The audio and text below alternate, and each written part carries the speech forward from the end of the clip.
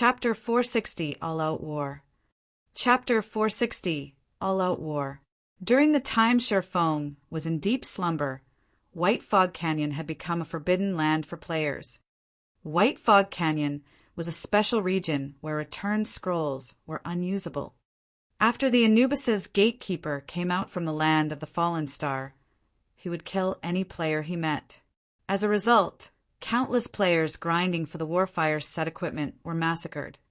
Although the various guilds in White River City tried to overwhelm the gatekeeper through sheer numbers, how could a level 35 Great Lord possibly be that easy to deal with? After receiving a few annihilation spears from the gatekeeper, the various guilds in White River City acknowledged their mistake and promptly withdrew from White Fog Canyon, no longer daring to take even half a step inside. At this moment, everyone realized that, compared to the high lords they had raided before, a Great Lord was on an entirely different level. Although high lords possessed many AoE skills and could cause players a significant amount of trouble, their usage of such skills was infrequent. They would still give players a little breather.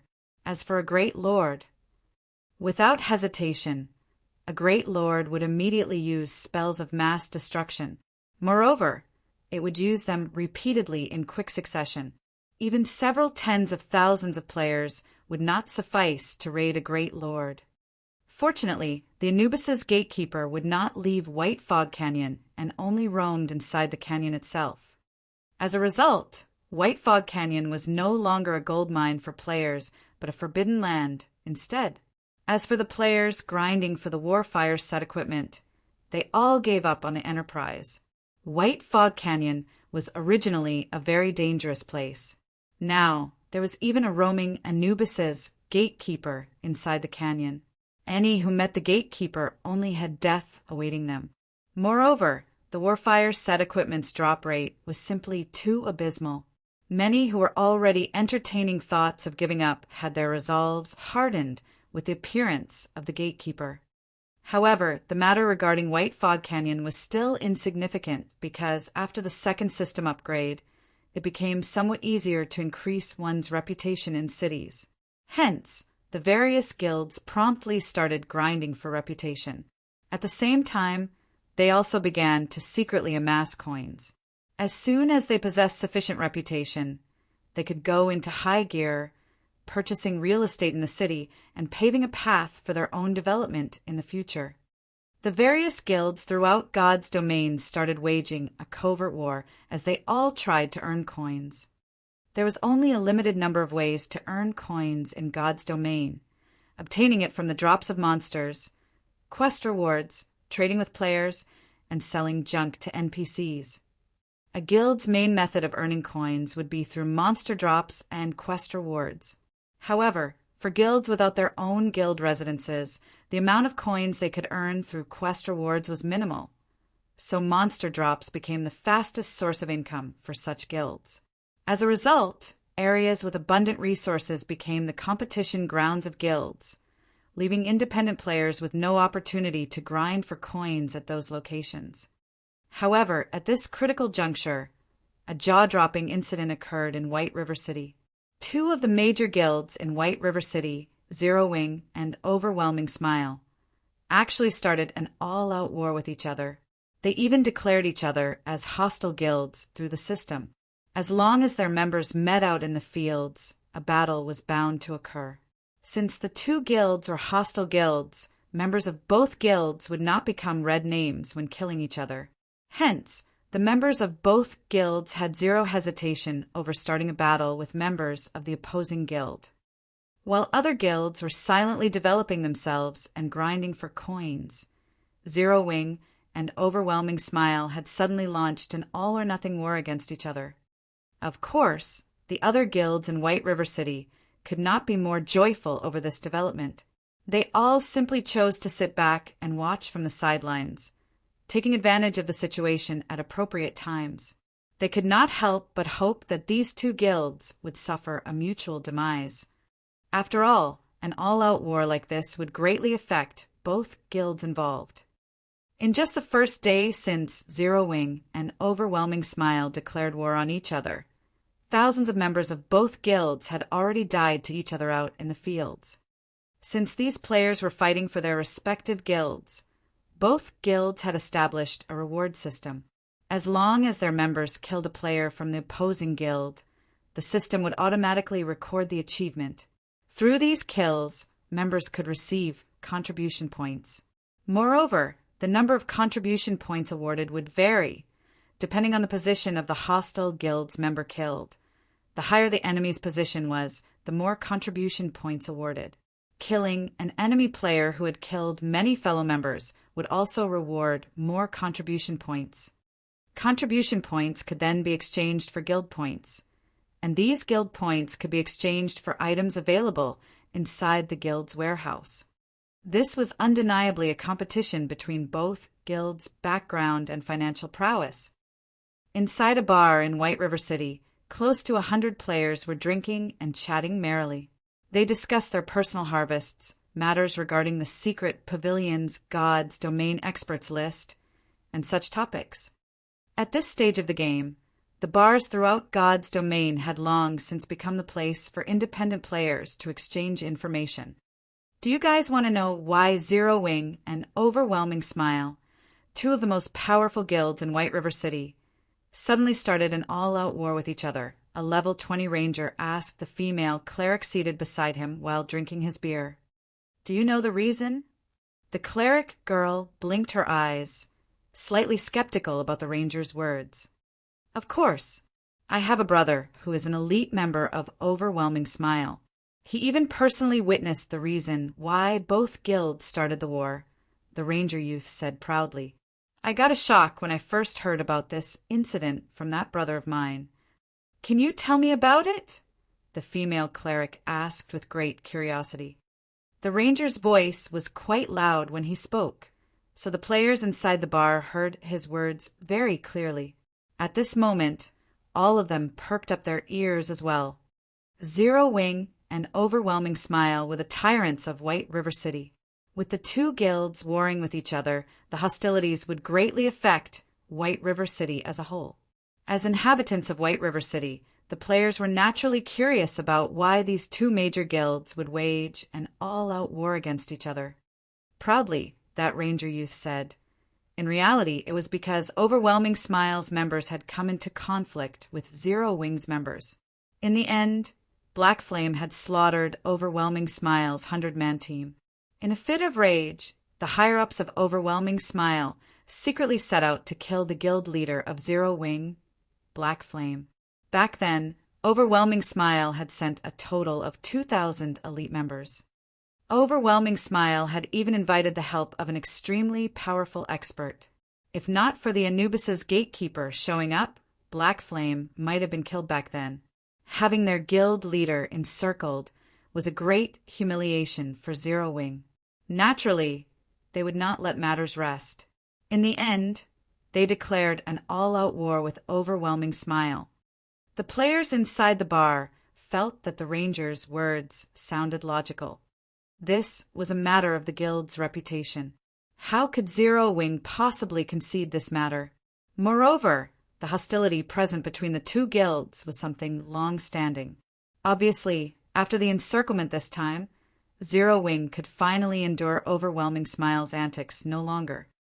I wonder which guild will come out victorious in this all-our war. I think that it should be Overwhelming Smile. The guild's main headquarters is based in Maple City. It also possesses massive financial support. Haven't you seen how excellent the benefits offered by Overwhelming Smile are? Just the monthly salary of the elite members is enough to make one drool. How could Zero Wing possibly compare? It should be Zero Wing. After all, this place is White River City. Zero Wing possesses a guild residence here. Moreover, there are plenty of experts in the guild. You can't imagine just how excellent the benefits provided by their guild hall are. Among them, the most welcomed is the private rooms. One can accumulate double EXP buffs by resting inside these private rooms. Moreover, Zero Wing's guild warehouse is the envy of every guild in White River City. There are plenty of level 25 equipment stored inside. Right now, Many of the players who had defected to Overwhelming Smile regret leaving in the first place. For a time, everyone in the bar discussed the war between the two major guilds. However, a party of 6, seated at a corner of the bar, smiled contemptuously over this matter. It seems that Black Flame only amounts to this much. Leader, must we really go searching for him? A level 26 swordsman murmured. Search. Only after testing him would we know whether or not he qualifies. Chapter 461, Exceeding Potential. Chapter 461, Exceeding Potential. When the sun set, Sherfong had already been in deep slumber for over a dozen hours. D. The virtual gaming cabin inside the bedroom continuously let out a warning sound. At this moment, the nutrient solution inside the virtual gaming cabin was already depleted. After the alarm of the gaming cabin rang for some time, the cover of the cabin suddenly opened. So tired. Sherfong opened his eyes and unwillingly climbed out of the virtual gaming cabin. He then took a look at the time. What? I've actually slept for 18 hours. Although he had exceeded his mental limit once again, it was not as severe as the first time. Even so, he had still slept for such a long time. Just what is going on here? After Sherfong woke up, his entire body felt drained. Even the nutrient solution he had refilled just a few days ago was completely exhausted. Normally, a full tank of nutrient solution could last a player 15 days. The previous time Sherfong had exceeded his limit, some solution still remained. Now, however, the tank was completely emptied. However, compared to the matter of the nutrient solution's depletion, his body's current condition was much more inconceivable for Sherfong. Not only was his body extremely weak, but he also felt a piercing hunger that he had never felt before. He was so hungry that he could eat an entire cow right now. Although Sherfong did not understand what was going on, he did know that if he did not replenish his body's nutrients at once, he could very well faint from hunger. He immediately retrieved the 2 bottles of S-rank nutrient fluid he had set aside for his parents. At this moment, Sherfong could clearly tell that the hunger he was feeling did not come from his stomach. Instead, it was his body that starved of energy. Even eating a meal would not sate this hunger. What he needed to do right now was replenish the energy of the cells inside his body. Meanwhile, the S-rank nutrient fluids were the best solution for this problem. After removing the cap, Sherfong directly gulped down a bottle of S-rank nutrient fluid. When the S-rank nutrient fluid reached Sherfang's intestinal tract, the originally cooling liquid suddenly transformed into a warm current that moved through his blood, re-energizing his entire body. 5 minutes after drinking the S-rank nutrient fluid, Sherfong felt much more comfortable than before. His spirit had also recovered significantly, and his body was no longer trembling as it had before. The value of 1 million credits was really not overstated. However, this feeling only lasted for a short while before the feeling of hunger flooded his mind once more. He felt as if he was a wolf that had been starving for 3 consecutive days. A bite of meat was simply not enough to sate him. The hunger he was feeling right now was even more intense than earlier. Is 1 bottle not enough? Sherfong was speechless. A single battle actually required him to sacrifice 2 bottles of S-rank nutrient fluids.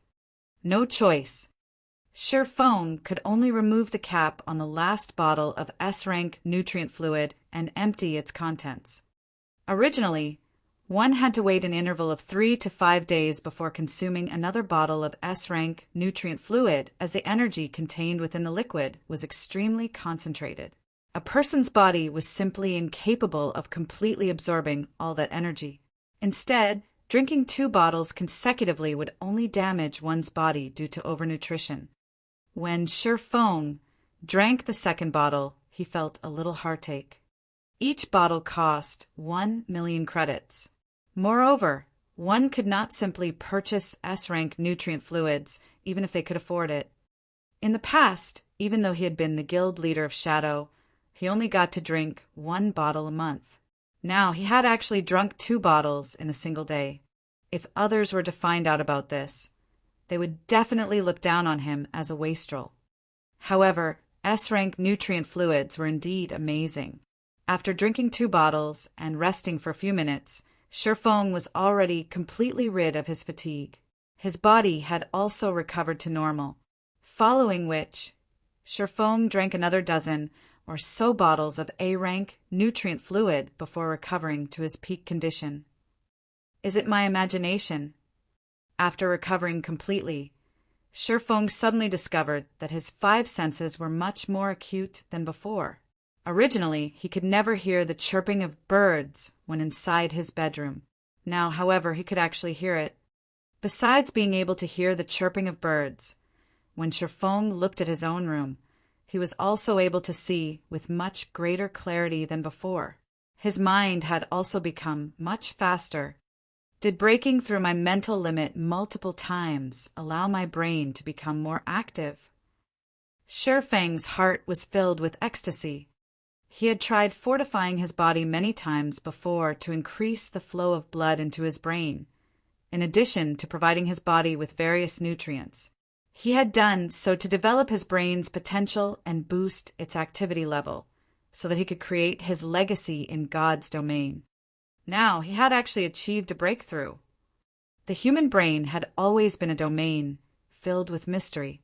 In the past, even the most amazing human could only exhibit 10% of their brain's potential. Advancements in technology had made developing the brain's potential possible, but it was extremely difficult to do so. It was not something one could succeed at just by trying. In Shifeng's previous life, countless people had tried their best and had spent large sums of money just to raise their brain's potential by a tiny fraction. Yet, even so, these people had felt that slight improvement worth their sacrifice. As the activity of the brain increased, a person's control over their body would also improve significantly. In God's domain, there were many genius players who possessed extraordinary talents. However, why were these geniuses better than ordinary players? It was because their brain's activity was out of the ordinary. As a result, their control over their game avatar surpassed ordinary players, allowing them to carry out actions that no ordinary player was capable of. Just like Soaring Snake, whom Shifeng had met some time ago. Soaring Snake was a gifted genius who possessed unmatched reflexes. Meanwhile, Shifeng had broken through that limit by chance, so how could he not grow excited? Although he had only received a slight improvement, Shifeng could now see a new path opening up for him. Moreover, this was a path that led directly to the peak of God's domain. It seems that I need to prepare many more bottles of S-rank nutrient fluid in the future. Shifeng felt uneasy when he recalled the piercing hunger that was transmitted to his brain earlier. After breaking past the limit of his mental power, his brain naturally needed a massive amount of energy to recover. This time he was only fortunate that he had sufficient bottles of S-rank nutrient fluid to allow him to achieve a breakthrough. Otherwise, he would have had to be admitted into the hospital to rest for some time. Moreover, resting at the hospital would not necessarily increase his brain's activity and develop its potential.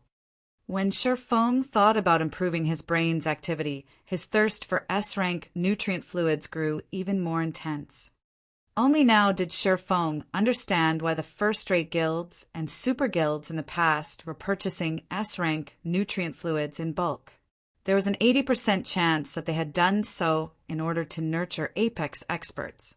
On the other hand, he had been under the misconception all this time that S-rank nutrient fluids were only used to strengthen a person's physique. Ding, ding, ding. Suddenly, Shifeng's quantum watch started ringing. Meanwhile, the person calling him was none other than Big Dipper Training Center's chairman, Xiaoyu. Master Shifeng, our side has already completed the preparations for the fighting competition. As for the exact time of the event, it will be set at 2 days from now, at 10 o'clock in the morning. May I know your opinion on this? If you are not free, I can still delay the event by 2 or 3 days, Xiao Yu said. Let's go with 2 days from now, then. Shifeng was in a very good mood at the moment. Hearing Xiao Yu's words, he became even more elated. As long as he won the competition, he would obtain not only 5 virtual gaming cabins, but also 15 bottles of S-rank nutrient fluid. I have already sent the information regarding your opponent to your quantum space. However, that person is very mysterious and the information we have collected on him is very limited. We only have the records for a few of his matches. He had ended a majority of his matches in just a single move. Xiao Yu had not expected Shifeng to remain so calm. He knew that Zhao Ruoshi had long since told Shifeng every little detail about his opponent's strength, so Shifeng should know how amazing his opponent was. Yet now, not only was Shifeng not anxious, but he was even showing a hint of anticipation. I understand. I'll research it a little. Shifeng nodded. I still have other matters to attend to, so I'll be hanging up first. After saying so, Shifeng disconnected the call. Following a period of rest, Shifeng was already fully recovered. He still had many matters he needed to deal with in God's domain. Since he had slept for so long just now, he naturally could not delay any longer, which was why he had ended the call in such a hurry. After refilling the nutrient solution inside the virtual gaming cabin, he lay down inside the cabin and entered God's domain once more. Chapter 462, War of Attrition. Chapter 462, War of Attrition. When Shifeng logged into the game, the location he appeared at was still within White Fog Canyon. At this moment, the sky in God's domain was dusky. There was still over an hour until dawn. It sure is quiet. Shifeng took a look at his surroundings, failing to notice any players or monsters. There was only the sound of leaves rustling in the cold wind. This was a very abnormal situation in White Fog Canyon. However, Shifeng did not stay in this spot for too long. He dashed towards the exit of the canyon. At this moment, Shifeng's weakened state had already ended, having recovered his peak condition. If one were to look at Shifeng's running figure right now, they would not be able to see him clearly at all. They would only see a black figure darting across the map. Shifeng was like a healthy and elegant leopard. Just as Shifeng was about to leave White Fog Canyon, a group of over 100 crimson-eyed battle monkeys leaped out of the forest and blocked his path. The monsters in White Fog Canyon were very dangerous due to being in a constant berserk state. Now that was nighttime, players would have their vision reduced while monsters would not be affected in the slightest. As a result, players would find it much more difficult to fight at night. Facing against over 100 elite monsters, even an elite party would die unavenged. Only a large team of over 100 players could possibly endure the assault of so many crimson-eyed battle monkeys. However, as if he had not seen the monsters in his way, Shifeng dashed into the group of battle monkeys. The crimson-eyed battle monkeys had similarly charged at Shifeng, like a group of mad cows. However, just when the sabers held by the battle monkeys were about to land on Shifeng, the weapons struck air and simply brushed past Shifeng's body. It was as if the battle monkey's target was not Shifeng at all. T allowed Shifeng to easily shuttle through them. After their first attack failed, the crimson-eyed battle monkeys turned around and attacked Shifeng once more. This time, 7 battle monkeys surrounded Shifeng. However, Shifeng was just like flowing water. Just like before, when the battle monkey sabers were about to reach Shifeng, the weapons simply brushed past his body. In just a moment, Shifeng had weaved his way through the group of crimson-eyed battle monkeys. Although the battle monkeys felt enraged by this situation, they could not do anything about it. They could only watch unwillingly as Shifeng exited the canyon. The improvements brought about by an increase in brain activity are significant.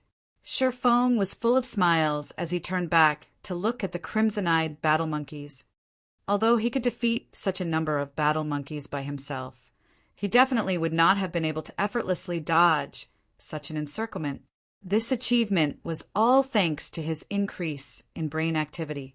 Not only did this change improve his brain's perception of danger, but it had also advanced his control over his own body. Whether it was in regard to an enemy's attack or his own ability to dodge, the ability to control his movements had become very precise and refined. He had already entered the refinement realm. Before, Shifeng could only barely achieve refinement with his actions, and he could not maintain that achievement for long. He could only be considered to have taken half a step into the refinement realm. Even so, half a step was already an amazing feat meanwhile. He had now completely entered this realm, becoming much stronger than he had been before. Even if he had to face Summer Sunshine's assault right now, he believed that he would not end up in such a miserable state where he would be required to use void steps to dodge. After leaving White Fog Canyon, Shifeng immediately unfurled a return scroll and activated it. Shortly after returning to White River City, Shifeng discovered that the number of players here were much more numerous than before. The players were all recruiting team members. Money Farming Team, 17 waiting for 3.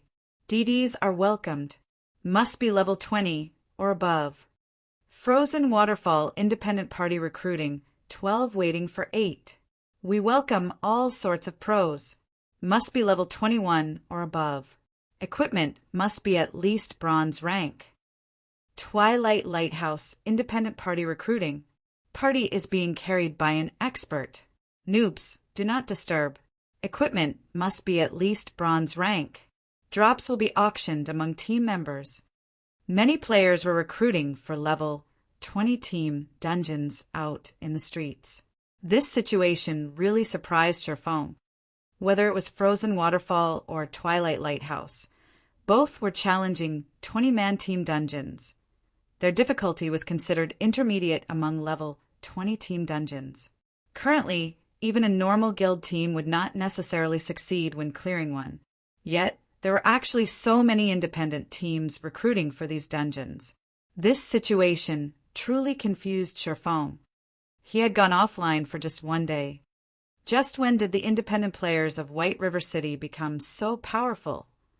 Aside from the shouts of recruitment by independent players, Shifeng also heard news regarding the all-out war between Zero Wing and Overwhelming Smile. Up to now, the losses suffered by both guilds had already exceeded 2,000 players. Moreover, the battles between both guilds were growing intenser as time passed. In the beginning, the skirmishes that occurred only involved dozens of players, before slowly growing into the hundreds. At this point in time, both guilds were already waging wars involving over 1,000 players. Zero Wing really is amazing. Their total kill count right now has already exceeded 5,000 players. Meanwhile, Overwhelming Smile has only managed to kill around 2,000 Zero Wing members. I know, right? I heard that Zero Wing's Assassin Fire Dance alone has killed more than 300 Overwhelming Smile members. Many players were done in by her, and she has even managed to kill Lone Tyrant, giving Overwhelming Smile a huge headache. Right now, her fame is no longer beneath Black Flame. Other than Fire Dance, there is also Flying Shadow, another assassin of Zero Wing. His kill count is just slightly below Fire Dance's. Right now, he has already killed more than 200 members of Overwhelming Smile. In addition, there are also Aqua Rose, Violet Cloud, Cola, Blackie, and so on. Every one of them has killed over 100 players already. Other than the core members of Zero Wing, there are also many rising experts in Zero Wing. Among them is a berserker called Shadow Sword. His kill count is over 50. I hear that he has even managed to exchange for a level 25 fine gold equipment with the contribution points he obtained.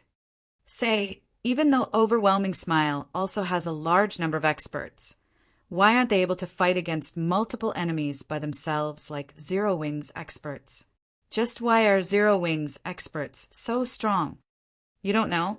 I hear that Zero Wing's core members have completed their class change and have become Tier 1 classes already. In terms of attributes and skills, they're much more powerful than us players who have yet to complete our class change. Even when facing a player with the same attributes and equipment, a Tier 1 player can still easily defeat half a dozen Tier 0 players. Moreover, I hear that Zero Wing has over 50 Tier 1 players. Overwhelming Smile is naturally unable to contend against Zero Wing. It can't be right. I hear that the class change quest is absurdly difficult.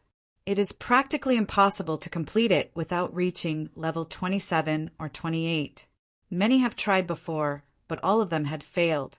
Moreover, if one fails their class change quest, they will have to wait a very long time before they can challenge the quest again. Just how have so many players from Zero Wing completed their class change? The players holding discussions on the street marveled at Zero Wing's strength. At the same time, they had also received a glimpse of how powerful a Tier 1 class was. It was not something a Tier 0 class could compare to at all. When Shifeng heard these conversations, a faint smile appeared on his face. After so many days of effort, there were finally some results. Over 50 Tier 1 players could indeed play a huge role in a battle involving thousands of players. Unfortunately, with just 2 guilds battling against each other, wars involving thousands of players rarely occurred. A majority of the battles fought between the 2 guilds were merely small skirmishes that involved several dozen players. As a result, the potential of these 50-plus Tier 1 players was less than it could be. Moreover, when comparing the backgrounds and fundings of the 2 guilds, Overwhelming Smile was leaps and bounds above Zero Wing. Although Overwhelming Smile's death count was more than double Zero Wing's death count, Overwhelming Smile was supported by Underworld from behind. Their financial prowess was definitely more than a dozen times greater than Zero Wing's. Even if the compensation and rewards they gave was triple or quadruple of what Zero Wing gave, they could still afford to grind Zero Wing into dust. This was the reason why Shifeng had been unwilling to start an all-out war all this time, as doing so would be very detrimental to Zero Wing. Following which, Shifeng contacted Aqua Rose to get a more detailed understanding of the present situation. He then increased the contribution points awarded for killing enemy players, as well as increased the compensation of the guild members who died battling against the enemy. At the same time, he also made preparations to start raiding 50-man team dungeons and 100-man team dungeons. Guild leader, now that we have started an all-out war with Overwhelming Smile, if we increase the compensation and rewards, the expenses of the guild will increase by several times. If the war is extended, this amount will become astronomical. Moreover, the compensation and rewards we are currently giving out are already quite high. Even the guild members feel that they are good. There is simply no need for this extra spending. Aqua Rose knew that Shifeng was rich, but even so, money should not be wasted in such a way. It was especially true for the rewards given out. If the guild members managed to kill 10,000 enemies, even if the guild only gave 1 additional contribution point for each kill, the guild would still have to pay for the cost of an additional 10,000 contribution points. Not to mention, as the fighting continued, large wars would occur more frequently. At that time, the contribution points the guild would have to pay out would increase by several times. No problem. I'll figure out a way to deal with the matters regarding money, Shifeng said, shaking his head. The reason why he was increasing the amount of contribution points awarded was not for the purpose of exciting the guild members. Instead, he was doing so in order to hasten up the consumption speed of both sides. If it had been in the past, Shifeng definitely would not fight a war of attrition with Overwhelming Smile. Now, however, things were different. He now had a large amount of starfire ore in his hands. He would let Overwhelming Smile know what it truly felt like to crumble apart. Chapter 463, Imperial Heirloom. Chapter 463, Imperial Heirloom. I'll make the adjustments now, then. Aqua Rose could only nod her head in reply upon hearing Shifeng's confident answer. Right. Have you compensated Virtuous Cloud and the others? Shifeng suddenly asked. After all was said and done, Overwhelming Smile had ambushed them because of him. He also still owed Virtuous Cloud 6 pieces of secret silver equipment. However, due to his short hibernation this time, he had not been able to bring them to make their selection. I have already brought them to the guild's warehouse to exchange for 10 pieces of level 20 secret silver equipment. However, there is one matter that you definitely won't be able to guess, Aqua Rose said, revealing a mysterious smile. What happened? Sherfone asked curiously. After Virtuous Cloud and her party saw our guild warehouse, they were downright stupefied. Originally, they were planning to return to the Black Dragon Empire to continue their development there. Now, however, the party has joined Zero Wing and should be carrying out some high-level guild quests at the moment, Aqua Rose replied. Aqua Rose was very optimistic about Virtuous Cloud's crew. An independent party attaining such high levels and good equipment was quite an amazing feat now that they had entered Zero Wing. It wouldn't be long before they became experts. In God's domain, though elite players were easy to find, experts were not. Now that Zero Wing was in an all-out war with Overwhelming Smile, it would be a long time before things settled down. After all, it was not possible for either side to defeat the other in one fell swoop. Moreover, battles between 2 warring guilds consisted mostly of small-scale skirmishes. Large-scale engagements occurred very infrequently. As a result, the importance of players with top-tier combat power grew even greater. If a large group of players took action together, they could easily be discovered as well as easily countered. However, if a party or an individual took action, they would be highly mobile. Hence, they would not be discovered so easily. If Zero Wing could form a party of experts and give a huge blow to Overwhelming Smile from time to time, they could easily force Overwhelming Smile into a passive state. Guild leader, why don't we start raiding 50-man team dungeons now? Although the benefits we offer could attract quite a number of players to the guild, it is still not enough of an attraction for many independent experts. The things these experts seek are top-tier equipment and room for growth. Meanwhile, we can use the top-tier equipment we obtain from large-scale dungeons to attract these experts, Aqua Rose suggested.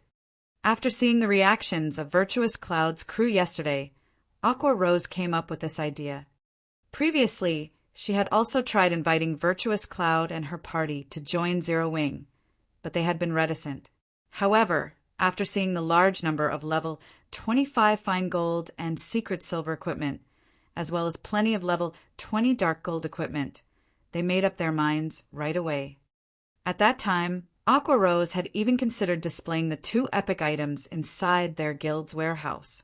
However, the epic items were Zero Wing's trump cards.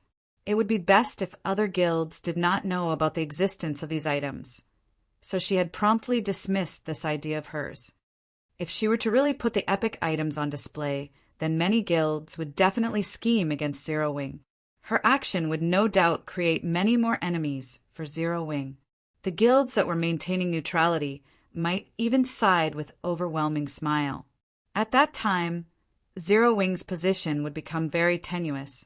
Hence, only core members who had signed a confidentiality agreement could know about the existence of the epic items. We still have to wait for some time regarding the matter of the large-scale team dungeons. However, we can begin raiding 20-man Hell Mode team dungeons. Sherfone had been the guild leader of Shadow for many years, so he naturally knew what attracted experts. Although he fully agreed with Aqua Rose's suggestion, large-scale team dungeons were no walk in the park. They needed to accumulate even more strength if they wished to raid one. On the other hand, they could give 20-man Hell Mode team dungeons a try. Players had a fixed probability for obtaining dark gold items from 20-man Hell Mode team dungeons, though the majority of the items were fine gold rank. In addition, there were plenty of production materials that were available only in Hell Mode dungeons. The guild could also obtain guild popularity by clearing Hell Mode dungeons. As the guild's popularity increased, the guild quests commissioned by NPCs would also improve in quality, and this was what Zero Wing needed the most at the moment. I'll get everyone prepared right now, then. Upon hearing Sherfang's words, Aqua Rose immediately went into action with great excitement.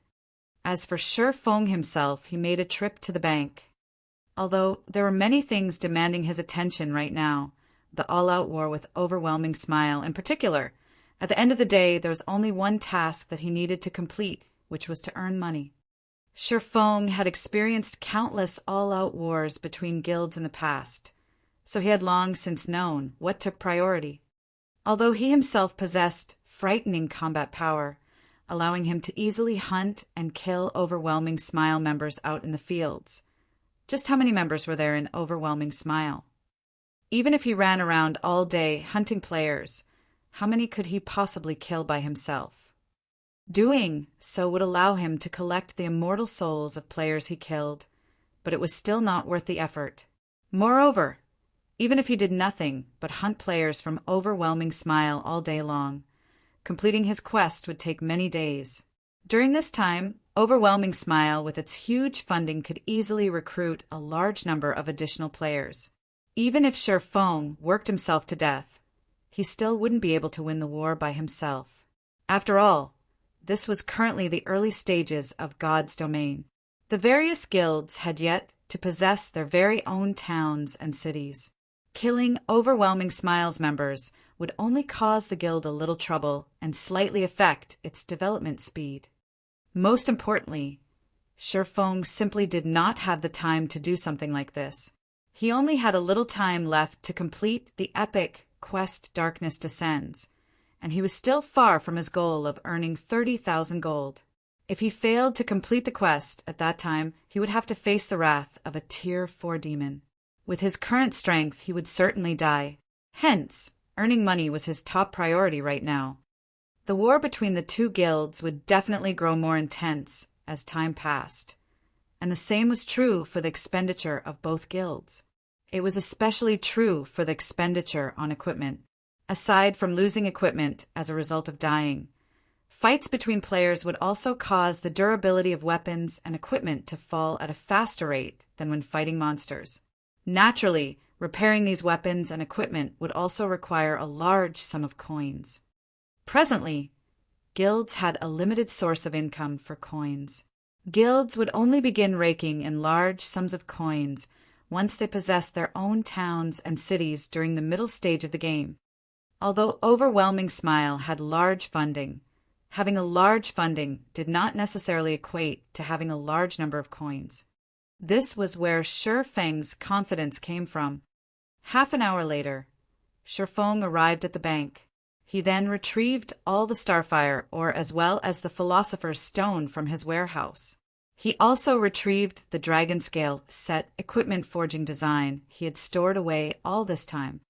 At present, aside from the Warfire set equipment, the level 20 fine gold ranked Dragon Scale set equipment was definitely the best set equipment available.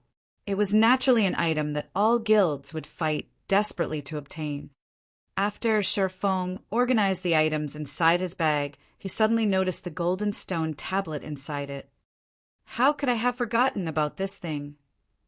Shi Feng's mind had been occupied with too many things during this period of time, and he had completely forgotten about the golden stone tablet he had snatched away from the Anubis's gatekeeper. An item guarded by a great lord was definitely not an ordinary item. However, Shi Feng had also never heard about a golden stone tablet, so he did not know exactly what function this item possessed. Glancing at it, he was unable to read its information. All that was displayed about the golden stone tablet was that it was an unknown item. Shi Feng then used omniscient eyes and started appraising it. The seconds ticked by slowly as countless data flickered in front of his eye. After a total of 22 seconds passed, the appraisal process was finally completed. An imperial heirloom? Shi Feng muttered in disbelief when he read the information displayed about the golden stone tablet. Chapter 464, Shocking Treasure. Chapter 464, Shocking Treasure. Shi Feng could not help but tremble when he looked at the golden stone tablet inside his bag. God's domain was very large, and there were many kingdoms and empires within it. Naturally, these realms would go through growth and decline. Countless kingdoms and empires had disappeared into the long river of history by now. Although they had already been forgotten by people, some of these kingdoms and empires had left behind shocking treasures that were unknown to others. In God's domain, these shocking treasures were called heirlooms. Heirlooms could be categorized into 4 different ranks. The first would be kingdom heirlooms. Just as its name implied, it was a treasure once owned by a kingdom of God's domain. First-rate guilds would fight tooth and nail for just one kingdom heirloom. In the past, there was even a super guild that had offered up a city with a population of over 1 million players in exchange for a kingdom heirloom. From this, one could just imagine the value of a kingdom heirloom. Back then, although Shadow had become a second-rate guild and controlled 10 city-states, it did not even possess the qualifications to compete over a kingdom heirloom. Meanwhile, one rank above kingdom heirlooms were imperial heirlooms. An imperial heirloom was an heirloom left behind by a fallen empire of God's domain. Normally, the wealth of an empire was at least 3 to 5 times greater than that of a kingdom. The value of an imperial heirloom naturally was proportional. In the past, a small, unrated guild called Thunder Family had taken less than a year to develop into a first-rate guild. Back then, Thunder Family had shocked the entire God's domain. In terms of experts or financial power, Thunder Family had possessed neither. Yet, it had still managed to develop into a first-rate guild in such a short amount of time. How could such a feat not shock others? Only after many different parties investigated the guild did they find out the secret behind Thunder Family's success. It turned out that Thunder Family had accidentally encountered an item called an imperial heirloom, and the guild had secretly developed itself at a rapid pace through this imperial heirloom. Thus, Thunder Family had managed to become one of the overlords of God's domain in less than just a year. From then on, everyone started searching for heirlooms out in the fields. Many wars were waged in God's domain because of heirlooms, and many guilds were completely annihilated because of heirlooms. In addition to imperial heirlooms, there were continental heirlooms, which were 1 rank higher, as well as world heirlooms, which were the highest-ranking heirlooms in God's domain. However, the last 2 heirlooms were only mentioned in the libraries of God's domain. As far as Sherfong knew, nobody had come upon either one in his previous life. Now that there was an imperial heirloom in his bag, how could Sherfong not be excited? Even as a reincarnator, Sherfong had to carefully plan, make countless preparations, encounter many miracles, and nurture a large number of experts in order to establish his very own virtual empire. Meanwhile, just a single imperial heirloom had allowed a small guild to grow into a first-rate guild in less than a year, becoming the owner of a real empire. As for what treasures were hidden within an imperial heirloom, Sherfong was completely ignorant. After things got out of hand in the past, any who obtained an imperial heirloom would put a tight lid on it, keeping all information about it a secret. In this life, Sherfong would naturally also keep quiet about his possession of an imperial heirloom. Hence, he immediately suppressed his excited heart as he considered where to carefully research the imperial heirloom. After he was done organizing his bag, he made his way stealthily to the Star Streak trading firm and entered one of the forging rooms on the 4th floor. At this moment, the Star Streak trading firm had already become the #1 trading firm in White River City. The variety of items sold at its shop was matchless. As long as it was something the current players of God's domain needed, the trading firm would sell it. Therefore, players who visited the Star Streak trading firm would have no need to visit any other shop. The trading firm's business was thriving, raking in large sums of money daily. Although many guilds had sought cooperation with the trading firm, all were promptly rejected by the firm's manager, Anna.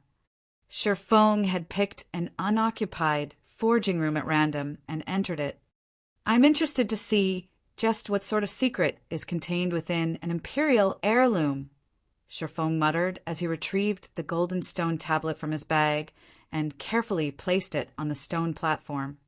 Other than being named an imperial heirloom, the golden stone tablet revealed no other information. Sherfong was also clueless as to how he should operate an imperial heirloom, so he had no choice but to slowly experiment with it. There were many drawings and runes engraved on the stone tablet. However, Sher Fong could not understand a single one of them. He quickly spent over half an hour researching the imperial heirloom, but no matter what sort of methods he used, he failed to find even a clue to how to activate it. Despite the mountain of gold placed right in front of him, without the activation key, he could only stare helplessly at the imperial heirloom. Thunder family from back then was able to discover the secret of the imperial treasure, so why can't I? Frustrated, Sher Fong played around with the golden stone tablet in his hands. Is there still some other secret to the imperial heirloom? It sounded logical when he thought about it. How could a great treasure capable of allowing an empire to thrive be so easily obtainable by players? If the activation of the imperial heirloom were a quest, then the difficulty of this quest should be legendary rank. A legendary quest was definitely not something players could easily complete, let alone a legendary quest right now. Sher Fong already had a huge headache over just an epic quest. I can only set it aside for now. I might encounter some clues in the future, Sher Fong thought optimistically. Everything was bound to be difficult at the beginning. With the imperial heirloom now in his hands, what he needed to do next was to inquire around about it. There was bound to be a solution. Sher Fong then stored the imperial heirloom and piled up the large amount of starfire he had on the floor.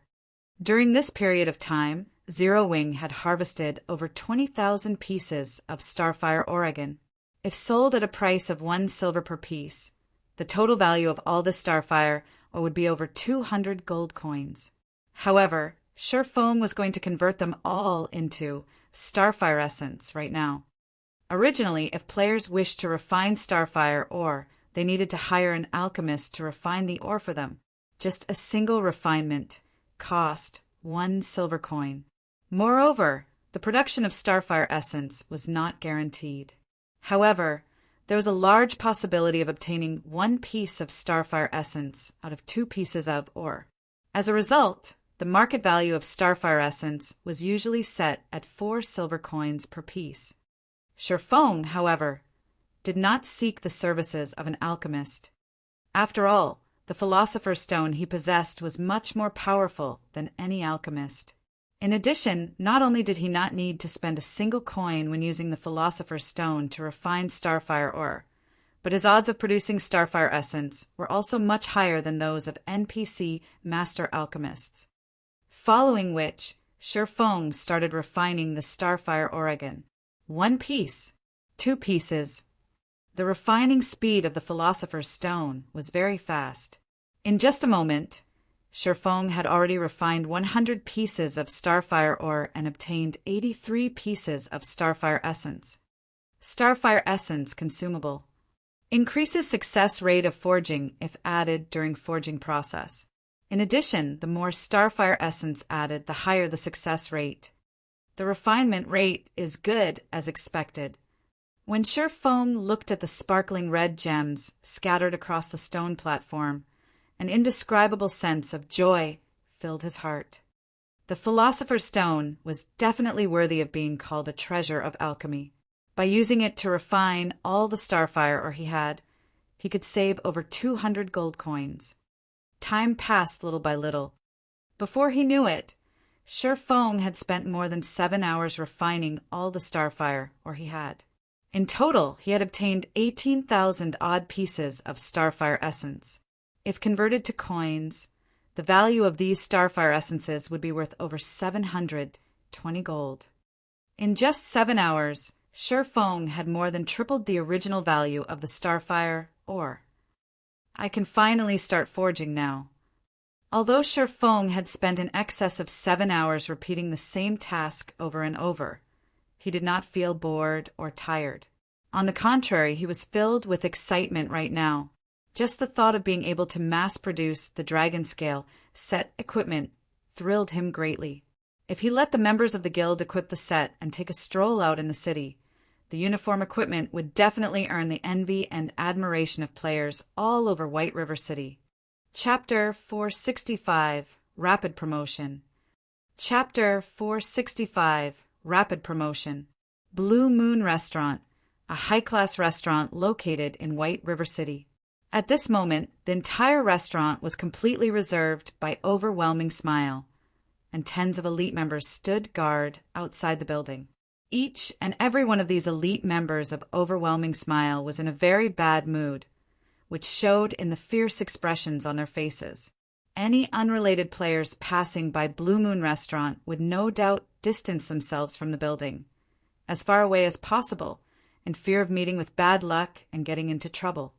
Currently, Zero Wing and Overwhelming Smile were waging an all-out war with each other. While there was nothing bad to speak of about Zero Wing, the members of Overwhelming Smile were infamous for their tyranny. As long as Overwhelming Smile members felt even the slightest displeasure, they would try to make trouble for someone else. What Overwhelming Smile members did most frequently was field hogging. They would lay claim to an entire area and chase away all non-guild members. However, although many independent players of White River City were furious over Overwhelming Smile's actions, nobody dared to actually voice their opinion. No doubt many independent players were cheering and clapping secretly over the war between Zero Wing and Overwhelming Smile. It was especially true when news spread mentioning that Overwhelming Smile's death count had increased significantly lately and was now past the 8,000 threshold. At this moment, two people, a man and a woman, were seated inside one of the booths on the second floor of Blue Moon Restaurant. The man was Feng Xianyang, and the woman sat opposite of him was the quiet and elegant Beauty Yulan. "I have already looked through the information you sent me. It's very well written. I'm quite satisfied with it. I also forwarded your analysis to the higher-ups, and I have already determined that Zero Wing is indeed a thorn in Underworld side. They've also said that if we cannot obtain Zero Wing, then we're to destroy it to save us from future troubles. In addition, they have a very optimistic view on White River City right now. The current population of White River City has already exceeded 2 million. Many players from other cities and even other kingdoms and empires are constantly migrating here. At present, White River City has already become the second most populous city in Star Moon Kingdom. So we must obtain control over White River City. This time, not only have the higher-ups sent a great load of manpower, but they have also increased our funding and are prepared to focus on the nurturing of Overwhelming Smile. I heard that after Zero Wing increased the compensations and rewards it is giving out, you increased Overwhelming Smiles as well. I believe it should have increased the burden on your side significantly, right? However, you can rest easy and feel free to continue contending with Zero Wing. The higher-ups have already gathered 500 gold as well as 300 million credits for you. The credits should have been sent to you by now. As for the gold coins, that will arrive in another hour or two at most. Afterwards, they'll be sending even more gold coins and credits. I hear that the higher-ups are very serious this time. Just the total amount of coins they are planning to invest into Overwhelming Smile may be over 5,000 gold, not to mention the credits." Saying so, Feng Xianyang snapped his fingers. In the next moment, another 20 people entered the private booth. Every one of these 20 people was shrouded in a thick layer of killing intent.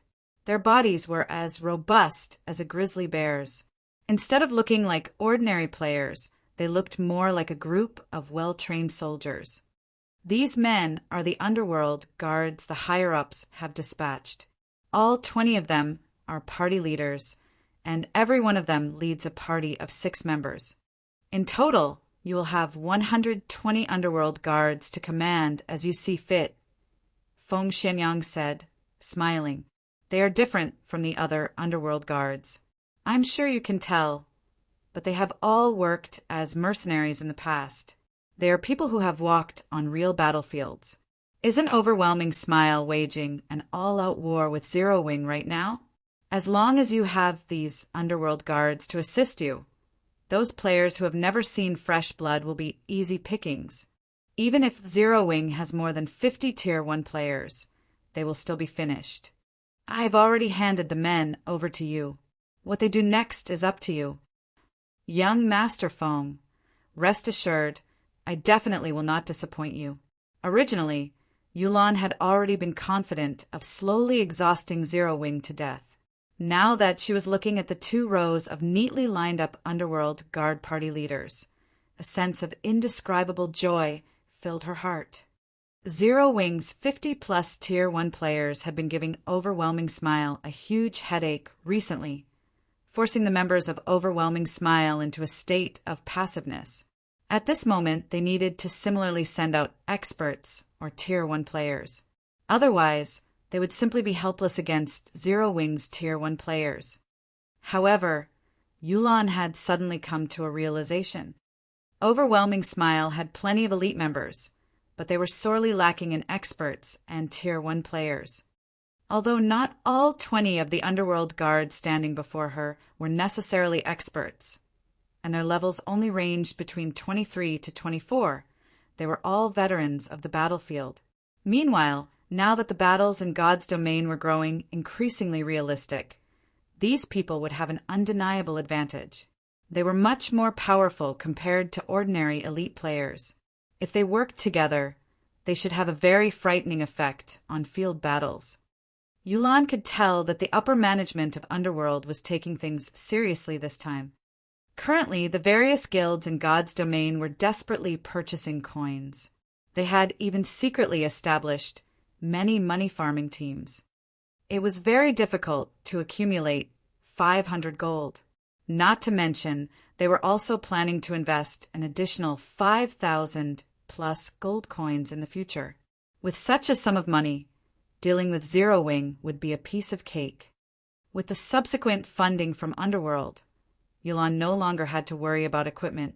Currently, there were 3 main sources of equipment: dungeons, the auction house, and the virtual trade center.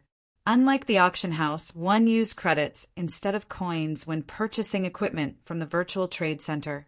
As a result, the prices of equipment sold there were very expensive. Even so, the wealthy did not mind doing their purchases through the virtual trade center. The first reason was due to the supply of weapons and equipment there being much more abundant.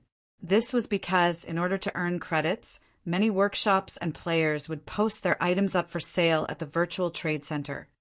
The second reason was due to convenience. The currency of God's domain was not easily obtainable. Moreover, the trading procedures involved were very onerous. With such a large sum of credits, she could immediately fill up Overwhelming Smile's guild warehouse and rebuild the confidence of the guild members. At the same time, it would give Zero Wing immense pressure.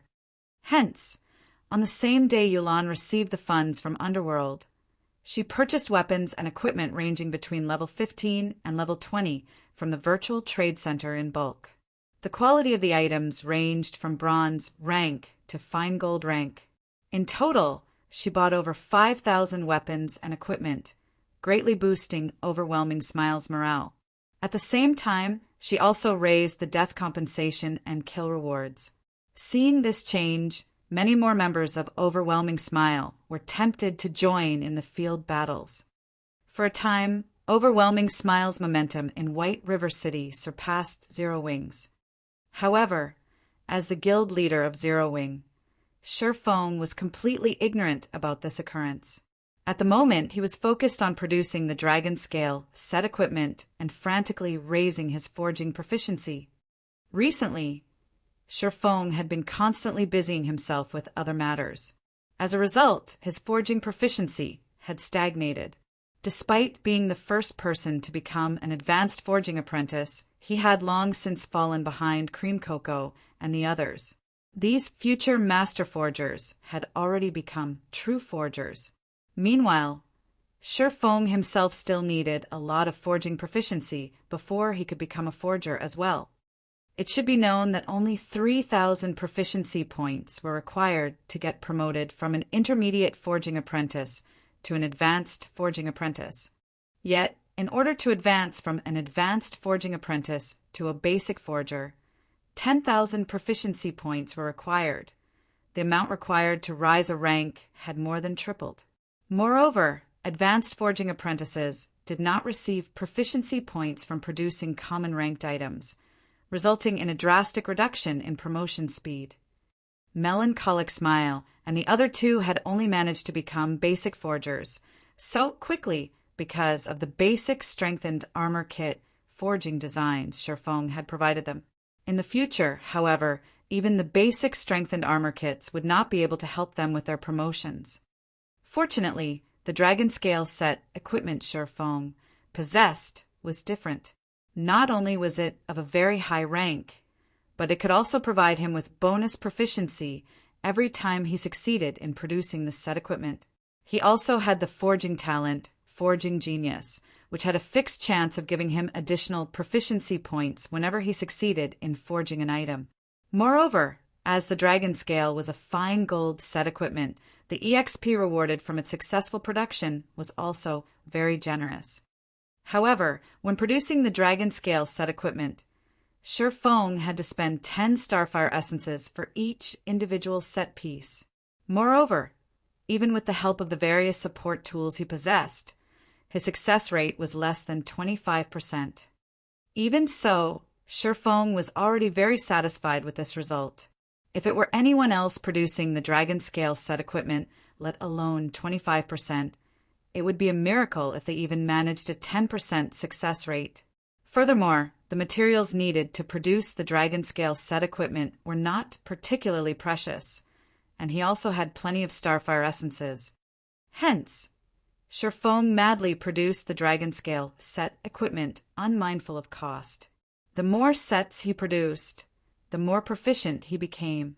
In addition, his increased brain activity also gave him an accurate grasp of the production process, allowing him to become increasingly faster and better at producing the Dragon Scale set equipment as time went by. Sherfong never imagined that he would also have such a fortunate development.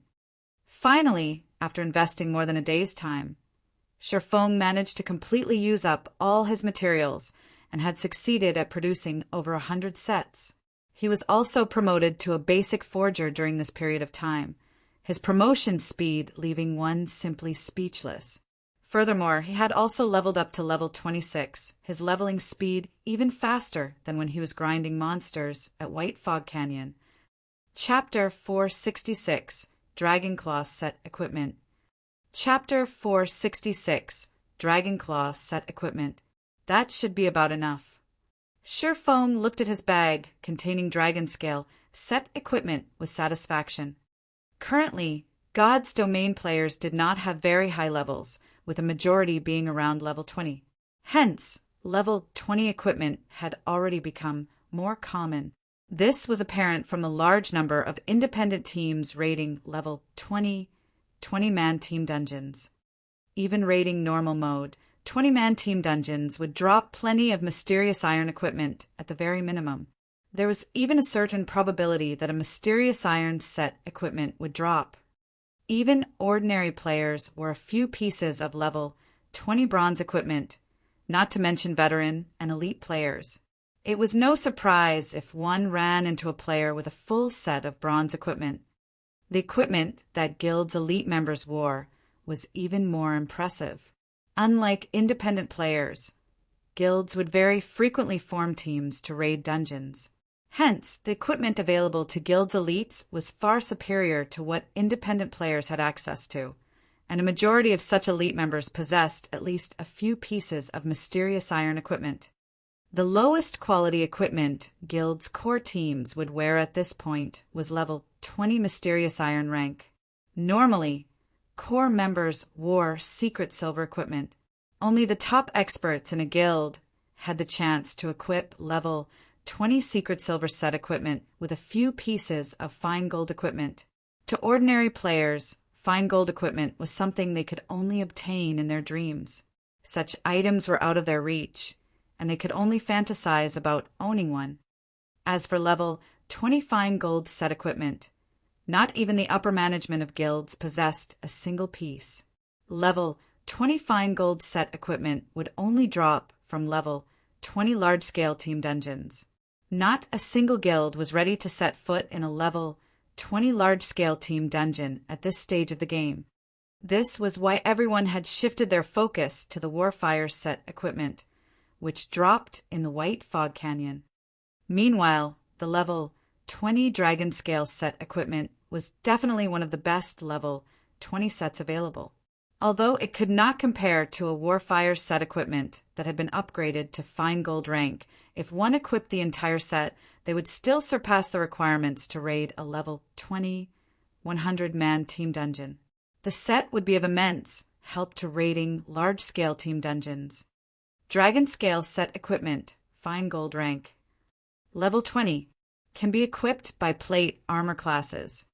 Set consists of 6 parts: head, chest, hands, wrist, legs, and feet. Set effect: 2-piece effect. Ignore levels plus 10. Has a chance to trigger Fury effect when attacking, increasing damage by 20% for 6 seconds. 4-piece effect. Strength and endurance attribute increased by 10%. Defense increased by 20%. 6-piece effect. All skill cooldowns decreased by 20%. When attacking with a skill, there is a chance to trigger effect multiplier, increasing the skill's effects by 50%. Although the set effects of the Dragon Scale set equipment could not compare to those of the Warfire set equipment, they were still enough to tempt both guilds and players. Originally, Feng had intended to equip the Dragon Scale set equipment himself. However, a level 20 Fine Gold set equipment was only as strong as a level 25 Secret Silver set equipment. Currently, he had several pieces of level 25 Fine Gold equipment and level 25 Dark Gold equipment. Combined, they were far superior to the Dragon Scale set equipment. Hence, Feng gave up on the idea. However, after Feng had spent over a day forging and produced the 105th set of Dragon Scale set equipment, by some stroke of luck, he had triggered the Black Steel Insignia's attribute increasing effect. As a result, the Dragon Scale set equipment had upgraded by an entire rank, becoming a level 20 Dark Gold set equipment. Now it was equivalent to a level 25 Fine Gold set equipment. Feng was overjoyed. After the Dragon Scale set equipment had upgraded, it was no longer called Dragon Scale. He had now created a Dragon Claw set equipment. This was also the only Dark Gold set equipment Feng had ever produced. Dragon Claw set equipment, Dark Gold rank. Level 20 can be equipped by plate armor classes. Set consists of 6 parts: head, chest, hands, wrist, legs, and feet. Set effect: 2-piece effect. Ignore levels plus 15. Has a chance to trigger Fury effect when attacking, increasing damage by 40% for 6 seconds. 4-piece effect.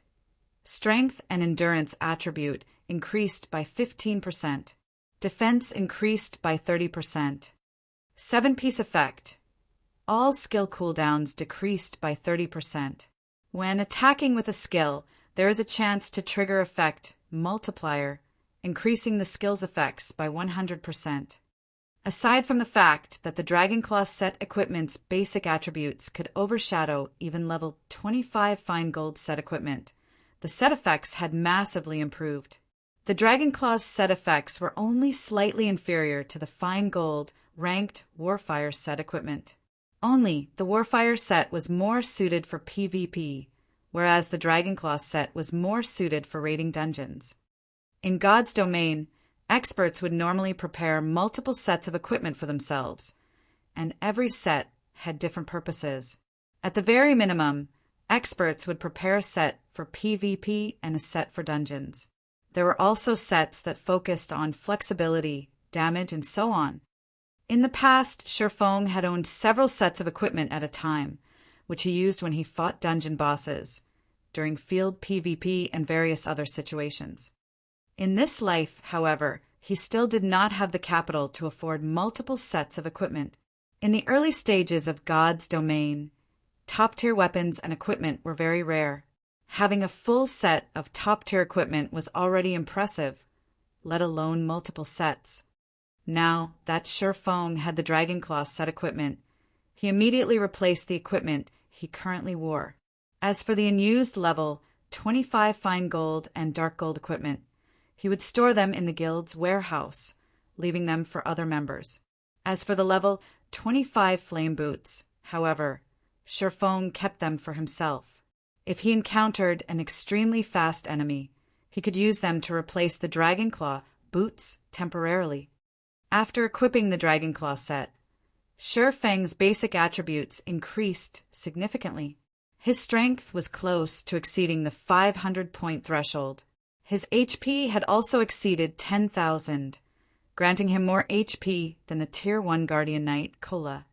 If I activate the 7 Luminaries Rings, Aura of Earth, I could easily become the number 1 tank in Zero Wing. Sherfone smiled as he looked at his own defense. Due to the Dragonclaw's set effects, he already possessed the defense of an MT.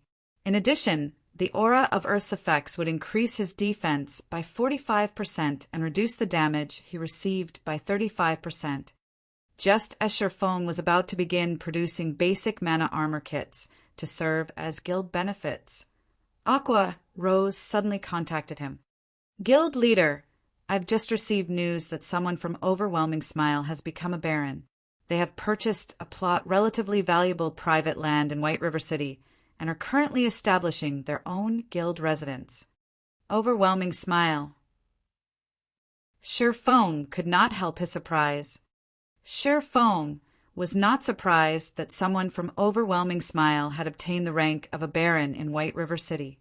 After all, after the second evolution of God's Domain, it became much easier to earn reputation in cities. Moreover, due to the appearance of Zero Wing's guild residence, the various guilds had long since turned their focus to grinding for reputation. It was natural that someone would have become a baron by now.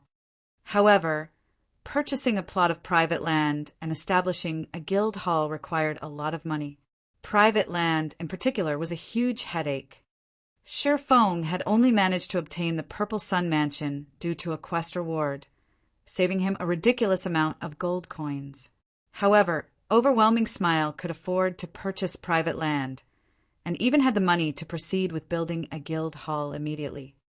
Even the cheapest plot of land in White River City cost over 1,000 gold. Adding in the cost of the cheapest guild hall, Overwhelming Smile would need to spend at least 1,500 gold. Although it had become much easier to earn coins, even a first-rate guild would need over a week to accumulate so much money. Moreover, purchasing coins in bulk through the virtual trade center would cause the price of coins to soar.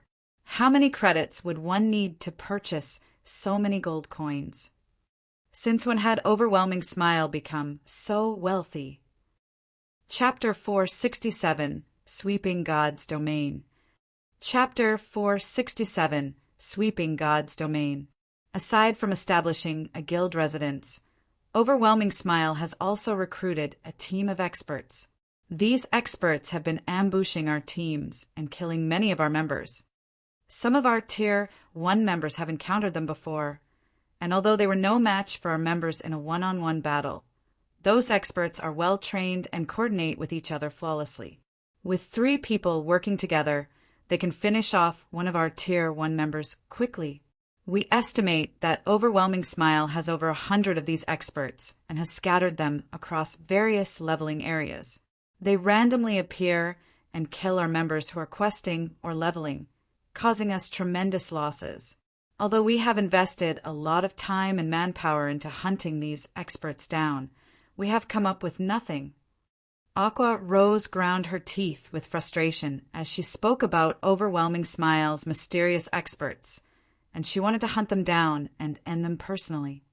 Thanks to these experts, Zero Wing had lost an additional 2,000 or so members in just one day. Ever since Zero Wing had declared war on Overwhelming Smile, the guild had only suffered around 6,000 deaths. This little group of experts had caused over 2,000 of those deaths. Moreover, they had caused so much damage in one day. Aside from the lost equipment and levels, the compensation costs wounded the guild's finances. If this situation repeated itself every day, the several hundred gold the guild had accumulated through guild quests would only last a few more days before it dwindled to nothing. This means that Overwhelming Smile is finally getting serious. Frowning, Sherfong said, "Since they wish to send experts to ambush us, we have no need to hold back. Have Fire dance, and the others eliminate them. However, scatter the group to separate locations. We'll hold off on the team dungeon for now. As for our regular guild members, have them form teams to grind in the fields from now on." "Okay, I'll notify Fire dance and the others immediately." Saying so, Aqua Rose disconnected the call. She then contacted Fire dance and Zero Wing's other top combatants. Meanwhile, Sherfong halted his work in the forge. After tidying up, he left the forging room and hurried to the bank. Sherfong had never expected Overwhelming Smile to possess such a card. This situation certainly surpassed Sherfang's initial estimation of his enemy. Fortunately, Zero Wing had far more experts than Overwhelming Smile. In particular, Zero Wing possessed an absolute advantage when it came to Tier 1 players, as Overwhelming Smile still did not have a single Tier 1 player. All this time, Zero Wing's experts had split into 2 batches and took turns slaughtering Overwhelming Smile's members. This way, not only could they make Overwhelming Smile suffer, but they also wouldn't significantly hinder their own development. Now that over 100 experts had suddenly appeared in Overwhelming Smile, Sherfong would not let them run free. Moreover, the fact that Overwhelming Smile now possessed their own guild residents was bad news for Zero Wing. Originally, Zero Wing had only attracted so many new players to the guild due to their guild residents. The benefits a guild residence offered persuaded the guild members to ignore Overwhelming Smile's high offers and continue their development with Zero Wing. Now, however, Zero Wing's members would be tempted to join Overwhelming Smile, as the benefits they could obtain were not inferior in the slightest. However, gold coins were still what was most important. Originally, Overwhelming Smile was only wealthy in terms of credits. To Sherfong, the guild was no threat at all. After all, many of the items in God's domain could only be purchased with coins. Even if one had an endless supply of credits, the number of coins they could buy was limited. Furthermore, Overwhelming Smile was not the only guild in God's domain purchasing coins in bulk, further limiting what was available. In an all-out war between guilds, coins were the most consumed resource. There was the cost of purchasing and repairing equipment to consider, in addition to compensating guild members. Battles between players placed a massive burden on equipment durability. Take Sherfang's battles, for example. A single strike from his sword could scrap bronze equipment. Only mysterious iron equipment could withstand his attack, and even then it would only last a few extra hits. Even if the equipment was not destroyed, even elite players would cough blood with shock at the repair fee to recover the item. Although equipment could be purchased from the virtual trade center and compensation could be paid out using credits, the system controlled equipment repair fees, and it did not acknowledge credits. A single player's repair fee was not much, costing around 2 silver coins. The repair fee for 10,000 players, however, would be at least 200 gold coins, a very frightening amount. Not to mention the higher quality equipment a player wore, the higher their repair fee would be. Although the repair fees were not the guild's responsibility, but the players'. How many times could a player afford to repair their equipment in a long war? Once players ran out of money, how could they continue to involve themselves in the war if their equipment was close to breaking? Unless they decided to risk themselves without weapons and armor. In the early stages of the war, the guild members would accept credits as compensation and reward. However, after some time they would need to purchase coins with the credits they received. Hence, coins were the true foundation of wars in God's domain. Meanwhile, a guild residence was a guild's main source of income for coins during the early stages of God's domain. If Overwhelming Smile included coins in their frightening financial power, it would create a terrifying combination. Sherfong could not afford to continue focusing on plots to earn money. He needed to take action, After returning the Philosopher's Stone to his warehouse, Shi Feng used the 7 Luminaries gemstone and teleported to Blackwing City, taking the dragon scale sets with him. At present, Blackwing City had become a gathering place for players from kingdoms and empires all over God's domain. Compared to Shi Feng's previous visits to the city, the player population had grown significantly. Moreover, there was an important difference between the players in Blackwing City and the players in other cities. Wealth. The players in Blackwing City were extremely wealthy. Moreover, the money these players possessed did not only involve credits, but also included gold coins. A majority of the players in Blackwing City were the upper management personnel of various large guilds, and they had come to Blackwing City specifically to do business. Hence, the amount of credits and coins they had on hand far surpassed anything that an ordinary player possessed. Blackwing City was truly the gathering place for tycoons. This was also why Shi Feng had come to this place today. Shi Feng had no intentions of selling the dragon scale set equipment for credits. His goal was to earn gold coins. If he sold the dragon scale set equipment in Star Moon Kingdom's auction houses or at the Star Streak trading firm, he would not get a good price. In addition, unlike the players in Blackwing City who would spend several gold coins without even blinking, players who could afford such large expenditures were few and far between in Star Moon Kingdom. After arriving at Blackwing City, Shi Feng searched for a secluded location. He then used the demon mask to don a false identity. Unlike his previous visit when he tried to keep a low profile, Shi Feng changed his appearance to that of a very handsome youth. He had even slightly altered the appearance of the Dragon Claw set equipment he wore, making it look more imposing. He also chose not to hide the special glowing effect of the Dragon Claw set equipment, revealing the telltale light of dark gold equipment. When he reached the streets, the dark gold, rank, glowing effect that enveloped his body nearly blinded other players. Damn, my eyes aren't playing tricks on me, right? That's a dark gold set equipment. Impossible. It looks awesome. Our guild doesn't even possess a set of fine gold set equipment. Just who is he? Shi Feng dominated the attention of the players wandering the streets, their eyes nearly popping out of their sockets as they stared at him in a daze. They were all upper managers of various large guilds, so their knowledge of the game was extensive. Even if they saw a player wearing fine gold set equipment, they would not reveal such exaggerated reactions. At most, they would briefly admire that player's equipment. A dark gold set equipment, however, shattered their understanding of the game. Chapter 468, Ninth Heaven Pavilion. Chapter 468, Ninth Heaven Pavilion. In just a short moment, news about Shi Feng's sudden appearance had spread throughout Blackwing City. Have you heard? There's a player wearing a full dark gold set equipment. Heard about it? I saw that player with my own eyes. You don't know just how imposing he looked. He was like a ferocious tiger. He had only glanced at me, and my entire body trembled. Ah, a dark gold set equipment. It would be awesome to wear one. Don't even think about it.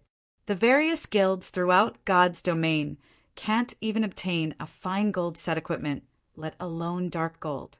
With a dark gold set equipment, PvP and dungeon raiding would be child's play. If an expert wears the set, they will become practically invincible. Do you think that person will sell his dark gold set equipment? Sell? Are you insane?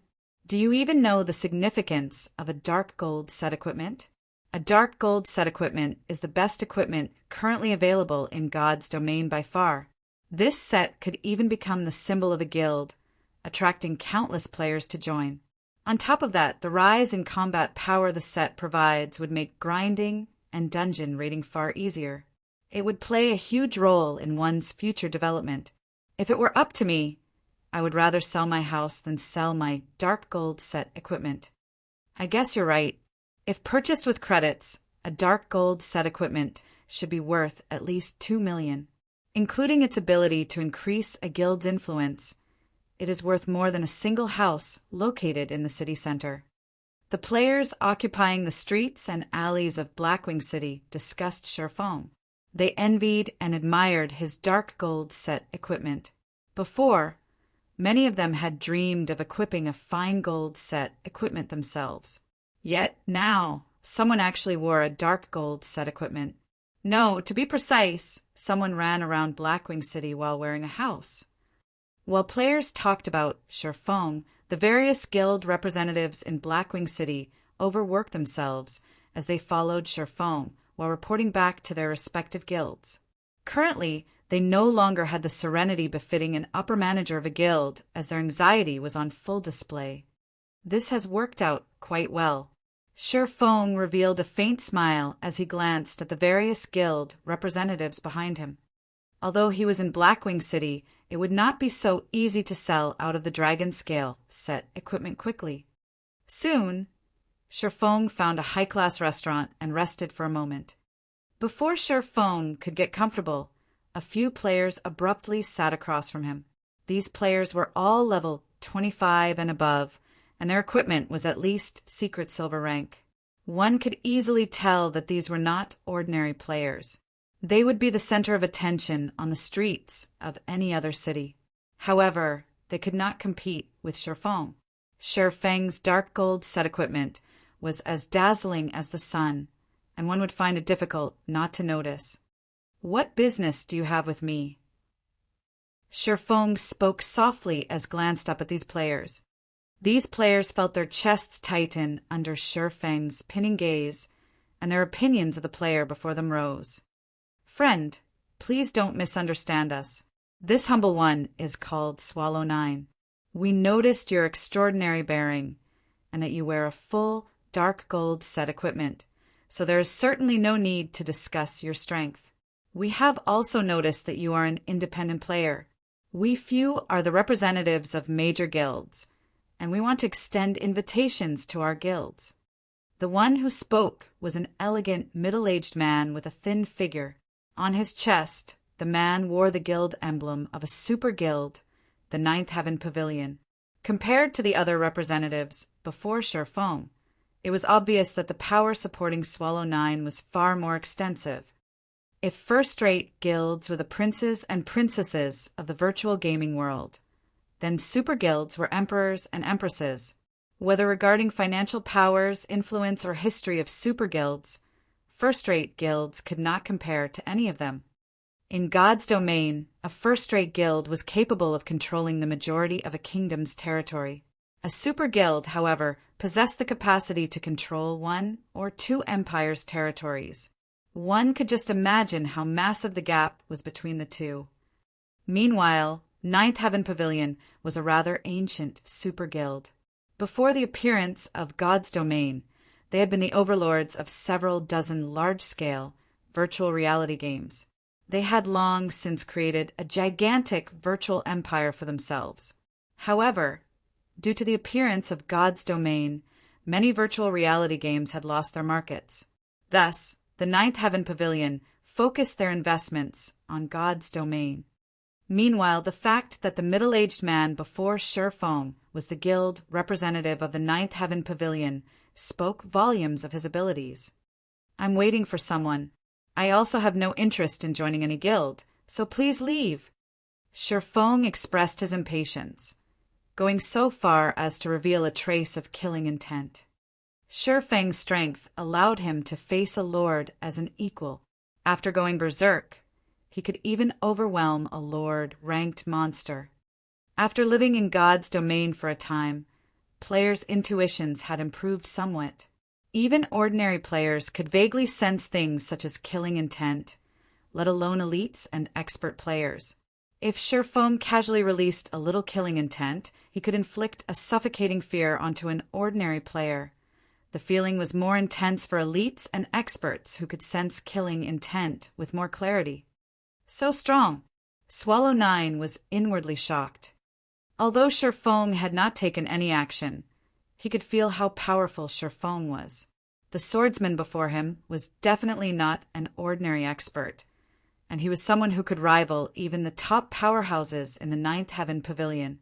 If factoring in his equipment, the top powerhouses of the Ninth Heaven Pavilion might not even be a match for Shifeng in a one-on-one fight. However, this revelation had only served to excite Swallow 9 further. "Friend, if you are not willing to join, why don't we become friends?" Swallow 9 did not mind Shifeng's killing intent at all. Smiling, he said, "With such strength, I believe that you must have a lot of weapons and equipment that you do not need. I am willing to purchase your items 20% higher than market value. How about it?" The other representatives had nodded in agreement, though they were not as calm and carefree as Swallow 9. They had never thought, even for a second, that Shifeng would join their guilds. Experts of this level normally had quirky personalities and would never submit. Meanwhile, joining a guild meant accepting someone else's control. Shifeng would not agree to such an invitation. However, seeing that Shifeng was an expert capable of possessing a dark gold set equipment, he should have many other top-tier weapons and equipment. Even if Shifeng did not possess an extra dark gold set equipment, at the very least, he should have a stock of dark gold or fine gold ranked items. Such items were extremely difficult to purchase. It was common knowledge that top-tier equipment could not be bought from the market. Even top-tier workshops would keep such equipment for themselves. They definitely would not sell it. If one wished to obtain such equipment, they could only rely on themselves. However, it was easier said than done. Now that they had encountered such a rare opportunity, naturally, they could not let it get away. "You wish to buy my items?" Shifeng laughed. With disdain, he then said, "Do you think you can afford them? If you have something to sell, regardless of how many items there are, I, Swallow 9, guarantee that I will purchase all of them at 20% above market value. If you have top-tier equipment, I will purchase it at 50% above market value," Swallow 9 confidently declared. "Right. Our guilds have no issues doing the same." The other representatives promptly voiced their agreement. Although their guilds could not compare to the Ninth Heaven Pavilion, they were still major guilds. They had more than enough money to purchase a single expert's extra equipment. "Ha ha ha. Interesting. Interesting." Shifeng suddenly laughed. However, Shifeng's actions only made Swallow 9 and the others turn to look at each other. 1,000 gold. If you have 1,000 gold on your persons right now, I will consider letting you look at the equipment I no longer need. Otherwise, scram. Find someone else to disturb. Chapter 469. Gathering of the Powerful. Chapter 469. Gathering of the Powerful. Shifeng was very loud, and every player on the second floor of the restaurant had heard his words loud and clear. 1,000 gold. Many of the guild representatives in the restaurant with similar ideas as Swallow 9 immediately sucked in a cold breath. To any guild in God's domain, 1,000 gold was not a small sum. Super guilds were no exception. Guilds supported a majority of the layers in Blackwing City. Although they were all very rich, their maximum trade volumes would not exceed 100 gold. Meanwhile, Shifeng casually demanded a price of 1,000 gold. Moreover, this was only the bottom line. If they did not have 1,000 gold in their bags, he wouldn't even consider a trade. How arrogant. He was simply too arrogant. However, despite Shifeng's arrogance, not a single person present had chosen to turn around and leave. On the contrary, they promptly contacted their respective guilds, ordering the preparation of 1,000 gold. 1,000 gold. You're insane. Do you know the significance of 1,000 gold at this stage of the game? What?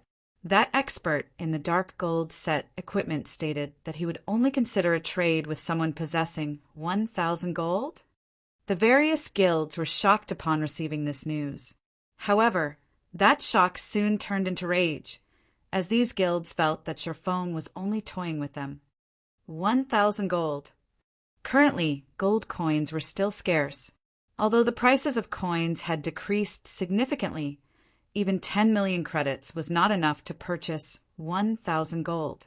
Moreover, not even a dark gold set equipment was worth 1,000 gold. What, don't have it? Sher Fong smirked at Swallow Nine and the others. Impatiently he said, "Since you don't have it, please leave. Stop disturbing my peace." "No, please wait a moment. It is true that I do not have that much money on me right now. However, someone will send the money over quickly," Swallow Nine said as he calmed his pounding heart. He had to admit that Sher Fong had given him a fright. However, the more arrogantly Sher Fong behaved, the more Swallow Nine believed that Sher Fong had something valuable to offer. Experts of this level had very high self-esteem, and an arrogant attitude was normal.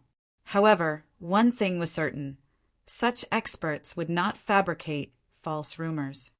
If Sher Fong dared to make such ridiculous statements, then he definitely had the capital to do so. Although Swallow Nine did not know what that capital was, he knew that it would not be insignificant. TCH, truly annoying. Sher Fong frowned at Swallow Nine's words. Paying no more attention to the middle-aged man, Sher Fong called up the official forums and began to browse. Everything was going according to plan. Moreover, shortly after he had stated his price of 1,000 gold, a post about him had set the official forums of God's domain on fire. There was even a post mentioning the 1,000 gold trade qualification he had demanded. Many people had begun to discuss the situation. They all felt that Sher Fong was a lunatic and was too arrogant. Some had even begun to doubt his equipment. Quickly, this news had attracted the attention of even more guilds. After a dozen minutes or so, the restaurant Sher Fong occupied exploded with activity. Players filled the restaurant, and every one of them represented a guild. The majority of the guilds present were first-rate guilds, with the lowest being second-rate guilds. 2 additional super guilds had even arrived. One of the new super guilds to arrive was Sanctuary, while the other was King's Return. These 2 super guilds were powerhouses similar to the Ninth Heaven Pavilion. Currently, the representatives of so many famous guilds, including 3 super guilds, had gathered in this one high-class restaurant. This was something that had never happened in the past, and all of this was due to the sudden appearance of a mysterious expert. Of the 3 super guild representatives, 2 were men and the last was a woman. Among them, Swallow Nine represented the Ninth Heaven Pavilion. A polished woman named Flourishing Colors represented Sanctuary, and King's Return was represented by a crude and brawny-looking man named Thunder Tiger. Flourishing Colors was a level 26 summoner, whereas Thunder Tiger was a level 26 berserker. It was clear that the 3 super guild representatives knew each other. As the moment the 3 met, they began to chat as if they were old friends. Sher Fong glanced at the second floor, discovering that the high-class restaurant seemed to represent God's domain's current power. As Swallow Nine, Flourishing Colors, and Thunder Tiger were representatives of super guilds, the 3 sat opposite of Sher Fong. As for the representatives of first-rate guilds, they hovered nearby. As for the few second-rate guilds, they sat near the staircase. The hierarchy had been clearly established. The 3 belonging to super guilds paid no attention to those belonging to first-rate guilds, and those belonging to first-rate guilds paid no attention to the second-rate guilds. The representatives present only spoke to those on the same level as themselves. If Zero Wing attended this gathering, its representative would most likely have to stand at the restaurant's entrance. After half an hour, Swallow Nine finally spoke. "I have put together my 1,000 gold. Please take a look," Swallow Nine said as he smiled at Sher Fong. He then placed his coin pouch on the table. Although the coin pouch was only the size of a fist, this was only an illusion. Regardless of how much money it contained, the coin pouch would retain the same size. Moreover, a player's coin pouch was bound to them, and nobody could steal it. However, others could still check the amount inside with the owner's permission. Brother Expert said that one would qualify to trade with you so long as they have 1,000 gold. I happen to have 1,000 gold with me. Please check it for yourself, brother expert. Thunder Tiger similarly placed a coin pouch on the table. I have the same. Flourishing Colors smiled faintly as she, too, revealed her coin pouch.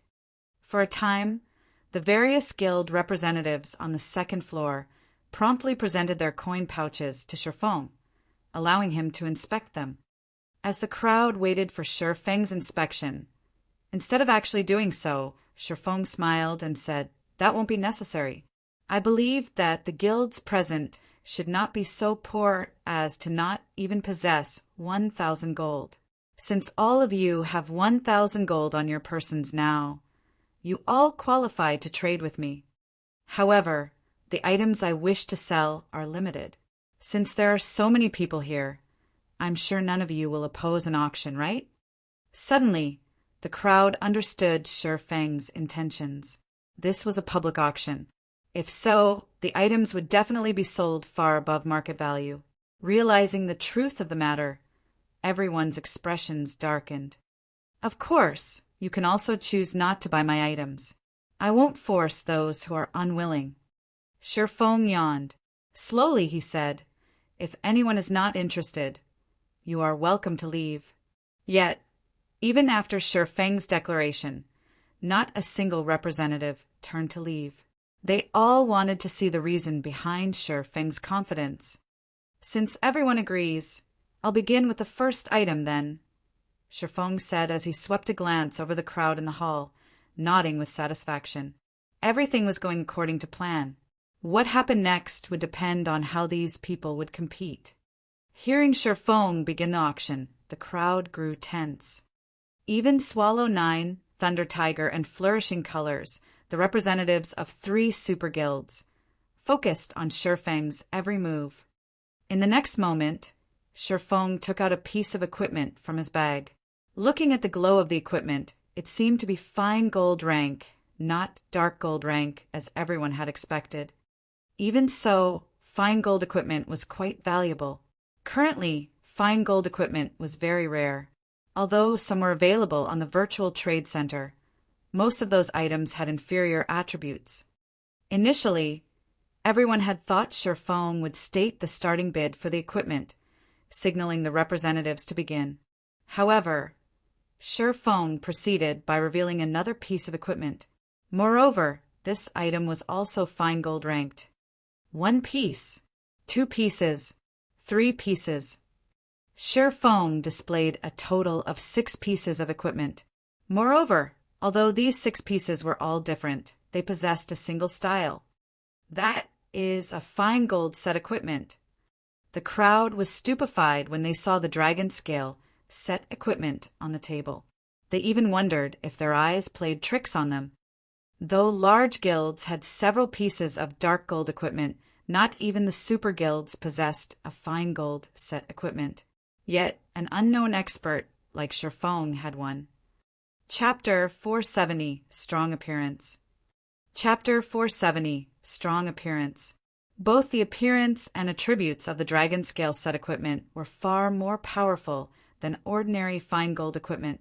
Furthermore, one had to consider the set effects. When Shifeng placed the dragon scale set equipment on the table, he did not hide the set's attributes, allowing everyone to examine the set. These are the set effects of a fine gold set equipment. The effects of this dragon scale set are insane. It could rival the effects of that rumored Warfire set. I've seen the effects of the Warfire set before. Warfire is more suited for PvP, while this dragon scale is suited for dungeon raiding. It is what guilds need most right now. The crowd was dumbfounded after reading the dragon scale set equipment's information. Aside from how important the ignore level's effect was to players right now, the Fury effect alone could raise their damage to a whole new level. There were also the strength and agility attribute increases, both of which were the most important attributes to any physical class. Overall, every set effect of the dragon scale set was very useful to a physical class. If equipped, a player's combat power would instantly rise by 2 or 3 levels. It was frightening. You've seen the equipment for yourselves. The bidding will start at 100 gold, with a minimum bid increment of 1 gold. Sherfeng chuckled. He then announced, "You may begin." Before the crowd could recover from their shock, Sherfeng's opening price stunned them once more. The market offer for the Warfire set equipment was also 100 gold, and the set could be upgraded to fine gold rank. Moreover, the set's level would increase with the players, and it could become a level 30 fine gold set equipment. The Dragon Scale set equipment was only a level 20 fine gold set equipment. The opening bid was simply too expensive. If the set were a level 25 fine gold set equipment, it might be worth 100 gold. What? Nobody's bidding? Sherfeng watched the silent crowd. Leisurely, he said, "Since nobody wants to buy it, then our trade comes to an end. We don't have anything to talk about, so let's dismiss this issue." Even after Sherfeng said this, the various guild representatives stood as still as stone, showing no intentions of leaving. Right now, they were like a pack of hungry wolves that had meat placed before them. How could they leave without a bite? "Brother expert, your price is somewhat high. If it were the set you wear right now, I would pay double." "That's right. I'm willing to buy the Dragon Scale set equipment at 60 gold. The guild representatives voiced their opinions, expressing their refusal of the high price of the Dragon Scale set equipment and imploring Sherfeng to lower the price. After all, gold coins were not easy to come by. Now that every guild purchased coins in bulk, it had resulted in an abnormal shortage of coins. Currently, most of the guilds in God's domain relied on their money farming teams to supply them with coins. "Don't buy it if you think it is too expensive. I don't need to sell my equipment to you specifically," Sherfeng said disdainfully. Sherfeng knew exactly what these representatives were trying to do. At this moment, however, a crisp voice echoed throughout the restaurant's second floor. 100 gold. I want it." Immediately, everyone's attention shifted towards the person who placed the bid, discovering a bright and attractive beauty. Moreover, the majority of the equipment this beauty wore was fine gold rank, and the staff strapped to her back even emitted the glow unique to dark gold items. "Isn't she Aqua Rose of Twilight Echo?" I seem to recall Aqua Rose having left Twilight Echo. I believe she joined a small unknown guild. Her actions had caused quite the commotion. That's right, I remember it as well. Many guilds had tried to recruit her. Unfortunately, she rejected all of the offers, insisting on joining a small guild instead. At that time, many had sided her choice. How could she possibly achieve anything in a small guild? Twilight Echo even expressed that, as long as Aqua Rose acknowledged her mistakes, they would gladly welcome her back. Unfortunately, she refused. After not hearing anything about her for so long, I thought she had quit God's domain. It is somewhat unfortunate. However, based on her current appearance, it seems that she is getting by quite well. She even wields a dark gold weapon. No matter what was said or done, Aqua Rose is very talented and powerful. With the nurturing of a small guild and some luck, it isn't exactly impossible to obtain level 20 fine gold and dark gold equipment. However, she probably won't grow beyond that. After all, a small guild is still a small guild. The crowd instantly fell into a discussion about Aqua Rose. She was quite famous in the virtual gaming world, and like the snow goddess, she had been nicknamed the Rose Goddess. Naturally, the guild representatives recognized her. The crowd's attention turned from Aqua Rose, shifting towards Twilight Echo's representative. Twilight Echo's representative, Brilliant War God, had also noticed Aqua Rose's appearance. He was visibly delighted. It was especially true when he heard everyone's evaluation of the woman. Ever since he had suffered defeat at Sherfeng's hands, due to the punishment from the system, his leveling speed had slowed to a crawl. Even when he accompanied others, he could not level any faster. Having no other choice, he chose to act as the guild's representative and mingled in Blackwing City. He hated Sherfeng fiercely for placing him in his current situation. Previously, he had allowed Aqua Rose to leave Twilight Echo with ulterior motives. He wanted to teach Aqua Rose that she was nothing without Twilight Echo, and in the end, she would beg to return to the guild. However, upon seeing Aqua Rose's equipment and level, Brilliant Wargood's expression sank, disappointed. "Keep up your pretenses. I want to see just how long you can keep up the act." Brilliant Wargod had paid close attention to Zero Wing, so he knew that Zero Wing was currently engaged in an all-out war against Overwhelming Smile. Others might not know Overwhelming Smile's backer, but he did. A tiny guild like Zero Wing would only last a few more days. All right, 100 gold going once. 100 gold going twice. Sure Fong did not care whether the crowd paid attention to Twilight Echo's representative or not. He just smiled faintly as he confirmed the bid. Immediately, his words shook everyone back to their senses, and the representatives promptly started shouting their own bids. 101 gold. 103 gold. 108 gold. The dragon scale set equipment that nobody wanted had suddenly risen to a price of 132 gold. What had happened to 100 gold is too expensive. Their complaints had been nothing more than nonsense. After all, this was a level 20 fine gold set equipment that none of the guilds in God's domain possessed. Although the set was not particularly suitable for MTs, it still had better effects than the individual equipment pieces that their MTs currently wore. How could they possibly give up on it?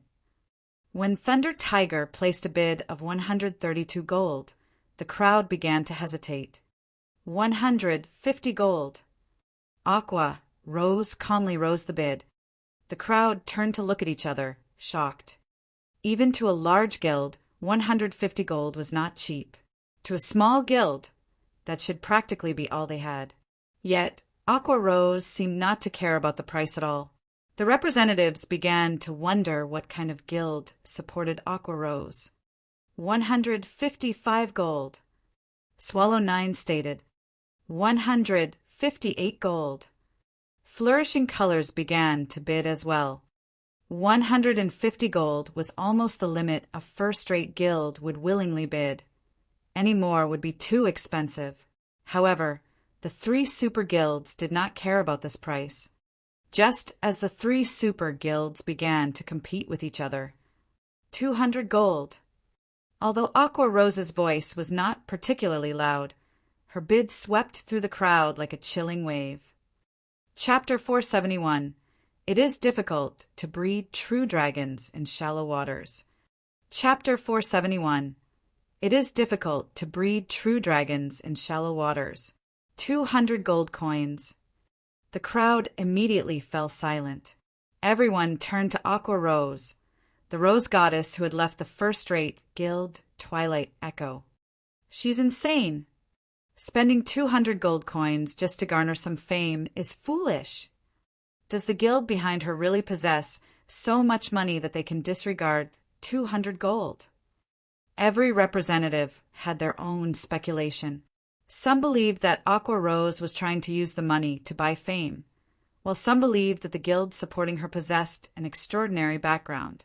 However, regardless of the reasons behind her actions, everyone's admiration for Aqua Rose grew. Every guild here could afford to spend 200 gold. After all, before Sher Fong had started his auction, he had required that anyone who wanted to trade with him must first carry 1,000 gold on them. If not for the 1,000 gold in their bags, they would not be so shameless as to participate in the auction. Every guild in this restaurant was a reputable major power. If others discovered that they did not have 1,000 gold in their bags, it would tarnish their guild's reputation. However, although they had the money, they would not spend it on useless items. They would only buy that which had value to their guilds. After all, their members had struggled to earn every gold coin. Nobody wanted to be played for a fool. The 3 super guild representatives were also silent. They looked at Aqua Rose with curiosity, confused as to what the rose goddess was attempting to do. 200 gold going once. Feng watched the calm and composed Aqua Rose, silently praising her performance. He had to admit that Aqua Rose's confident smile even led him to believe that 200 gold was no different from spare change to her.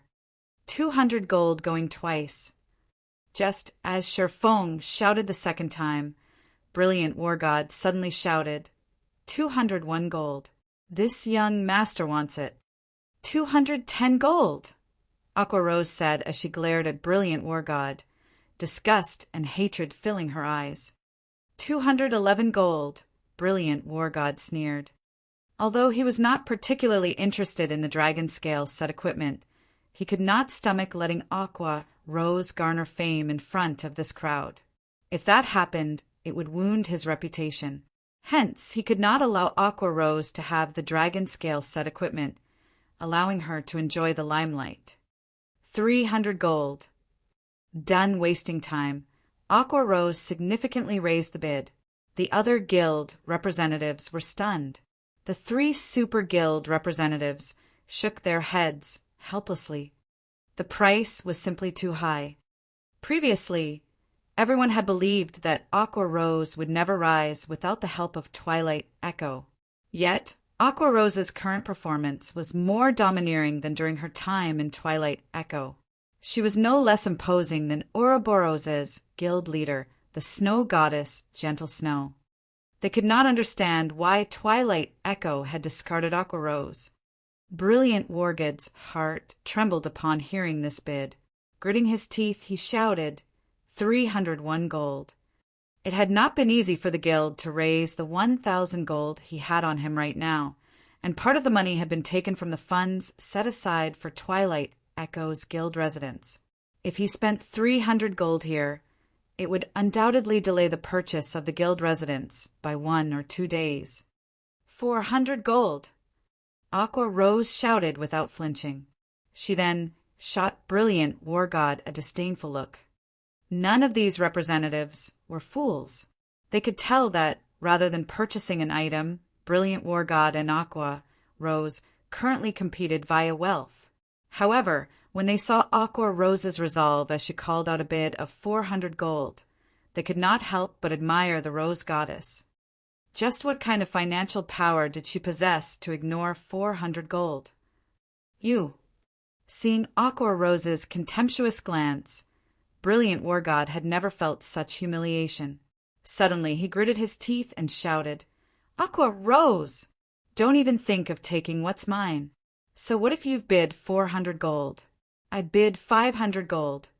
500 gold going once. 500 gold going twice. As Feng announced the price, Brilliant Wargod's anxiety grew. He was deeply afraid that Aqua Rose would place an even higher bid. At that time, he would have to raise his bid even further. Only when Feng shouted the third time did Brilliant War God reveal a victorious smile. He then shifted his gaze towards Aqua Rose, smirking at the woman with pride. 500 gold, Feng said as he walked up to Brilliant War God, placing the dragon scale set equipment in front of the man. He did not care about whatever thoughts occupied Brilliant War God's mind. When the crowd watched Brilliant War God hand over 500 gold in exchange for the dragon scale set equipment, envy, admiration, and disdain filled their hearts. However, they admitted that the dragon scale set equipment was currently the only level 20 fine gold set equipment available in God's domain. Although it was somewhat foolish to spend 500 gold, once they had the dragon scale set equipment, the profits they could reap with it might exceed 500 gold. Thinking up to this point, the various guild representatives felt somewhat regretful. Why had they not competed over the set? What if they could gain far more than 500 gold with the use of this set? After obtaining the dragon scale set equipment, a sense of indescribable joy filled Brilliant Wargod's heart as he watched the silent Aqua Rose. However, before he could ridicule the woman, Feng suddenly spoke again. Let's begin the auction for the second item, then. The auctioned item is another dragon scale set equipment. Like before, the starting bid is 100 gold with minimum increments of 1 gold. Saying so, Feng placed another dragon scale set equipment on the table. How? Why do you have a second? Brilliant War God felt his heart shatter when he saw an exact copy of the dragon scale set equipment he had just purchased. Who said I only had one set? Feng rolled his eyes at Brilliant War God before proceeding with the auction. Brilliant War God's elation deflated. When he saw Aqua Rose's laughing expression, he even had the thought of killing himself. When the crowd saw the second dragon scale set equipment on the table, they all glanced at their fellow representatives. Nobody had expected Feng to have a second set. The regret that they had felt immediately vanished. They had somewhat admired Brilliant War God for spending 500 gold to purchase the first level 25 gold set equipment in God's domain. Now, however, that admiration turned into ridicule. 150 gold. I bid 155 gold. Previously, everyone had felt that 100 gold was too expensive. Now, however, multiple guilds simultaneously began the bid with 150 gold. However, just like before, Aqua Rose immediately dashed everyone's hopes by bidding 200 gold. This time, the 3 Super Guild representatives did not hesitate as they shouted higher bids. Items of rarity were expensive. It was especially true during the early stages of God's domain. Just a single piece of equipment could significantly affect the future development of a guild, not to mention a fine gold set equipment. In the end, Aqua Rose purchased the second dragon scale set equipment at 280 gold. The many guild representatives envied and admired her. Simultaneously, they also could not help but acknowledge that Aqua Rose was really amazing. Even after leaving Twilight Echo, she was still so well off. One could just imagine how capable she was. On the other hand, Twilight Echo had been so blind as to chase Aqua Rose out of the guild. As everyone admired Aqua Rose, interest in her guild also began to grow. It was difficult to breed a true dragon in shallow waters. Aqua Rose was undoubtedly a true dragon. No ordinary guild would be good enough to catch her eye. Soon, Feng took out the third dragon scale set equipment, rendering the crowd utterly speechless. They had even started to suspect that the dragon scale set equipment was some kind of common good that could be purchased anywhere. However, nobody complained. On the contrary, they all were elated because they had another chance to compete. Feng had never mentioned how many sets he had on hand. What if this one was the last? Hence, everyone gritted their teeth and placed their bids. In the end, Swallow 9 won the third set for 291 gold. Following which, Feng revealed the fourth set, which Sanctuary's Flourishing Colors won for 303 gold. Thunder Tiger of Kings Return won the fifth set for 322 gold, whereas a first-rate guild purchased the sixth set for 337 gold. Initially, everyone had believed that Feng would reveal the seventh set. In the end, however, Feng announced that the sixth was the last he had on him. This revelation had caused the crowd to regret not bidding higher. None of the guilds had cared much for obtaining a fine gold set equipment when no one else had owned one. However, now that some guilds had obtained one, things had changed. It was highly possible that due to the dragon scale set equipment, these guilds would take the lead in conquering level 20 large-scale team dungeons. At that time, these guilds would gain a massive advantage over the others. Chapter 472, Massive Profits. Chapter 472, Massive Profits. Rare items were expensive. Although Feng had over 100 copies of the dragon scale set equipment, if he wished to sell them at a good price, he could not sell too many at once. He needed to regulate the number of sets he sold. Currently, the 6 sets he had actioned would not sate these guilds' thirst. Even if he tripled or quadrupled that number, the price they were willing to pay would not decrease. However, Feng would not do so. 6 sets were the limit. If he sold any more, it would lead to everyone to believe that the dragon scale set equipment was easily obtainable. If he tried to sell it later, it would become impossible to get a good price. Although Shi Feng had produced over 100 sets of dragon scale set equipment, they were not cheap to forge. Aside from the basic materials, each set piece required 10 starfire essences. One dragon scale set equipment cost more than 10 gold to produce. After factoring in the forging success rate, a single dragon scale set equipment cost 30 gold. If anyone else forged the set, it would cost them over 100 gold. Naturally, Shi Feng could not sell the dragon scale set equipment for a low price. Despite Shi Feng stating that he did not have another dragon scale set equipment on him, none of the various guild representatives believed him. Shi Feng had been able to reveal 6 sets in a row. No matter how one looked at it, Shi Feng must have found a special channel to obtain the dragon scale set equipment. Unfortunately, only he knew his source. However, they could do nothing if Shi Feng insisted that he had run out of stock. Many of the representatives who had failed to purchase a set for themselves struggled with their reluctance to accept the situation. On the other hand, Aqua Rose's appearance had incited a heated discussion.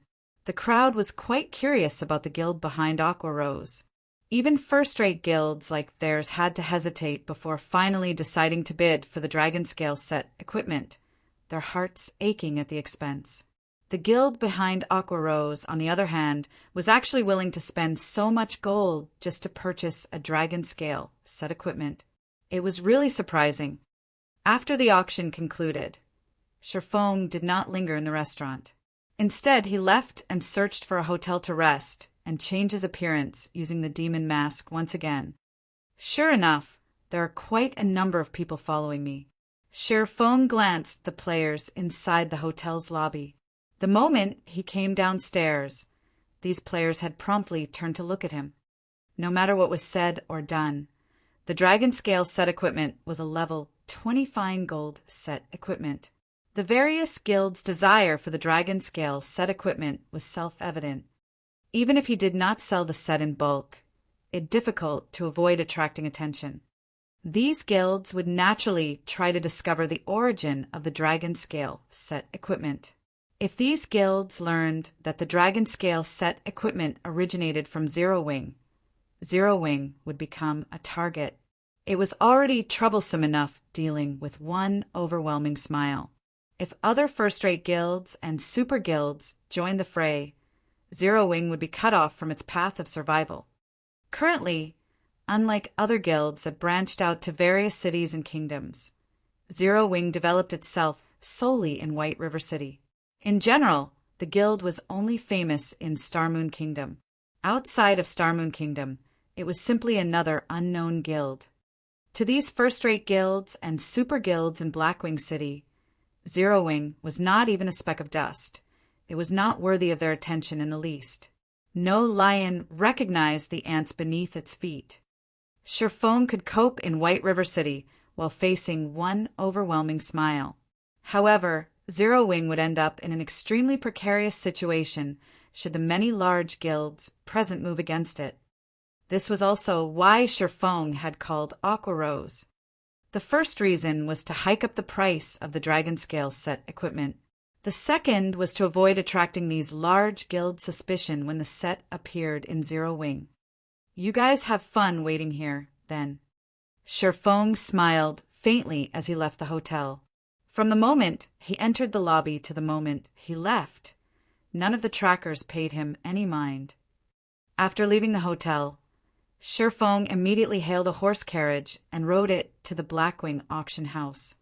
Other than holding the weekly large-scale auctions, the Blackwing auction house was also a hub for players to sell their items.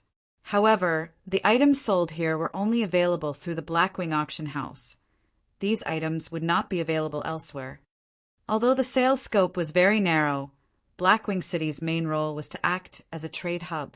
Guilds and players from various kingdoms and empires preferred to sell their items in the Blackwing auction house, as it was far more lucrative to sell them here than it was to use their respective auction houses.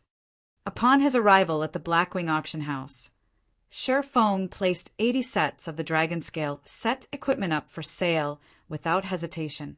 He sold the sets in batches, selling only 2 or 3 sets at a time at intervals of around 1 hour. Meanwhile, the starting bid he set was 200 gold. After Sher Fong finished his tasks, he left Blackwing City. However, shortly after Sher Feng's departure, the Blackwing auction house exploded. It's actually the dragon scale set equipment. It can't be, right? Someone is actually selling the dragon scale set equipment on the auction house. The price is high. That person set the starting price at 200 gold. Players who frequented the Blackwing auction house drooled when they saw the dragon scale set equipment. Who knew how many items they had to sell to afford the price tag of this set equipment? News of the situation swiftly spread throughout Blackwing City. Previously, due to Sher Fong auctioning the dragon scale set equipment, information regarding the set had long since flowed between the various large guilds. Moreover, the fact that the 3 super guilds had each purchased a dragon scale set equipment had placed a significant amount of pressure on the first-rate guilds, increasing their desire to own one for themselves. However, since Sher Fong no longer sold the sets, they could only dream of owning one. Now that they had received news of more sets being available, they had to compete for them. For a time, the dragon scale set equipment's price increased rapidly. In a short moment, the bids had risen from 200 gold to 280 gold. In the end, the first 3 sets of dragon scale set equipment in the Blackwing auction house had sold for 316 gold, 324 gold, and 328 gold. In an instant, Sher Fong had made a massive profit. However, Sher Fong knew that this was only the beginning. The competition between the various large guilds was intense. It was of utmost importance to have a strong MT. Although the dragon scale set equipment was not particularly suitable for MTs, the set effects could increase an MT's strength significantly. This alone was enough to drive the large guilds crazy over the set. Hence, the price of the dragon scale set equipment would only increase from this point forward. Meanwhile, all of these gold coins secretly flowed into Sher Feng's pockets, with none the wiser. The speed at which he currently earned money far surpassed the Star Streak trading firm. However, this could not be helped. The Star Streak trading firm's scope of operations was limited to White River City and the few surrounding cities. Meanwhile, Blackwing City catered to players across all of God's domain. Even a dozen Star Streak trading firms could not compare to the Blackwing auction house. During Sher Feng's visit to Blackwing City, Overwhelming Smile had not sat idle. The slightly over 100 mysterious experts had suddenly increased to more than 200. Although these mysterious experts had slaughtered Zero Wing's members, Zero Wing was no pushover either. The guild's 50-plus Tier 1 experts had similarly caused a significant amount of trouble for Overwhelming Smile. The experts of both sides had suffered some losses. However, as Zero Wing had fewer members on their side, it began to fall behind. For a time, the level 20 maps around White River City had become the battlefield for the 2 guilds. This had frightened other players, and nobody dared go anywhere near these battlefields. In just a few hours, both sides had suffered over 1,000 deaths. The gold coins each guild had to spend was also shocking. Each guild would, most likely, have to spend over 500 gold a day. Is Overwhelming Smile aiming for a swift conclusion? Sher Fong was confused, and he frowned deeply when he saw the death count of both guilds. Chapter 473, Black Dragon Phantom. Chapter 473, Black Dragon Phantom. Answer. Sher Fong could not help but admire Overwhelming Smile's decisiveness. They had actually increased the number of well-trained open warfare experts. They had to over 200.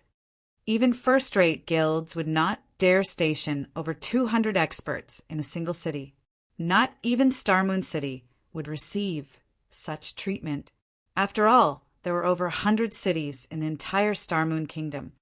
It was not wise to put all of one's eggs in one basket. Guild leader, should I have our members go to areas with fewer resources to level?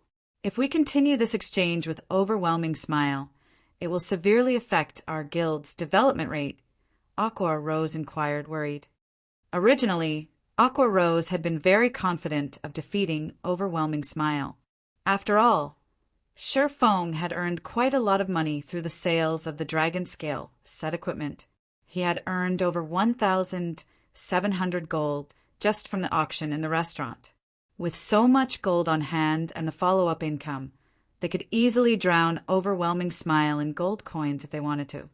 However, Overwhelming Smile's current performance was too effective.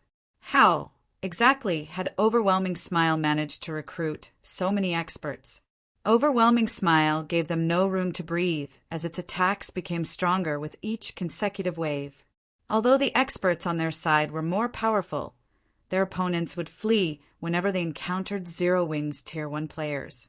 Moreover, Overwhelming Smile had more experts on their side than Zero Wing. When comparing the number of players each side could kill, Zero Wing was outmatched. Sure enough, these mysterious experts are a big problem, Feng scowled. If he did not deal with this matter properly, Zero Wing would fall. At that point, money would be useless. However, experts that used hit-and-run tactics were also the most difficult opponents to face.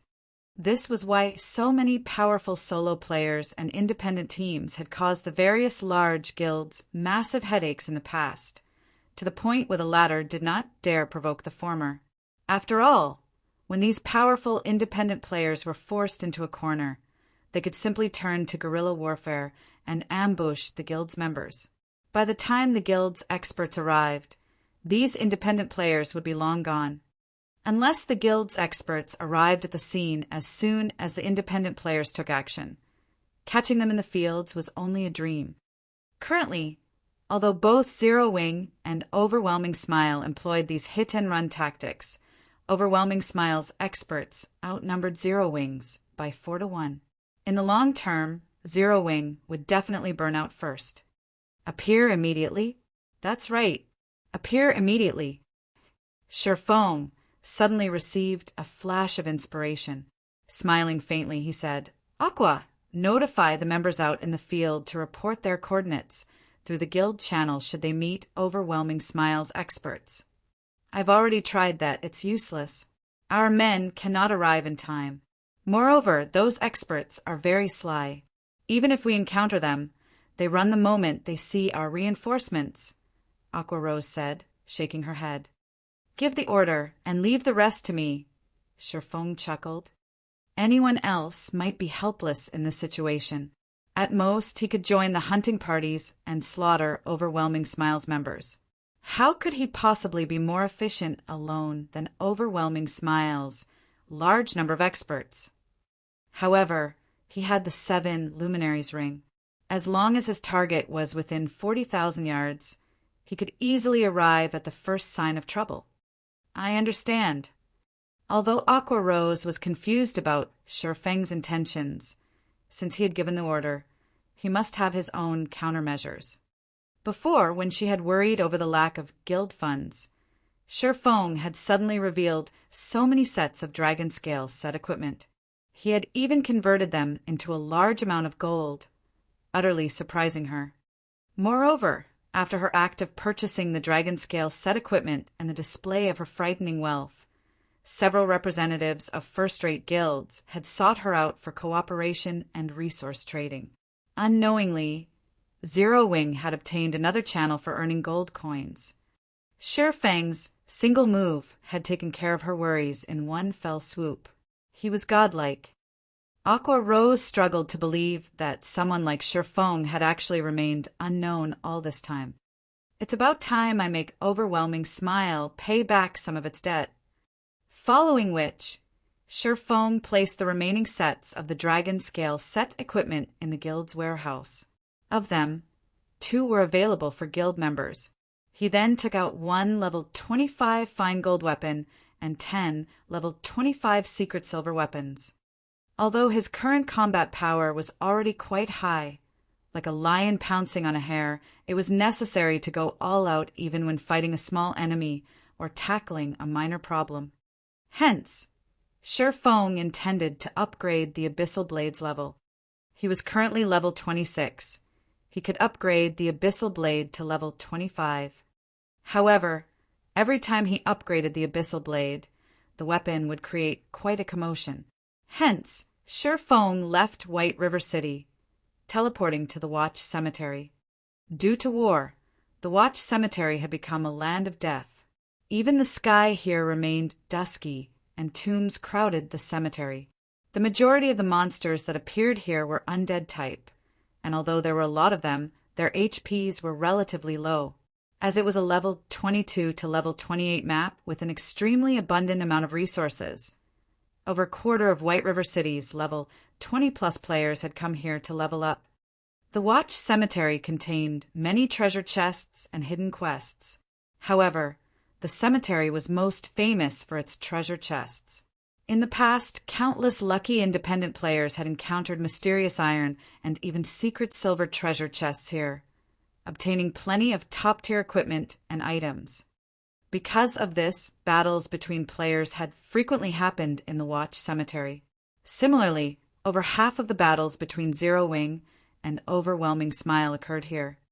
There sure are a lot of players who have died here. The moment Shi Feng teleported to the Watch Cemetery, he was greeted by the sight of corpses littering the ground.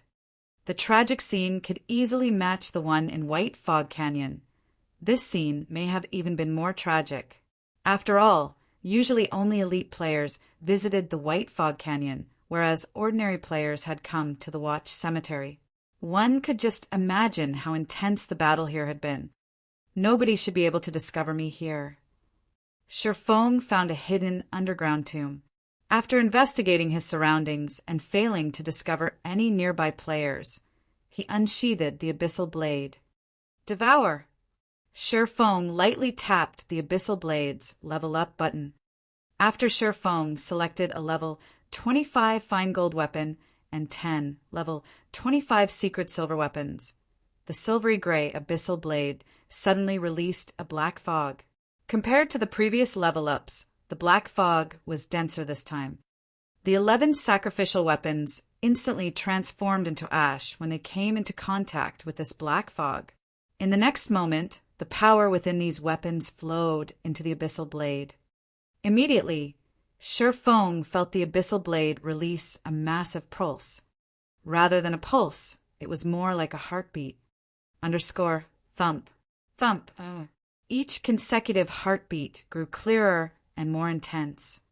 In the next moment, the Abyssal Blade struggled free from Shi Feng's hands, sending Shi Feng flying into one of the walls of the tomb. What's happening? Shi Feng watched the hovering Abyssal Blade, surprised. This was the first time he had encountered such a rejection. As the pulses grew more intense, the tomb began to tremble. Suddenly, a large boom resounded as the entire underground tomb collapsed and vanished, revealing the dark gray sky above. Soon after, the Abyssal Blade fragmented and transformed into a massive pitch-black heart. Along with the heartbeat, the phantom of a massive black dragon emerged. The black dragon was over a dozen meters tall, and its bone-chilling eyes focused on Shi Feng. Suddenly, it spread its maw and released a thundering roar. Chapter 474, Abyssal Upgrade. Chapter 474, Abyssal Upgrade. The black dragon's roar shook the sky, loud enough that anyone nearby would notice it. What a powerful roar! A high-level monster must have spawned somewhere nearby. We'll be rich if it's a chieftain. Let's go and take a look. We can't let others snatch it from us. When a team of over 20 players a short distance from the tomb noticed the black dragon's roar, they finished off the monsters they currently faced and rushed over to the tomb. The Watch Cemetery was a land of treasures, and one could even discover a treasure chest by accidentally falling into a hole. However, powerful monsters were rare in the Watch Cemetery, and normally these monsters lingered near treasures. This had already become a publicly acknowledged trend. This monster's roar alone was already so powerful. No one who heard it would risk missing this opportunity. At the same time, many other teams who had heard this frightening roar also ran towards the tomb and Sherfong. At the epicenter of the roar, however, one man and one dragon stared each other down. The dragon released a frightening aura, and the surrounding air had begun to stagnate. Is this the backlash? At this moment, Sherfong had heightened his 5 senses to their very limits, wearing a grim expression. All of his concentration was on the black dragon phantom before him. Although the black dragon was not the real thing, only a phantom, Sherfong proceeded with caution. Moreover, Sherfong had not reacted in such a way intentionally. His response had been an unconscious decision. The chilling, killing intent in the phantom's gaze was so intense that Sherfong was breathless. He had never felt anything like this before, even against a great lord. Sherfong had never encountered the backlash of a magic weapon before. He had also never heard about what exactly occurred during a backlash. However, seeing that so many top-tier experts had fallen to it in the past, a magic weapon's backlash was no trivial matter. A single mistake, and Sherfong might end up with a crippled character. This was also why every player had to consider their options carefully when they obtained a magic weapon. While Sherfong prepared to face a powerful enemy, the Black Dragon's phantom only pinned Sherfong with its crimson eyes. It had not attacked. "You're not going to strike." Sherfong was slightly surprised. Although Sherfong had not taken any measures to deal with the Abyssal Blade's backlash, his brain activity's improvement had allowed him to reach the refinement realm. With the techniques he had learned, he was already more powerful than he had been in the past, so he was confident that he could deal with the backlash. The Black Dragon's phantom suddenly revealed a human-like sneer, deep disdain filling its eyes as it glared at Sherfong. Following which, the phantom vanished, leaving behind only a pile of ruins and the Abyssal Blade, which buried its blade in the ground. At this moment, the Abyssal Blade had recovered its original black color and was now thoroughly pitch black. There was a faint layer of black smoke surrounding it, and no one could see the weapon during the dead of night. Is this not the backlash? Sherfong examined the Abyssal Blade, disbelief coloring his expression. Sure enough, the more I level up the Abyssal Blade, the more powerful the Black Dragon becomes, and the weaker the suppression becomes. Sherfong walked over and pulled the Abyssal Blade from the ground. He then checked the attributes of the magic weapon. Abyssal Blade, one-handed sword magic weapon. Attack power plus 423. All attributes plus 36. Attack speed plus 12. Ignore levels plus 12.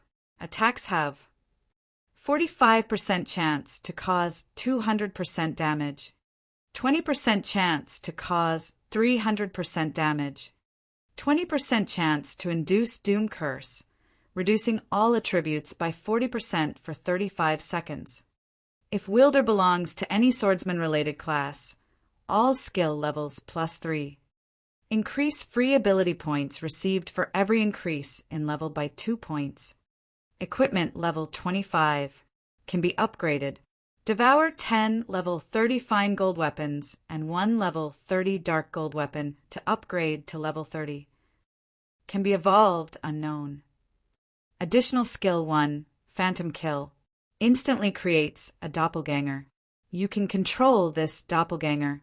Doppelganger will have 70% of original body's attributes and all skills. At the same time, Doppelganger and the original body can be swapped. Duration, 45 seconds. Cooldown, 5 minutes. Additional skill 2, Abyssal Bind, binds enemies and prevents movement, reducing defense by 100%. Duration, for seconds. Cooldown, 1 minute. Additional skill 3, 9 Dragons Slash. Instantly creates 12 phantoms of the Abyssal Blade for the wielder to use. Each phantom sword is capable of dealing up to 45% damage. Duration: 30 seconds. Cooldown: 5 minutes. Additional skill 4, Dark Violent Dance. 50% of the total damage dealt to the target spreads in a cone-shaped area towards targets within a distance of 12 yards. Duration: 30 seconds. Cooldown: 1 minute. Additional Profound Inheritance, Black Emperor. When activated, every critical hit will accumulate 1 layer of Death Aura.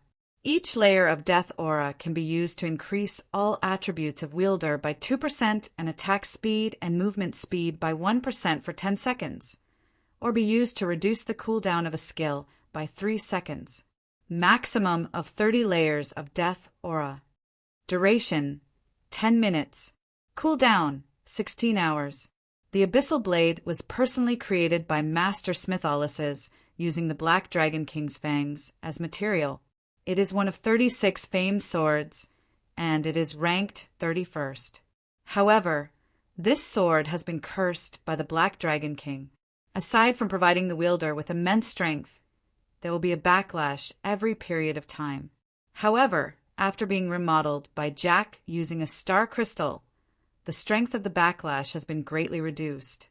If the wielder is unable to suppress the backlash, the wielder will receive the curse of the Black Dragon King, permanently reducing all attributes by 50%.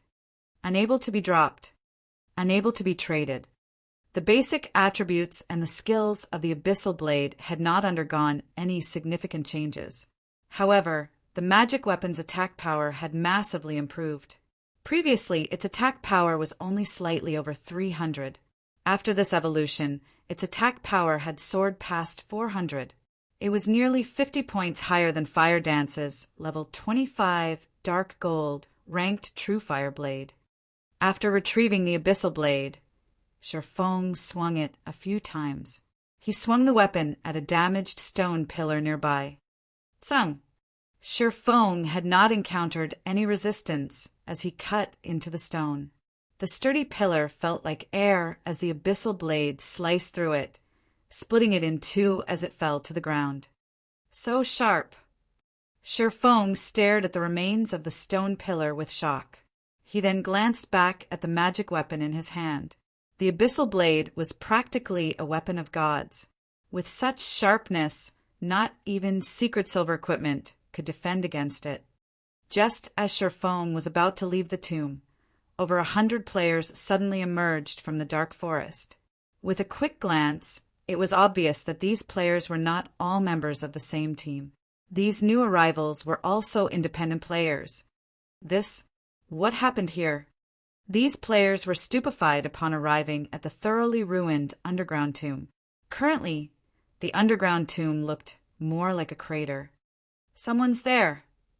A ranger with sharp eyesight pointed at Sherfong, who was preparing to leave the area. Suddenly, everyone shifted their gaze toward Sherfong. At this moment, Sherfong wore a black cloak that obscured his appearance. He had also hidden the glow effects of his equipment. However, judging by the fine workmanship of his equipment, it should be of high quality. At the very least, his equipment should be mysterious iron rank or above. Sherfong was also level 26, so one could easily tell that he was not someone to provoke. Just as these independent teams hesitated over whether to take action against Sherfong or not, another party emerged from the forest. Every member of this party was level 25 and above, and all of them were as robust as a bear. The other players avoided eye contact with these newcomers, intimidated by their cold gazes. Most importantly, all of their names were Crimson. Brother Deep, we seem to have good luck today. With such a large commotion, a treasure must have spawned here. That brat definitely has the treasure. Yeah, his level is quite high as well. If we kill him, we will not have wasted a trip even if there is no treasure. This 6-man party paid no attention to the 100+ independent players standing in the distance. Instead, their eyes were glued onto Sherfong, looking at him as if he belonged only to them. Just who are these people? They actually dare act so arrogantly. A male player from one of the independent teams grumbled. The leader of said party glanced the party of 6 red names. Immediately, cold sweat beaded on his forehead as he hurriedly said, "Enough, we're leaving." "But what about the treasure? Why should we let a single party have it? We outnumber them," the male player asked, confused. "Enough. You stop talking. If you want to die, go ahead, but don't drag everyone else down with you. You've just arrived at Watch Cemetery, so you don't know about the unspoken rules here.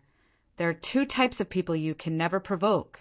The first are the Tier 1 experts of Zero Wing.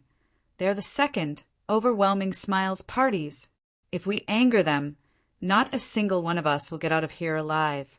The team leader scolded as he glared at the male player. Upon hearing his team leader's words, the male player immediately shut his mouth. Before he had arrived at Watch Cemetery, he had heard of the 2 types of people his leader referred to. Nothing much would happen if one encountered the experts of Zero Wing. However, if one encountered the killing gods from Overwhelming Smile, they better pray that the other side was in a good mood. Otherwise, following which, the other independent teams promptly departed from the area. Not a single one of them dared to stay for the show. Chapter 475, Silent Massacre. Chapter 475, Silent Massacre. As the independent teams departed, many had sent pitying gazes to Sherfone. "That fellow sure is unlucky. If we had gotten a hold of him, we would have let him live so long as he handed over the treasure. Now that those people have arrived, he won't survive. I heard that those red names seem to have some sort of special treasure that causes the players they kill to drop more items than normal. It's not seem to, but must have. One of Overwhelming Smile's expert parties killed a friend of mine, and he lost 3 pieces of equipment when he died. He had even dropped some of the items from inside his bag. Because of that, my friend was so frightened that he refuses to return to the Watch Cemetery." "Shut up. We need to hurry up and leave this area. We won't be so lucky if we encounter those killing gods a second time." "That's right. Let's get out of here." Although these independent teams possessed the numerical advantage, the expert parties of Overwhelming Smile were like fearsome tigers. They picked up the pace, leaving as quickly as possible. Shortly after the independent teams left, the expert party from Overwhelming Smile approached the motionless Sherfone. "Brother Deep, that fellow must be scared stupid. He isn't even trying to escape. How boring!" A simple and honest-looking berserker laughed as he watched Sherfone. "And here I thought that we had encountered a somewhat powerful player that can use for exercise. Killing noobs has become really boring." "Enough, Little Whistle. Don't think that I don't know what's going through your mind. You just want to test out your new battle axe. Since this player has a fairly high level and is traveling alone, he should be relatively skilled. You can take care of him." The level 26 assassin referred to as Brother Deep laughed as he glanced at the simple-looking berserker. "Right, his items seem quite good. Don't forget to use that thing. We might get some good stuff from him." "Leave it to me," the berserker, Little Whistle, squinted as he smiled at Sherfone, excitement flashing in his eyes. Step by step, he approached Sherfone slowly. He also retrieved a black potion from his bag and emptied the contents into his mouth. "This thing seriously tastes horrible. If you didn't seem to have some valuable stuff on you, I wouldn't have to suffer such a nasty fate. Brat, stand still. I'll be done in just a second." Saying so, Little Whistle raised his blood-red battle axe and swung it down toward Sherfone. Although this swing seemed casual at first glance, it contained speed, accuracy, and ferocity that far surpassed any ordinary player's attack. Moreover, the battle axe flew towards Sherfang's neck, making the attack difficult to dodge. Little Whistle's casual yet well-calculated attack was clearly a habit developed after many years of training. He was unlike other players whose attacks would contain many unnecessary actions and were easy to dodge. Boom! The battle axe struck the ground heavily. "Huh, I missed?" Little Whistle looked at his battle axe, which landed next to Sherfeng's feet. He had aimed properly. Did I have too much to drink earlier?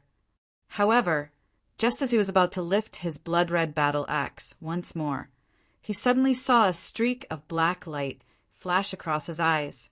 Before he could react, his field of vision began to flip. In the next moment, he felt a slight pain, and his vision began to gray as his body fell to the ground. As Little Whistle was a red name, over half of his equipment dropped upon his death. Immediately after, his immortal soul flowed into Sherfeng's hand. Although he can't be considered an expert, he is still a skilled veteran. He is significantly stronger than an elite player. It's no wonder a single party has been able to wipe out teams easily. Sherfeng thought as he frowned at the berserker lying at his feet. He then shifted his gaze to the 5 other party members a short distance away, paying no attention to the large amount of equipment scattered before him. When the 5 experts from Overwhelming Smile saw their teammate suddenly fall to the ground, disbelief colored their faces. Just what had happened here? Why was Little Whistle suddenly dead? From the beginning, they had focused on Sherfeng.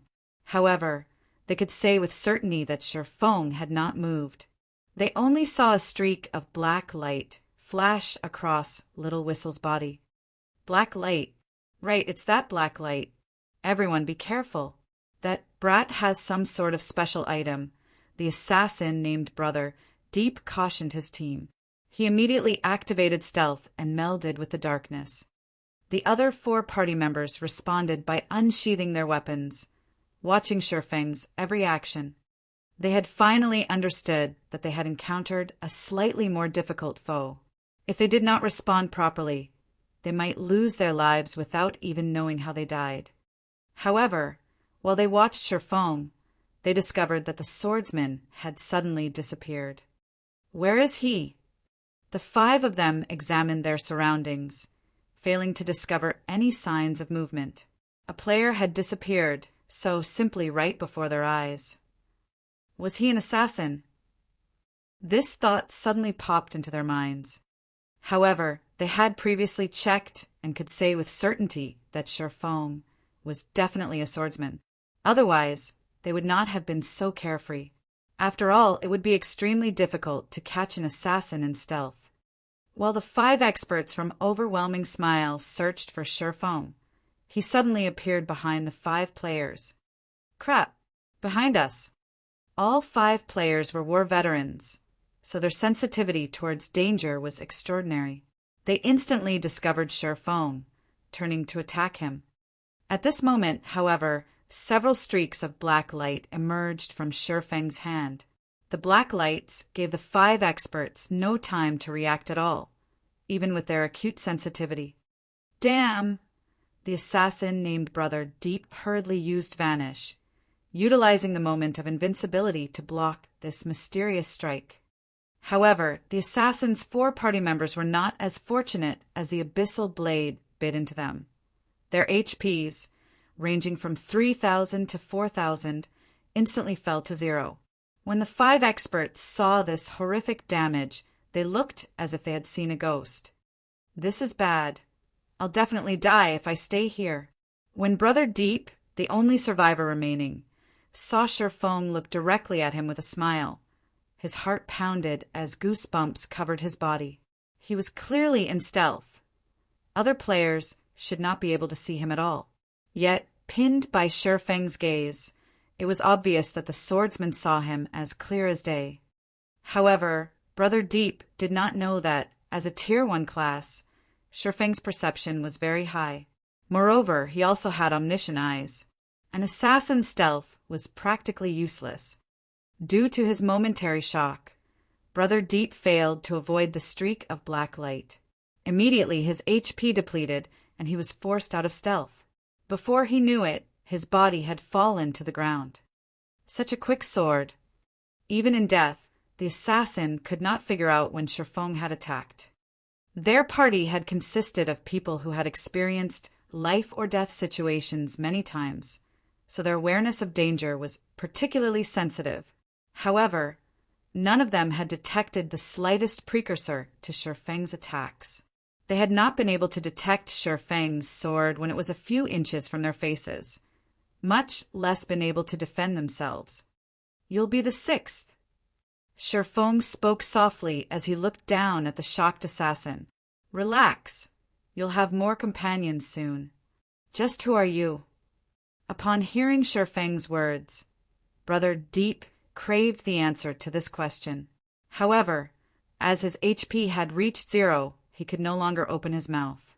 When Brother Deep thought about such a person slaughtering his companions, goosebumps rose all over his body. If such an expert suddenly decided to take action against them, none of them would have any hope of survival. Chapter 476, Haunted. Chapter 476, Haunted. Only after finishing off Overwhelming Smile's expert party did Shi Feng begin to loot the items they had dropped. Since Overwhelming Smile and Zero Wing had labeled each other hostile guilds, none of the members of either guild would receive any crime value when killing each other. However, aside from slaughtering the members of Zero Wing, the expert parties of Overwhelming Smile also frequently killed players who possessed high-quality equipment, resulting in them becoming red names. As red names, the penalty they received for dying multiplied, resulting in them dropping an abundance of items when they died. The 6 Overwhelming Smile experts had dropped a total of 54 items. Of them, 45 pieces were equipment, with a majority of the equipment being Secret Silver rank and only 8 being Fine Gold rank. However, this was a significant harvest. In addition, there were 9 items had dropped from the experts' bags. Of the 9 items, 7 had dropped from the first Berserker Shi Feng had killed. In God's domain, the chance of players dropping items from their bags upon death was minuscule.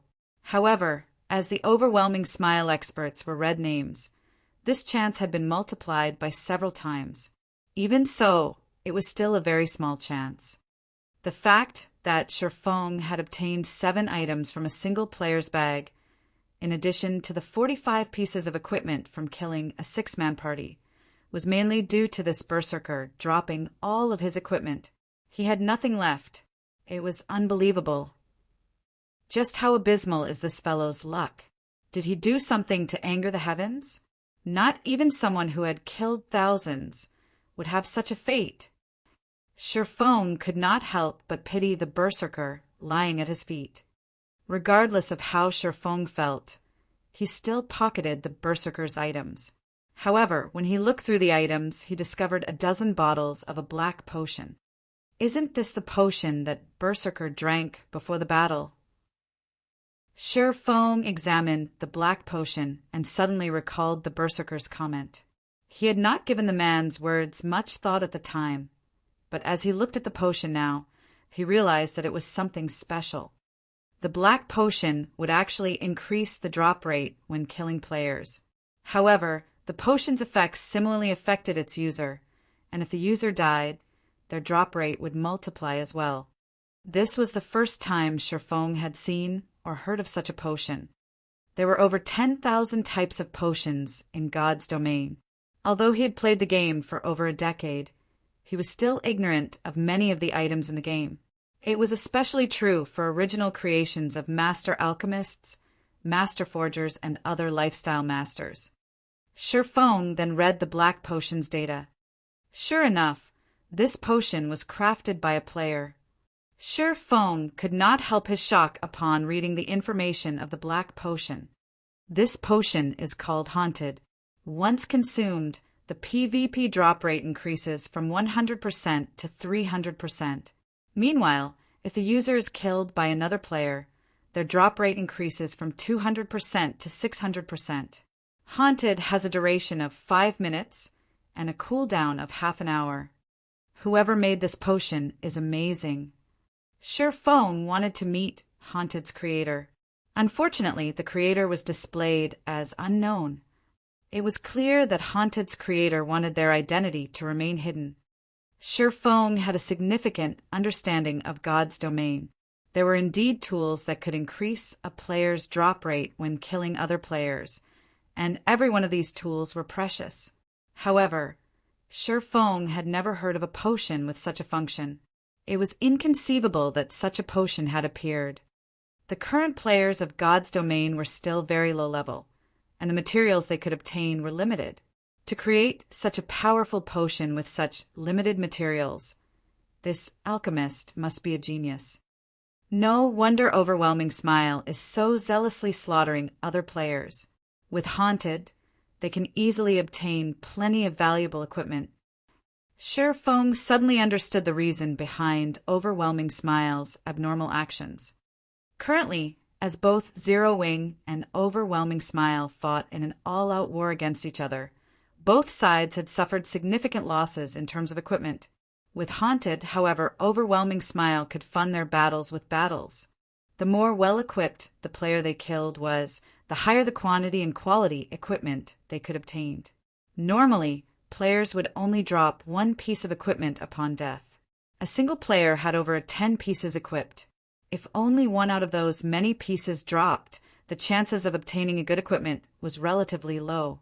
After consuming Haunted, however, the members of Overwhelming Smile could obtain up to 3 pieces of equipment from the players they killed, significantly increasing their chances of obtaining good equipment.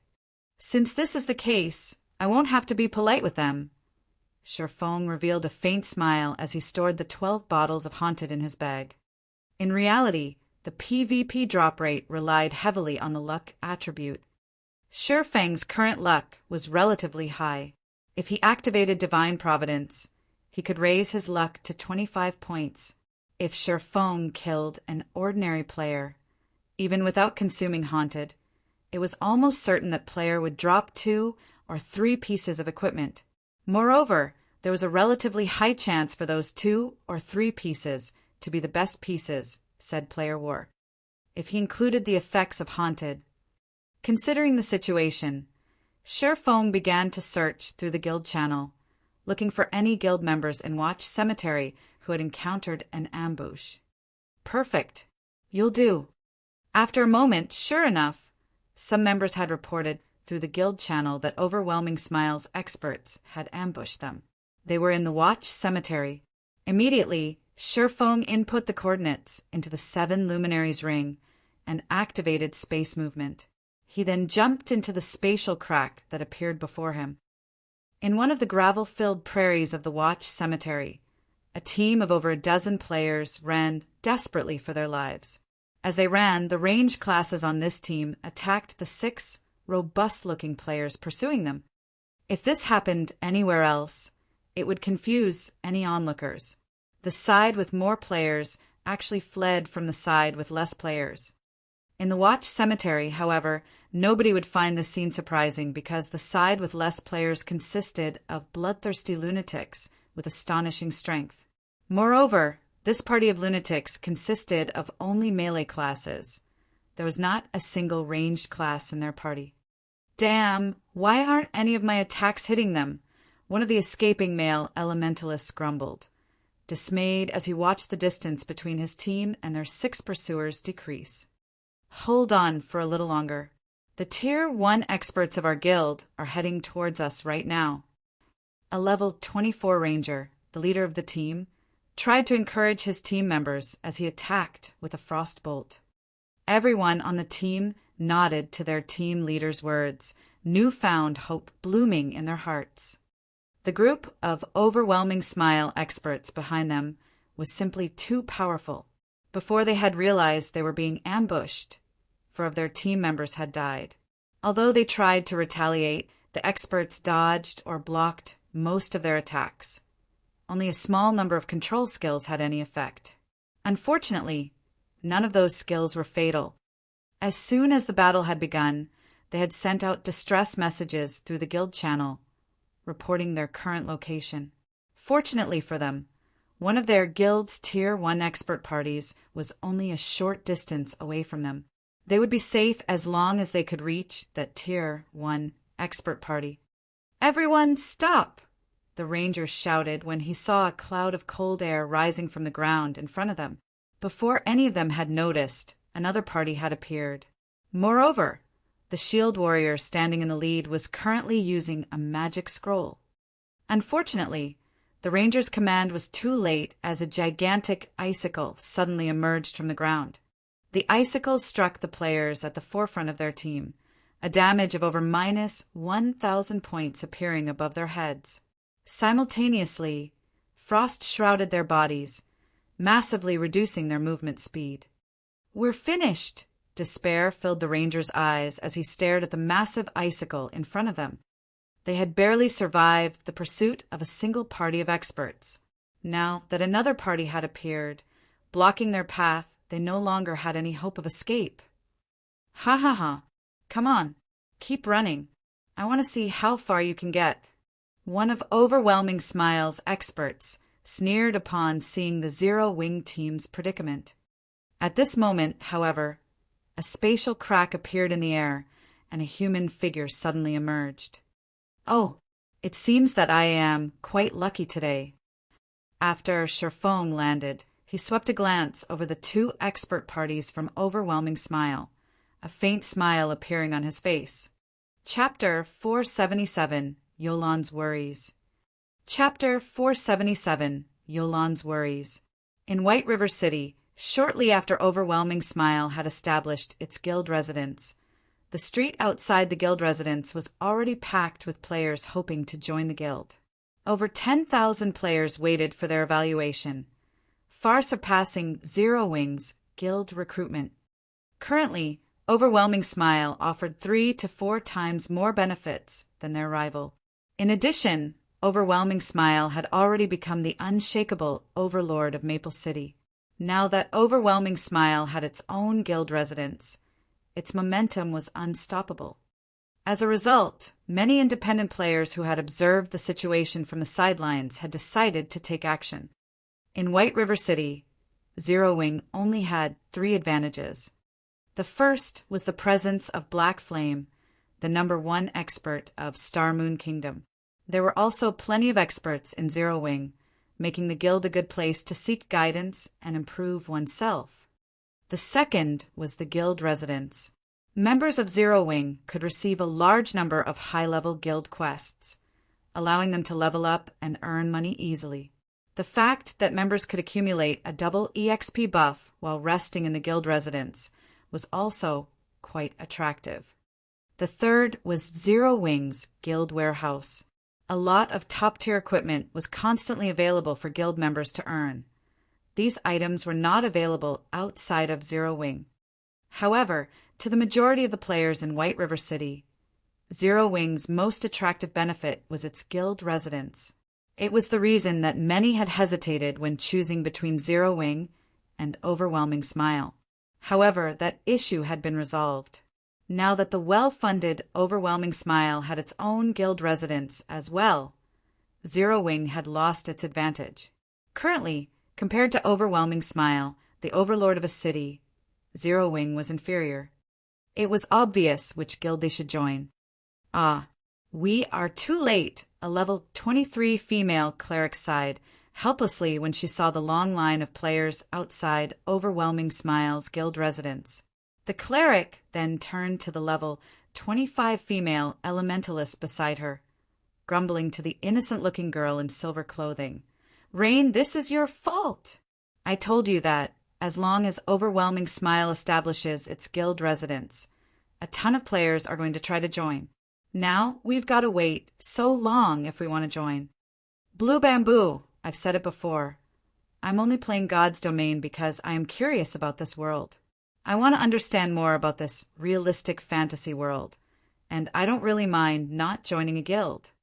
Thoughtful Rain shook her head in response to her friend's words. She was not particularly interested in joining any guild. "Rain, you're wrong about this. God's Domain is such a vast world, and there are plenty of dangerous places. If we're not strong enough, how can we explore those places? Meanwhile, joining a guild is undoubtedly the fastest way to grow stronger," the female cleric named Blue Bamboo countered. "Just look at how poorly we are faring right now. We bought a majority of our equipment. To make things worse, our equipment is crappier than what guild members have. In that case, shouldn't we join Zero Wing? Thoughtful Rain asked, confused. I hear that Zero Wing's warehouse contains plenty of top-tier equipment that no other guild can match. Speaking of Zero Wing, Thoughtful Rain suddenly recalled the man named Yi Feng who had helped her before. She remembered that he was one of Zero Wing's members. The library emblem he had given her had helped her greatly, and she wondered how that man was faring. Don't you know? A war has recently broken out between Zero Wing and Overwhelming Smile, and each report is more amazing than the last. As a result, the independent players who had originally hesitated are now desperately trying to join Overwhelming Smile. Do you know why? Blue Bamboo asked mysteriously. That's because Zero Wing no longer has an advantage over Overwhelming Smile. Previously, Zero Wing slaughtered Overwhelming Smile's members, driving the guild into a corner. Now, however, the situation has completely changed. Overwhelming Smile has somehow managed to recruit a large number of experts, and these experts have slaughtered Zero Wing's members, scaring them from leaving the city. It probably won't be long before Zero Wing is destroyed, which is why so many players are rushing to join Overwhelming Smile. Moreover, Overwhelming Smile no longer targets Maple City. It has shifted its focus to White River City. The fact that the guild has established its first guild residence in White River City rather than Maple City had made that obvious. If we don't join Overwhelming Smile now, it will only be harder to do so in the future. Thoughtful Rain nodded, seeing the logic in Blue Bamboo's words. However, she looked at Blue Bamboo and said softly, "You are correct. However, I still don't want to join Overwhelming Smile." Saying so, Thoughtful Rain immediately turned and left. Fine then, I'll listen to you, but you better not regret your decision later. Blue Bamboo took one last glance at Overwhelming Smile's guild residence before following Thoughtful Rain. Meanwhile, inside Overwhelming Smile's guild residence, all of the guild members were currently in a celebratory mood. Initially, Zero Wing had been a thorn in their side. Now, however, their problems had been solved. With over 200 experts from their guild ambushing the members of Zero Wing, the war had turned to their favor. Many of Zero Wing's members were too afraid to leave the city. This greatly boosted the pride of everyone from Overwhelming Smile. At this moment, however, the atmosphere in the guild residence's meeting room was extraordinarily tense. What? You're saying that Little Deep's party was completely wiped out? How is that possible? Feng Xianyang was unable to stomach the news he had just received. The new batch of underworld guards that had been sent consisted of live combat veterans. Although not all of them were experts in God's domain, they were only slightly inferior. Even if these underworld guards encountered one of Zero Wing's Tier 1 expert parties, they could still drag one or two of their opponents to the grave with them if they went all out. However, a single player had annihilated one of these parties. They could not even escape. How could Feng Xianyang possibly believe this? Young Master Feng, there are countless experts in God's domain. The underworld guards aren't invincible either. There is nothing strange about the slaughter.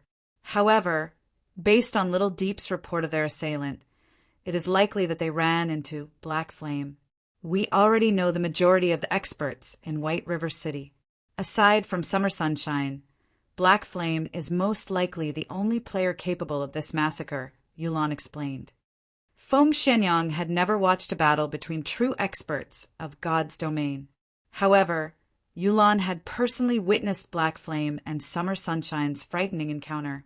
Hence, she was not the slightest bit surprised about the appearance an expert capable of destroying an underworld guard party single-handedly.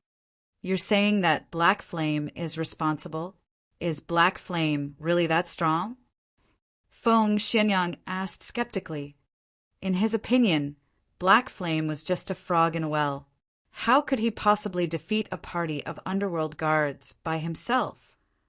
Young Master Feng, I guarantee that Black Flame is more than capable of performing such a feat, however. This is not the most important information we have received. Based on what Little Deep said after they died, they could not log into God's domain for some time. Moreover, every underworld guard is currently a red name. If they die, they will lose at least half of their equipment.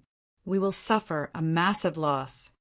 Now that Black Flame has involved himself and is using such methods, if he focuses on hunting down the underworld guards, it will be a disaster for us.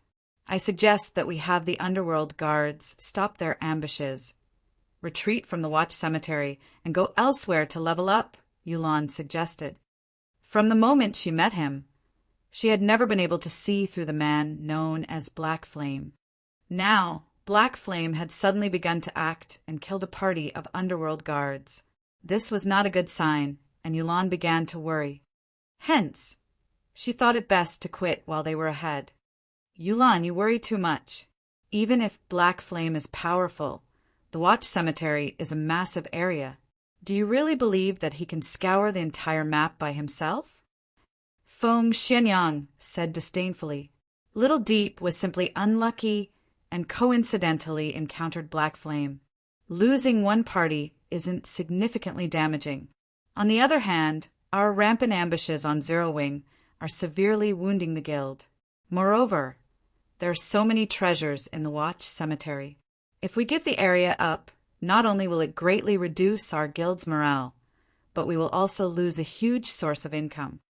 Besides, while Zero Wing has Black Flame, do you think that Underworld does not possess experts aside from the Underworld guards?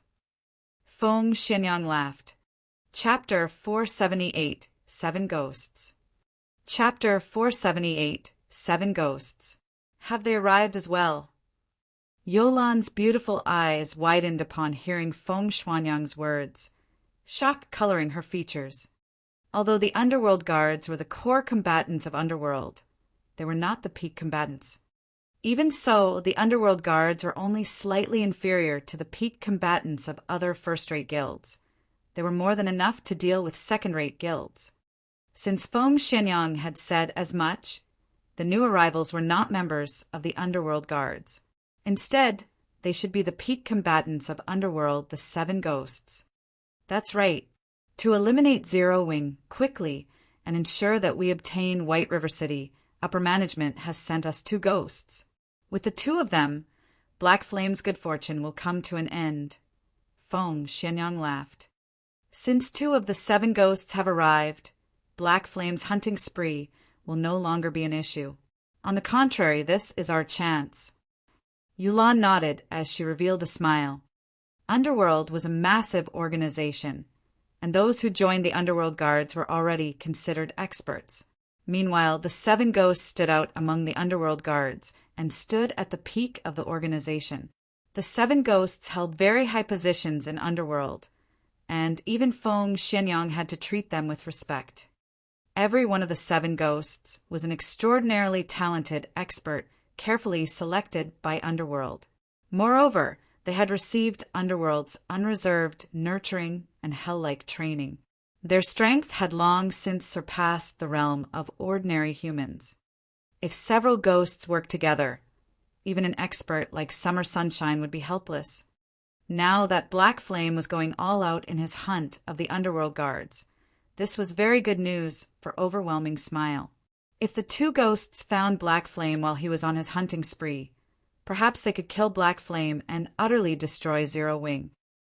Just as Feng Xianyang and Yulan discussed Shifeng, the man currently faced off against 2 Underworld guard parties in the Watch Cemetery. Good luck!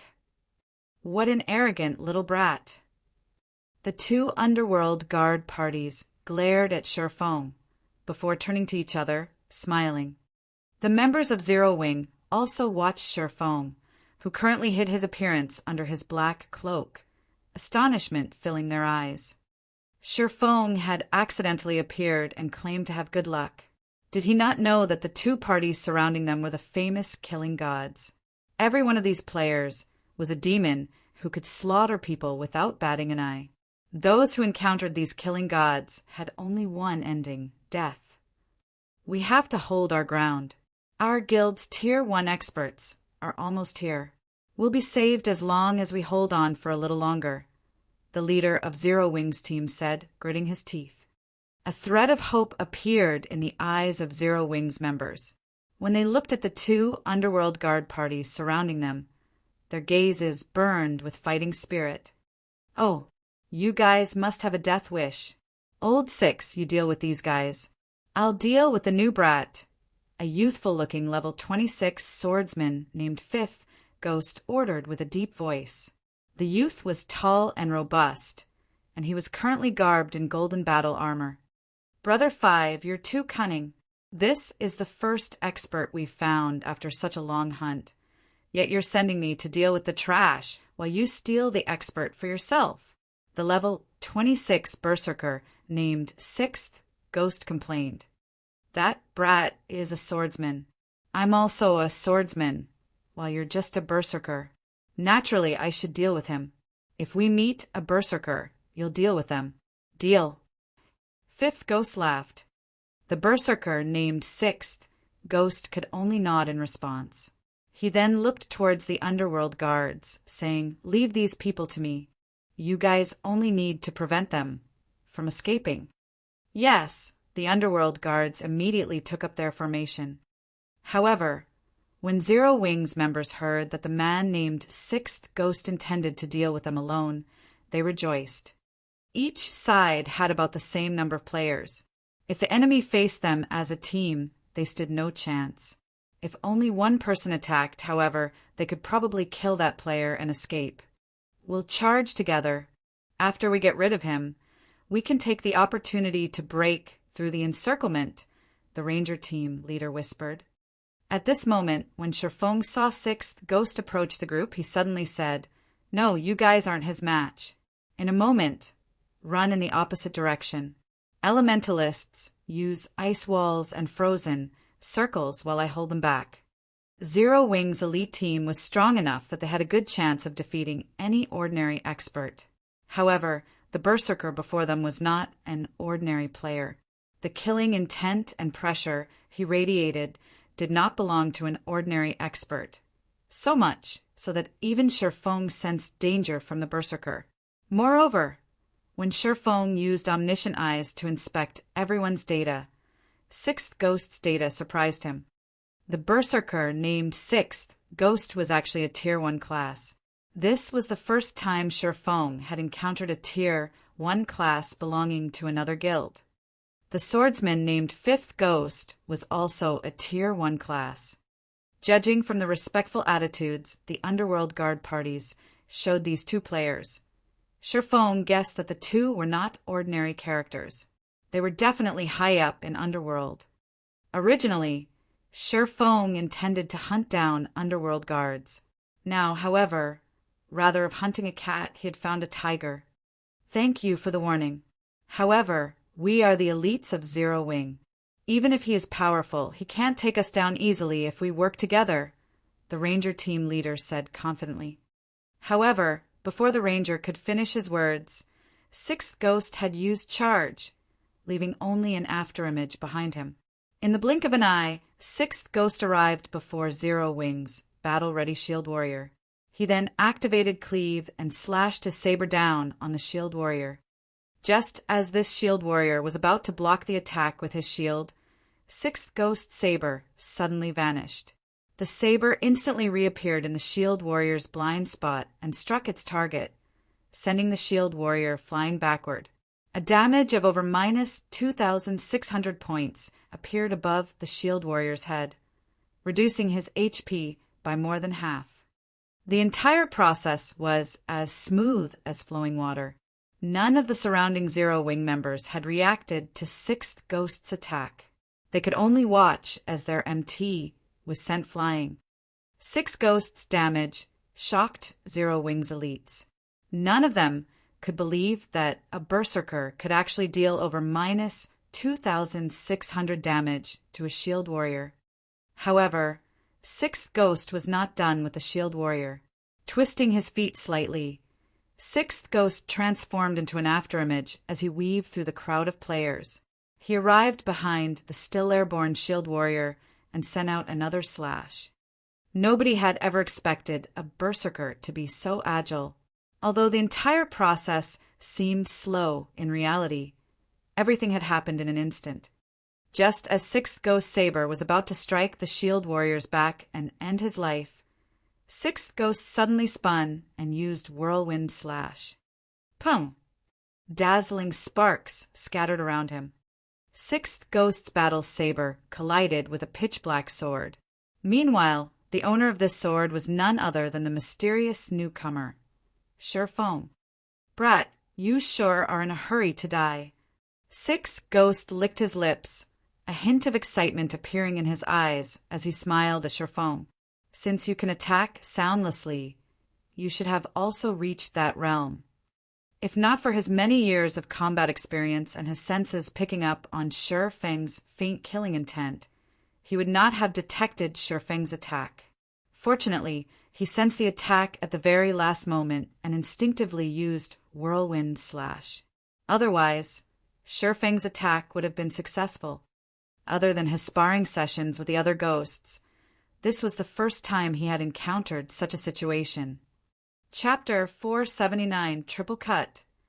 Chapter 479 Triple Cut. Saber and sword intersected, scattering sparks. Following which, Sixth Ghost and Sherfong exchanged moves continuously. Both Sherfong and Sixth Ghost possessed frightening strength, the ground beneath them cracking under the pressure. Surprisingly, neither expert had actually taken a single step back. However, it was a different story for the players' watch from the sidelines. Due to the resulting impact from the weapons' collision, the spectators were forced to retreat. They are so powerful. Even from this distance, I can feel how intense the impact is. No wonder Little Horse was sent flying, the ranger team leader muttered as he watched the scene before him. Fear filled his gaze as he watched Sixth Ghost. Since he had started playing God's Domain, this was the first time he had seen a player with such ferocious strength. It was simply terrifying. However, the fact that Sherfong could contend with such a monster was just as astounding. At this moment, the Tier 1 swordsman, Fifth Ghost, gaped at the two combatants with utter disbelief. Just who is that? He can compete with old Sixth strength. Fifth Ghost's gaze sharpened as he began to watch Sherfong carefully. In terms of strength, a Tier 1 berserker was definitely the strongest of all the classes. Moreover, Fifth Ghost knew how Sixth Ghost had allocated his free attribute points. They had all gone into his strength. Every piece of Sixth Ghost's equipment was also strength-based. Yet, a swordsman like Sherfong was on equal footing with Sixth Ghost. It was inconceivable. Among the 7 ghosts, Sixth Ghost's strength ranked third. Even a swordsman like himself refused to confront Sixth Ghost directly, relying on techniques to achieve victory instead. Now that an expert, capable of matching Sixth Ghost's strength, had appeared, Fifth Ghost could not help but focus on the fight. Brat, it seems that you're a Tier 1 class as well. I won't continue playing games, then. Sixth Ghost roared, and suddenly, the skin covering his entire body turned red. His momentum had also changed as a violent aura surged forth from his body. This move was a Tier 1 skill belonging to Tier 1 berserkers, Bull's Rage, which increased the player's strength by 20% for 15 seconds. Sixth Ghost's strength had already been quite high. Now that it had increased by another 20%, simple gestures were enough to crack the land beneath his feet. You are 10 years too early if you think you can compete with my strength. Sixth Ghost swung his battle saber, which was as tall as he was, slashing the blade down on Sherfong. Both his speed and power far surpassed his previous attacks. Yet, Sherfong did not try to dodge this attack. Instead, he swung the abyssal blade in his hand towards Sixth Ghost Saber. Everyone was confused. Even Fifth Ghost, who watched from a distance, revealed a disdainful sneer at this sight. Sixth Ghost's Bull's Rage was not the average skill. Rather, it was an enhanced skill. Unlike the normal version, the enhanced version of Bull's Rage increased a player's strength attribute by 30%. Although it was just a measly 10% to 6th Ghost, that 10% was the equivalent of more than 30 points in strength. Having an additional 30 points in strength was like wearing an additional piece of top-tier equipment that added strength. In terms of a Tier 1 player's levels, this increase equated 4 or 5 additional levels. After activating Bull's Rage, 6th Ghost was the strongest among the 7 ghosts. A Tier 1 swordsman stood no chance against 6th Ghost's strength. Shifeng overestimated himself if he thought he could challenge 6th Ghost's attack head-on. The only way to deal with 6th Ghost's attack was to dodge. However, even dodging was impossible. After all, even experts like them, who had reached that realm, found it extremely difficult to dodge 6th Ghost saber techniques. Everyone pictured Shifeng's figure flying backward the instant the saber and sword collided. Boom! The ground beneath both combatants' feet cracked, the impact of the collision creating a dust storm that enveloped the battle. 6th Ghost's eyes widened with shock upon seeing Shifeng block his attack with just one hand. He had already activated Bull's Rage, yet Shifeng still blocked his attack. The skill had increased his strength attribute by over 100 points. This increase alone was already as much as what an ordinary player possessed. Yet, Shifeng had blocked it. The onlooking crowd gaped when they saw the small crater below the fighter's feet.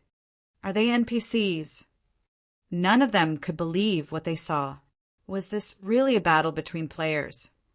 If not for the player-specific diamond-shaped markers hovering above both sides' heads, they would have suspected that the two were monsters of God's domain fighting over territory. So he really was telling the truth. Only now did Zero Wings members realize why Shifeng had warned them before the battle had begun. With such frightening strength, even if 6th Ghost had not utilized any skills and relied solely on his techniques and attributes, he would not have needed long to annihilate their team. Just who are you? After this single exchange, 6th Ghost hurriedly retreated from Shifeng. He was on high alert as he watched his opponent, no longer as calm as before. Even a fool could tell that Shifeng's basic attributes were far superior to 6th Ghost's. From their previous exchange, 6th Ghost realized that Shifeng had only been testing his strength. With this realization, an indescribable anger overtook 6th Ghost's heart. All this time, he had been the one to test others' strength, never the other way around. Now that someone had done the same to him, 6th Ghost's pride as one of the 7 ghosts had been wounded. You attacked first. Why are you the one asking this question? Shifeng chuckled. Brett, you're courting death. As 6th Ghost bellowed, the battle saber in his hands transformed into 3 saber images. These saber images sealed off Shifeng's path of retreat as they bombarded their target. At this moment, it looked as if 6th Ghost held not 1, but 3 battle sabers in his hand. Soundlessly, 6th Ghost appeared right in front of Shifeng. Hand-to-hand combat relied on 2 things, attributes and techniques. Currently, Shifeng's attributes were far superior, so 6th Ghost chose to contend with Shifeng using techniques. Triple cut. Shifeng's expression immediately turned grave. Immediately, he brandished the abyssal blade, meeting the oncoming attacks. Triple cut was a more advanced technique compared to second acceleration. Second acceleration was a technique used to fool the enemy's eyes and attack the blind spot. However, triple cut was an advanced attack technique that relied on the body's center of gravity to focus all power into a single point. The attack was extremely fast, to the point that others would see 3 weapons instead of 1. In reality, these were only after images. Dang, dang, dang. The sound of metal clashing echoed through the air. For a time, the area between 6th Ghost and Shifeng had become a whirlwind of blades. The constant and deafening clangs of metal on metal made everyone's ears ring. However, when they looked at the battlefield, they failed to see any collision between weapons. Such a powerful triple cut.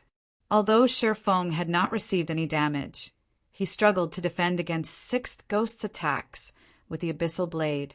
Even though he was significantly faster than Sixth Ghost, he could do nothing but defend himself. This was the first time Shifeng was at a disadvantage against a berserker in a contest of speed. Shifeng had to admit that an advanced attack technique could increase a player's combat power significantly. Fortunately, he was quite a bit faster than Sixth Ghost. He had also already entered the refinement realm. He could perceive both attacks and dodging maneuvers meticulously. Otherwise, he would have already died under Sixth Ghost's triple cut. However, although Shifeng struggled to cope with the attacks, Sixth Ghost was not having an easy time either. Even after using Bull's Rage, every time he crossed blades with Shifeng, he could feel his hands tremble from the resulting impact. His HP had even begun to fall slowly with each consecutive impact. Although it was only a very tiny amount, after a long period his HP would eventually vanish. "Old Six, I'll help you." Suddenly, Fifth Ghost's figure appeared behind Shifeng. Immediately he used triple cut with his two swords, aiming for Shifeng's back. Chapter 480. Stepping into the second phase. Chapter 480. Stepping into the second phase. Fifth Ghost was a Tier 1 swordsman. Although he did not possess Sixth Ghost's frightening strength in terms of speed, he was significantly superior to the berserker. In particular, Fifth Ghost's control over his center of gravity when using the advanced attack technique triple cut surpassed Sixth Ghost's. In addition, Fifth Ghost had used Wind Blade, increasing his speed significantly. At this moment, one could even vaguely see a fourth afterimage of his sword. Presently, Shifeng had already focused all his power into defending against Sixth Ghost's attack. He simply had no time to consider Fifth Ghost.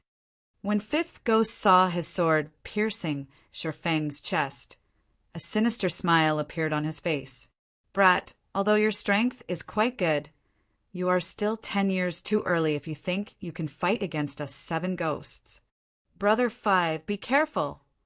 Sixth Ghost suddenly shouted in panic when he saw Fifth Ghost's delighted appearance.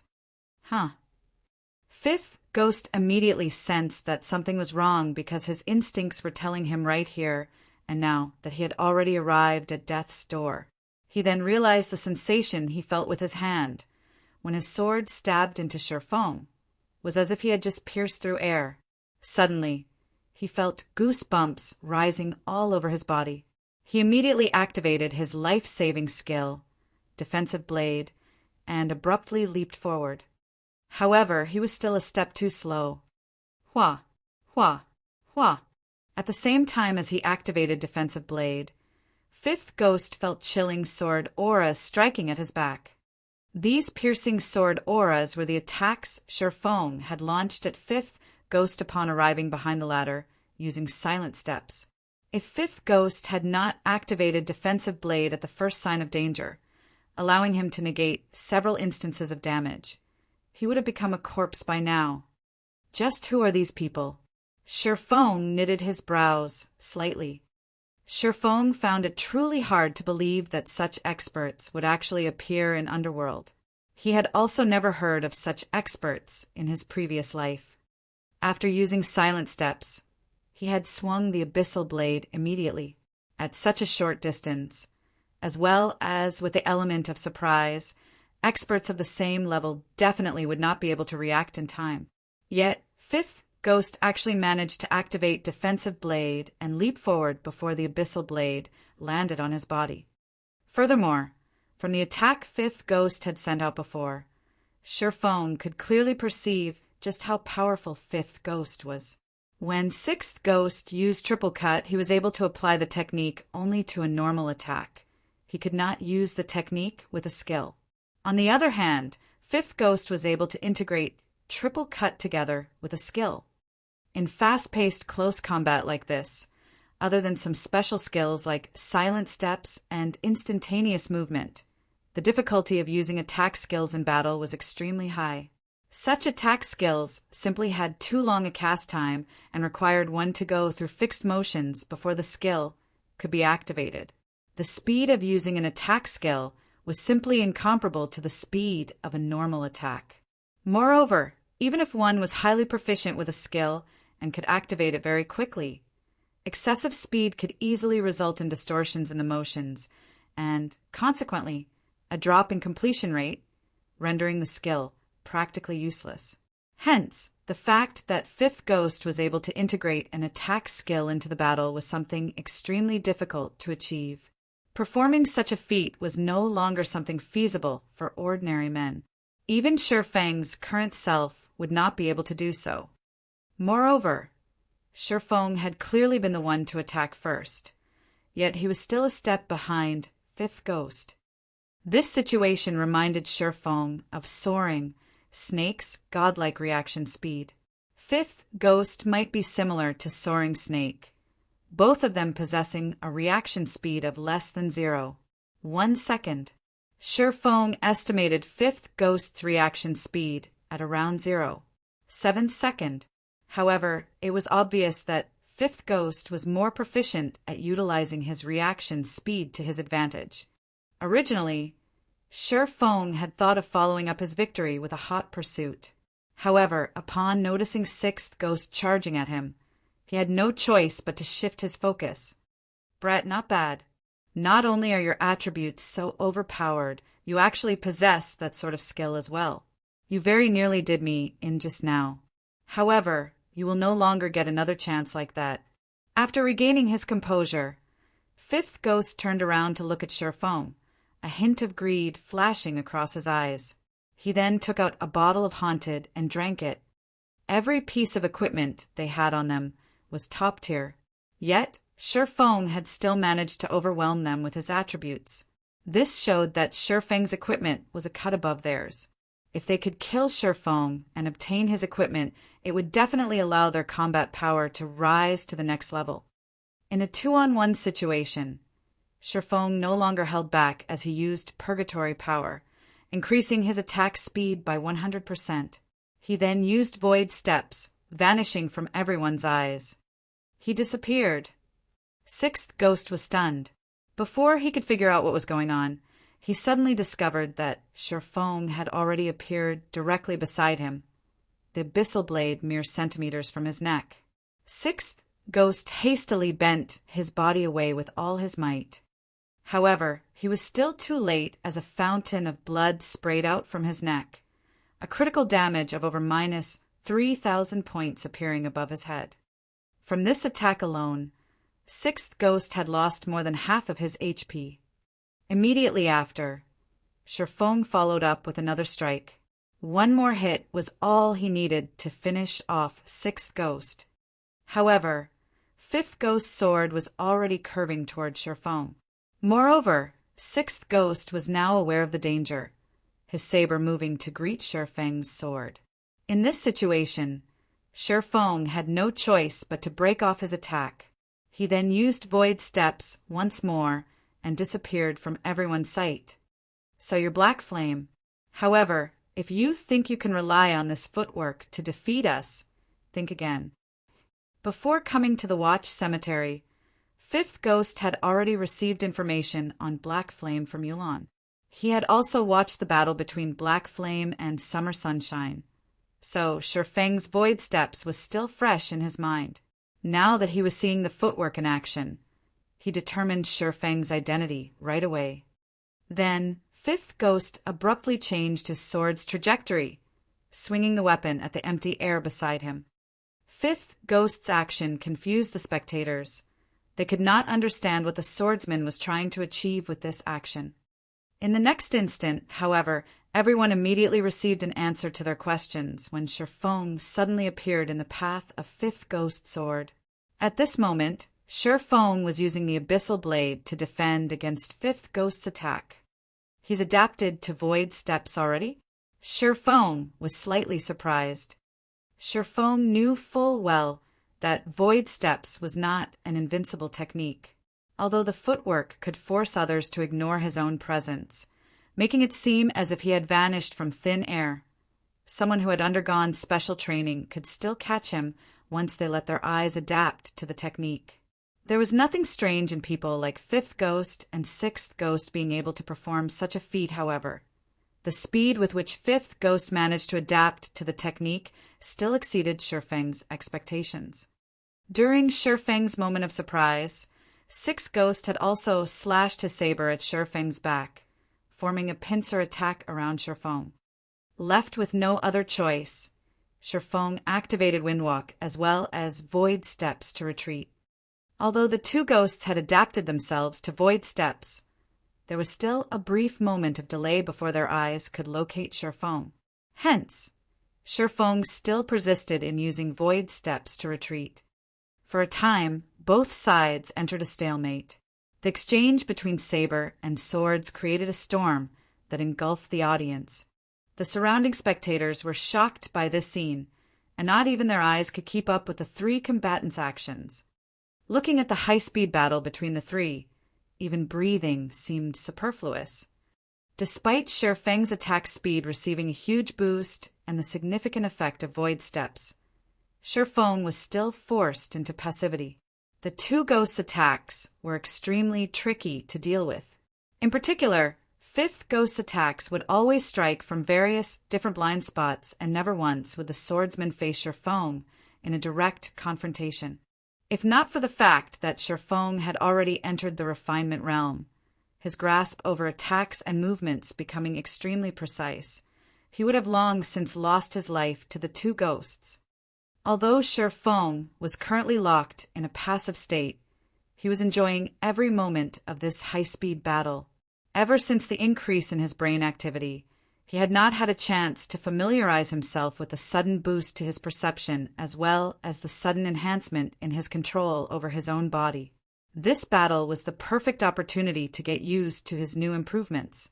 Chances to fight against experts were extremely rare, let alone against experts who were capable of forcing him into such dire straits, where even the slightest mistake could cost him his life. Moreover, Shifeng could not help but admit that the coordination between Fifth Ghost and Sixth Ghost was indeed very amazing. Regardless of how he tried to attack or dodge, he could never fully defend against the attacks of the two ghosts. As a result, he had lost close to half his HP already. However, under the steady onslaught, the accuracy of Shifeng's actions was also gradually increasing. The damage the ghosts inflicted was also gradually decreasing. Their attacks really are precise. At this moment, even Shifeng could feel himself growing mentally tired. Die! Fifth Ghost took advantage of the moment Shifeng used Void Steps and vanished to slash at the latter's back, giving Shifeng no chance to dodge or block at all. At the moment of life and death, a slight change came over Shifeng. Suddenly, Shifeng's movement stopped. In the next moment, Fifth Ghost's sword actually brushed past Shifeng's body. However, Fifth Ghost did not stop his attacks as he continued brandishing his two swords. Sixth Ghost kept hacking at Shifeng with his saber as well, not giving him any chance to dodge or block.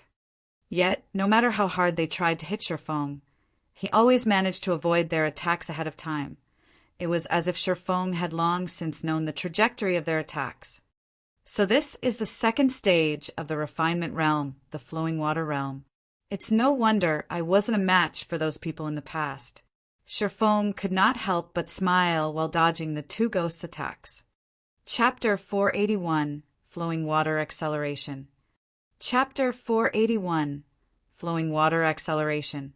Fifth Ghost and Sixth Ghost immediately detected the sudden change in Shifeng, and the two ghosts promptly distanced themselves from their target. As experts of God's domain, their perception of danger was far superior to ordinary players. On the other hand, the dazed players watching Shifeng's battle were confused by the two ghosts' actions. There were no visible changes to Shifeng's outer appearance, and neither were there any changes to his attributes. So, why did Fifth Ghost and Sixth Ghost suddenly choose to back away from him? Was it just my imagination? Fifth Ghost somewhat doubted his own senses. He could not understand why Shifeng would suddenly undergo such a drastic change. Originally, the pressure fifth ghost felt from Shifeng was that of a tiger. However, in the blink of an eye, Shifeng had transformed into a violent dragon. Moreover, it was a violent dragon with extremely sharp fangs and claws. Let alone them, even ordinary people would know to distance themselves from Shifeng upon sensing such a radical difference. "Since you guys aren't going to take action, then don't mind if I do," Shifeng said as he revealed a meaningful smile. He then raised his sword and slowly approached his two opponents. The refinement realm could be said to be what differentiated a true top-tier expert from an ordinary expert. As for players who set foot into the refinement realm, not one of them was not an expert who could single-handedly turn the tides of a battle. Once players entered the refinement realm, they would be able to exert the minimum amount of strength to achieve the maximum effect. This was especially notable when players were attacking or dodging. Despite the opponent's speed greatly surpassing their own, players in the refinement realm could easily dodge their opponent's attack using the simplest of movements. Not only could they dodge with greater efficiency, but they could also take the opportunity to better detect their enemy's weaknesses, to give their enemy a fatal blow. Due to this reason, the refinement realm became the dividing line for true experts. Meanwhile, there was an even higher realm above refinement, and that was the flowing water realm. Through detailed observation of the opponent, players could place themselves in their opponent's position in order to understand their opponent's every action. They could then anticipate their opponent's next action, or even multiple subsequent actions, and make the most appropriate response. In other words, before their opponent had even taken action, players in the flowing water realm could have already known what their opponents were going to do next and carried out appropriate countermeasures. Compared to responding only after the opponent had begun taking action, players would have a lot more time to react and perform swifter and more precise actions. Hence, for Shifeng, who had already seen through the coordinated attacks of Fifth Ghost and Sixth Ghost, it was very easy for him to dodge and react to his two opponents' attacks. When Shifeng slowly approached Fifth Ghost and Sixth Ghost, the two ghosts unconsciously began backing away as well. Looking at this scene where one side was advancing while the other was retreating, the surrounding spectators were stupefied. In particular, the underworld guards' jaws nearly fell to the ground upon witnessing this scene. The 7 ghosts were Underworld's most formidable weapons. Yet the 2 ghosts before them were actually displaying cowardice right now. How could this be any more inconceivable? Meanwhile, Shifeng also wore a helpless expression on his face as he took in this situation. He promptly fished a bottle of Haunted from his bag and drank it. He then used Wind Blade on Fifth Ghost, his body transforming into an afterimage. In the blink of an eye, Shifeng appeared in front of Fifth Ghost and swung the abyssal blade at the other swordsman. Shifeng's slash was unimaginably fast. The spectating crowd only saw a flash of black light. They could not make out Shifeng's sword at all. So fast. Fifth Ghost was greatly alarmed. It was definitely impossible for him to dodge Shifeng's attack. However, with his godlike reaction speed, Fifth Ghost still managed to react before Shifeng's sword landed on his body, instinctively using triple cut to block this fleeting sword. Dang! Sparks scattered into the surroundings. At the moment of imminent peril, Fifth Ghost succeeded in blocking Shifeng's attack with the sword in his hand. As a result of the impact, however, Fifth Ghost was forced to retreat numerous steps before he could stabilize his body. His entire hand also numbed from the impact. How could this be? This is triple cut? Fifth Ghost and Sixth Ghost both looked at Shifeng with horror-filled expressions, as they were extremely familiar with Shifeng's previous attack. Triple cut was an advanced technique that they had trained in bitterly in order to grasp. At this moment, however, Shifeng had actually effortlessly used that technique against them. How could they not be shocked? So there's such an effect as well. Shifeng looked at the abyssal blade in his hand, similarly surprised. Just now, he had taken advantage of the pressure fifth ghost and sixth ghost had placed on him to enter the flowing water realm. However, he had not expected that, after he entered the flowing water realm, his attack would also receive such a boost. Originally, he had relied on eliminating excess actions in order to increase the speed of his attacks. At this moment, however, maybe because his control over his body had received a huge improvement, the instant he attacked, he was able to apply all his physical power into that single slash. As a result, not only were there no excess movements in his attack, but his attack had also received a huge acceleration, which allowed his sword to reach its maximum speed in the shortest amount of time possible. Taking Fifth Ghost as example, if the initial acceleration of Fifth Ghost's sword was counted as 100 and his sword's maximum speed as 20, then from the moment he started swinging his sword, he would need 0.2 seconds for his sword reach its maximum speed. As for Shifeng, his current initial acceleration would be 200. If his maximum speed was similarly 20, then he required only 0.1 second to reach his maximum speed. Hence, his sword could reach his target much faster than Fifth Ghost's. However, this was assuming both sides possessed the same maximum speed. In reality, as Shifeng's attributes were much higher, his maximum speed was a lot higher than Fifth Ghost's and Sixth Ghost's. Thinking up to this point, Shifeng could not help but grow excited.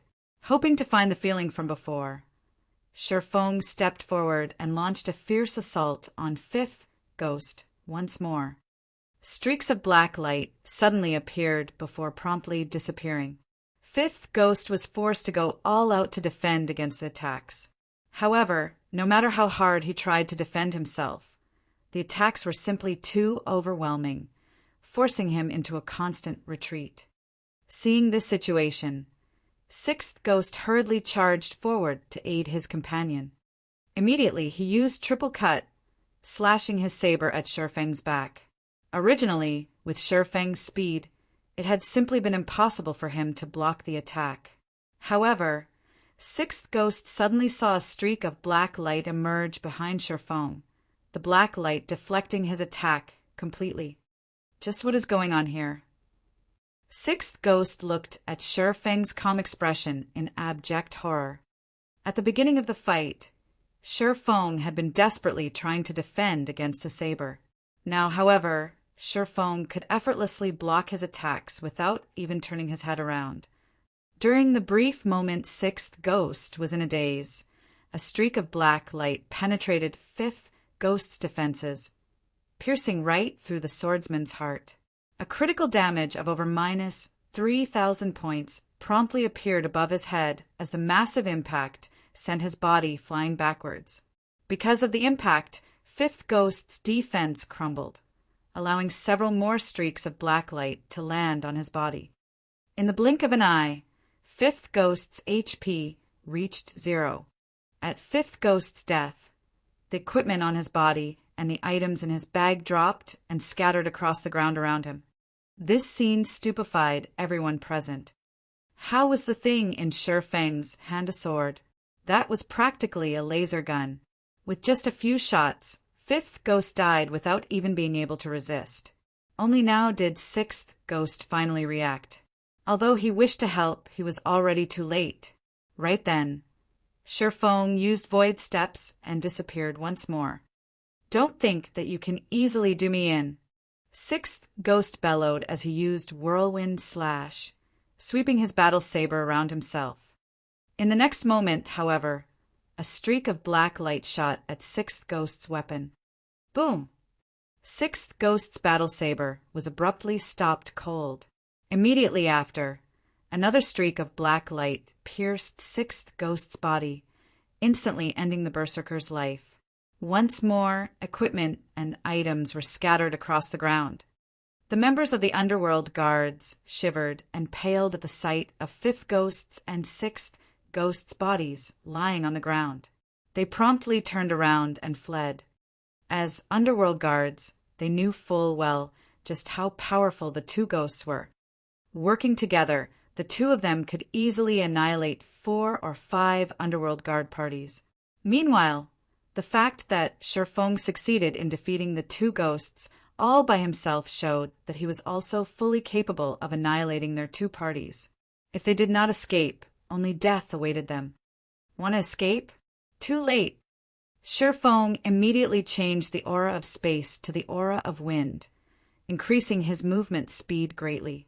He caught up with the fleeing underworld guards in no time, and just like a whirlwind sweeping away the clouds, he practically killed each underworld guard with just one hit.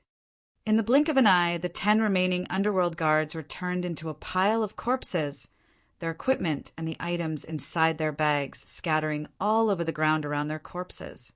Chapter 482. The Strength of a Single Man. Chapter 482. The Strength of a Single Man. This haunted really is frightening. It is actually able to force a red name to drop every single piece of equipment they are wearing. Underworld should be shedding tears right about now. Shifeng's heart was filled with joy when he looked at the ground littered with items. Killing the elite members of a guild would not cause any significant damages to said guild, as these elite members only had advanced equipment. Such equipment could be easily replaced. The equipment of experts, on the other hand, was different. Every single expert was an accumulation of a guild's top-tier equipment. Meanwhile, behind every piece of top-tier equipment was the sacrifice of a large number of players. Being able to steal a piece of top-tier equipment from a guild was the equivalent of slicing a piece of flesh off said guild. The Underworld Guard parties had a total of 12 members. Of them, 10 were mostly geared in level 25 secret silver equipment mixed with a few pieces of level 20 fine gold and even dark gold equipment. As for 5th Ghost and 6th Ghost, their equipment was only slightly inferior to that of core members of Zero Wing. The majority of their equipment consisted of level 25 fine gold equipment, and even the most inferior pieces were level 20 dark gold equipment. Now, however, these 12 players were left with not a single piece of equipment on their bodies, thanks to Shifeng. In addition, the 12 had also dropped plenty of items from their bags. Among them were plenty of haunted potions, as well as the good quality equipment, such as level 20 secret silver and fine gold equipment they had harvested from other players. Making a rough estimate, Shifeng had earned more than 100 gold just from killing these 12 players. Split this advanced equipment among yourselves. Don't forget to leave some for your dead companions. Shifeng only collected the top-tier equipment and haunted potions for himself, leaving the remainder for the team.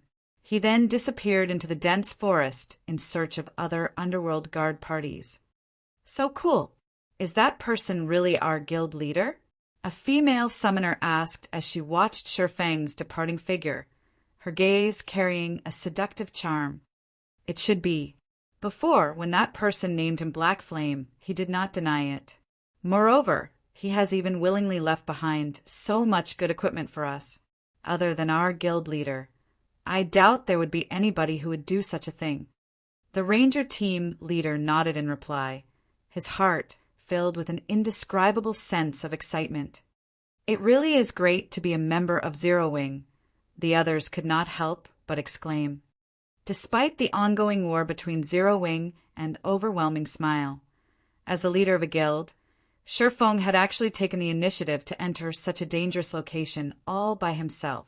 He had even rushed to their rescue at the first sign of trouble. With such a guild leader, even if they fell back to level 0 as a result of battling Overwhelming Smile, they would still do so willingly. Although guild leader has left all this good equipment to us, I suggest that after we set aside several pieces for those who died, we should place the remainder in the guild's warehouse. Now that we are waging a war against Overwhelming Smile, the guild's expenditure is very large. We can't take advantage of the guild at such a crucial period, the ranger said. The others promptly nodded in agreement. Currently, Shifeng was searching for treasure chests in the Watch Cemetery while waiting for space movements cool down to end and news to appear in the guild channel. Space movement had a 5-minute cooldown. As he did not wish to waste time during this period, he had started hunting for treasure. Shifeng could not be more familiar with the Watch Cemetery. He had visited this place many times in search of treasure in his previous life. Moreover, in the past, many treasure chest locations had been published on the official forums. Back then, as treasure chests that had already been found would not reappear at the same location. Nobody actually cared about keeping these locations a secret. Instead, they actively publicized and showed off their discoveries. As a result, their actions would now benefit Shifeng. There were plenty of secrets in God's domain. In reality, Shifeng had just taken a casual glance at these treasure chest locations back then. He had not paid any particular attention to them. Even if his memory was very good, he could only vaguely remember these locations now. After all, nobody knew that they would reincarnate into their past lives. However, due to the improvement of Shifeng's brain activity, even his memory had received a huge boost. The things he could only vaguely remember before were now as clear as the sun at noon to him. Hence, his search for treasure chests became a very easy task. It was as if he was looking at a treasure map while treasure hunting. After just a brief search, Shifeng had already discovered a bronze treasure chest, obtaining more than 3 silver coins and a level 25 mysterious iron weapon from it. The number of treasure chests in this area is too little while the number of players is too high. Many of the treasure chests should have already been discovered by someone else. It seems that I can only try my luck somewhere else, Shifeng muttered as he collected the items inside the bronze treasure chest. Currently, level 25 mysterious iron weapons were still in high demand. He then took a look at the system map. As I recall, there should be plenty of high-quality treasure chests located in the inner regions of the Watch Cemetery. Following which, Shifeng dashed directly towards the inner region of the Watch Cemetery. For a couple of hours, Shifeng searched for treasure while killing any underworld guard parties that dared show themselves. During this period, Shifeng had opened more than 30 treasure chests. Among them, 14 were bronze treasure chests, 16 were mysterious iron treasure chests, and 6 were secret silver treasure chests. He had also killed 11 underworld guard parties. Overall, he had gained a frightening harvest. Although these underworld guard parties did not have experts like 5th Ghost and 6th Ghost, they still contributed plenty of top-tier equipment to Shifeng's harvest. After all, these underworld guards normally killed many players, so they had accumulated quite a lot of good stuff, both on their bodies and in their bags. Now, however, all these items belonged to Shifeng. In other words, these underworld guards had just carried out free labor for Shifeng. Just the number of top-tier equipment Shifeng obtained exceeded 100 pieces, not to mention advanced equipment. Shifeng's harvest had instantly made up for much of the losses Zero Wing suffered before. Inside the guild residence of Overwhelming Smile, 5th Ghost and 6th Ghost died. How is this possible? Feng Xuanyang's eyes widened in shock upon reading the report he just received. He could not at all accept this matter as real. 5th Ghost and 6th Ghost were Underworld's most formidable weapons. Now, not only had both of them lost all their equipment, but they could not even log back into the game right now. Just how was he supposed to report this incident to the higher-ups? This black flame is simply too vicious. Seated to the side, Yulan, who was garbed in a set of alluring purple robes that placed her exquisite figure on full display, knitted her brows tightly, a gloomy expression currently on her face. Contrary to expectations, Yulan was not particularly concerned about this piece of news. Compared to 5th Ghost's and 6th Ghost's deaths, she was more concerned about the number of deaths in the underworld guard parties. Currently, statistics showed that more than 80 underworld guards had already died. As of this time, Underworld had sent over 200 underworld guards to Overwhelming Smile, and close to half had died. Practically all the underworld guard parties posted at the Watch Cemetery were dead by now. This loss was already well over the limit they could endure. Even if they emptied Overwhelming Smile's entire guild warehouse, they would not be able to make up for the loss in top-tier and advanced equipment. Aside from that, there was also the loss of levels, as well as the fact that all those killed by Shifeng were unable to log back into God's domain for a long period of time. Just how did he manage such a feat? Yulan muttered in confusion. The underworld guard parties were clearly scattered far apart from each other, making it extremely difficult to catch them all. Yet, Shifeng had only used a few short hours to wipe out nearly every underworld guard party within the Watch Cemetery. While Feng Xinyang and Yulan were feeling depressed, information regarding Shifeng's feat spread like wildfire throughout White River City. Players who received this piece of news were thoroughly amazed. 1 hit per person. Shifeng had actually managed to suppress a powerful guild all by himself, slaughtering Overwhelming Smile to the point where it had no choice but to recall all its members from the treasured land known as the Watch Cemetery. This was simply too frightening. For a time, Zero Wing was once more the topic of conversation in the entire White River City. Chapter 483, Everlasting War. Chapter 483, Everlasting War. Although the fight in Watch Cemetery had not been on a large scale, it had dealt a massive blow to Overwhelming Smile. This was not a matter of winning or losing. Instead, it was because Overwhelming Smile had conceded. This 1 point proved that Overwhelming Smile was inferior to Zero Wing. In addition, Shifeng's stunning performance had calmed the rush to join Overwhelming Smile. Previously, they all had an optimistic view on Overwhelming Smile, believing that the guild was about to overtake the position of White River City's overlord. Now, however, the situation had taken a 180-degree turn. Needing only 1 hit per person, Shifeng had wiped out all of Overwhelming Smile's experts within the Watch Cemetery. Without that hindrance, Zero Wing's Tier 1 experts were able to display their strength as they swiftly wiped out the normal members from Overwhelming Smile, forcing the guild to pull back from the treasured land known as the Watch Cemetery. The Watch Cemetery was White River City's most resource-rich level 20 to 30 map. Losing it would undoubtedly be detrimental to Overwhelming Smile's future development. Although Overwhelming Smile was wealthy, that wealth would be meaningless if they could not convert it into leveling resources. The sky slowly darkened as the setting sun gradually disappeared past the horizon. After a day's struggle, many players had begun to return to the city to rest and celebrate their day's harvest. Bars, restaurants, clubs, and many such establishments were already crowded. At this moment, in the rooftop dining room of a high-class restaurant, 2 female players feasted on delicacies as they enjoyed the view of White River City. Many male players present snuck glances at these 2 women. Of the 2 female players, one was petite and lovely, while still sporting stunning curves. The other was even more beautiful. Her face was so pure that it put flowers to shame and outshone the moon.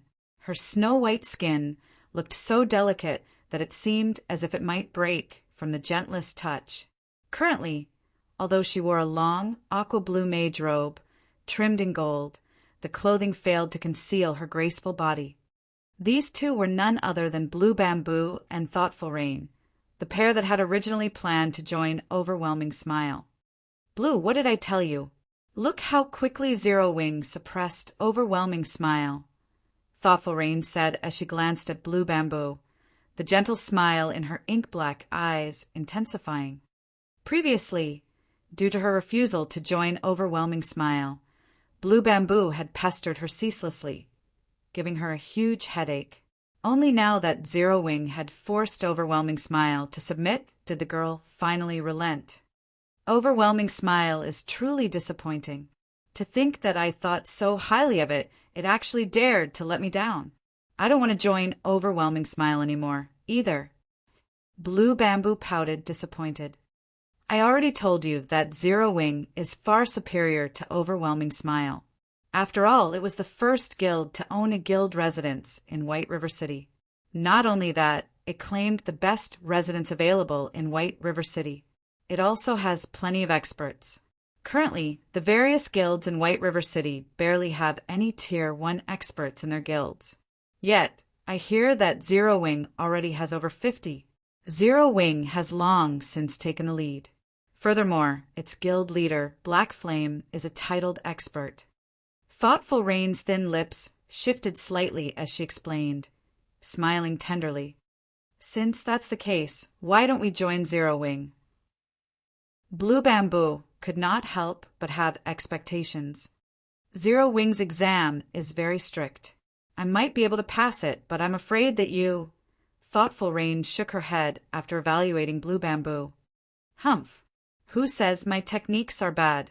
I've only recently begun playing virtual reality games. After some time, I'll be more amazing than even Black Flame. Besides, Blue Bamboo's ink-black eyes suddenly shone as she revealed a meaningful smile, saying, Rain, I know that you've encountered one of the higher-ups of Zero Wing before. His name was Yifeng, I think. He gave you a permanent pass to the library. All of my classmates turned green with envy when I told them about that item. Since he gave you such a precious pass, he should be able to admit us into the guild without any issues with his position. I am only acquaintances with him. Blue, stop overthinking things, Thoughtful Rain hurriedly explained. Besides, if he invites you into Zero Wing and you perform badly, what then? Others will question his ability to manage the guild. Are you my best friend or his? You're actually defending him. Yet, you claim that there is nothing going on between you two? I don't care. In any case, I want to join Zero Wing. I have always wanted a piece of level 25 fine gold equipment. With your felonious body, you just have to say the word, and he'll let me into the guild and smother us with fine gold equipment. Blue Bamboo stated as she swept a glance at Thoughtful Rain's graceful body, her lips hooked up into a deep, suggestive smile. Thoughtful Rain was suddenly speechless. At this moment, a party of 6 suddenly appeared before the female duo. The leader of this party was a middle-aged man with a burly body, examining the two with world-weary eyes. None of the party could be underestimated, as the other 5 also gave off an air of danger. The party's stance alone left the surrounding witnesses breathless. Their levels were even more astonishing. Of these 6, the lowest-leveled player was level 26, while the leading middle-aged man was a level 27 Guardian Knight. Excuse me, ladies, I couldn't help but overhear that the both of you are familiar with the higher-ups of Zero Wing. I wonder if you can introduce us to them? If you do, this level 25 Morning Dew staff will be yours, the leading middle-aged man said, smiling warmly. He then retrieved a 2-handed staff made of pure, white jade from his bag, placing the weapon on the table. Red gemstones were inlaid in the staff, and with a glance it was obvious that the staff was no ordinary weapon. Wah! This is a secret silver staff. Its attributes are awesome. Blue Bamboo was immediately mesmerized by the Morning Dew staff. She then turned to Thoughtful Rain, saying, Rain, we're heading over to Zero Wing anyway, so why don't we take them with us? I don't know. Why do you want to meet Zero Wing's higher-ups? Thoughtful Rain only swept a glance over the Morning Dew staff before shifting her gaze back to the middle-aged man. She was no fool. Since they had offered a level 25 secret silver weapon as a token of appreciation, then they were definitely plotting something. She would not be a proper friend if she abruptly contacted Yifeng without knowing their intentions. Miss, please don't misunderstand. My name is Everlasting War. We seek the higher-ups of Zero Wing purely with the intention of conducting trade. This trade will only benefit, not harm, Zero Wing, so you can rest assured. If we really wanted to cause trouble for Zero Wing, we would have already done so. We wouldn't have to go through this much trouble, the middle-aged man explained. All right then, I'll contact him for you, but it will be up to him whether or not he meets with you. Thoughtful Rain nodded in agreement, feeling that Everlasting War's words sounded reasonable. Following which, Thoughtful Rain called up her friends list and contacted Yifeng. Chapter 484 King. Chapter 484 King. Currently, Sherfong carefully scoured one of the dark, quiet tombs in Watch Cemetery's core region. While he explored, Sherfong had received news from Aqua Rose about Overwhelming Smile withdrawing from the competition over the Watch Cemetery and shifting its focus to several other level 20 maps with fewer resources. The members of Overwhelming Smile had also begun to keep a low profile. With the threat of Overwhelming Smile gone, Sherfong decided to transverse deep into Watch Cemetery's core. The tomb he currently explored was unique. It was a resting place for royalty. It was also known as a king's tomb. Locating this particular tomb had not been easy, as it had been built to prevent grave robbers from plundering the valuables buried with the dead. This place had been carefully hidden. It had been built inside a cave under a steep cliff. After its construction, the original path used to travel to this place had been destroyed. After several hundred years, vines had covered the cliff, making it even more difficult to notice the cave. In the past, a skilled assassin had accidentally discovered this location. Afterward, that assassin had led a powerful team to the king's tomb and successfully plundered the treasure inside. After claiming the treasure, he sold the item for over 1,000 gold, earning everyone's envy. Even so, in the gods' domain of that time, the assassin had still taken a loss when he sold the item. Why had it been a loss? Although the item was utterly worthless to an independent player, to guilds it was priceless. Various large guilds would willingly spend 2,000 or 3,000 gold, much less 1,000. The treasure the assassin had found was a guild residence promotion order. All guild residences started out as a 1-star residence when established. If a guild wished to upgrade it to a 2-star residence, they needed to meet 2 requirements. First, a guild needed a sufficient amount of guild popularity. The second thing they needed was a 2-star guild residence promotion order. If a guild residence reached 2-star status, the guild could establish certain facilities that were unavailable to a 1-star residence. More importantly, a guild residence's private rooms would change. Guilds could only establish 1-star private rooms in a 1-star residence, whereas 2-star private rooms could be established in a 2-star residence. By resting for 24 hours in a 1-star private room, players could store up to 20% of the double EXP buff. In a 2-star private room, however, players could store up to 25% after 24 hours. In addition, a guild could establish a smithy inside a 2-star residence, allowing members to have their weapons and equipment repaired. Moreover, the repair fees as the guild smithy were 10% cheaper than elsewhere. Repair fees were always expensive. Although there was only a 10% difference, players could still save a significant amount of money.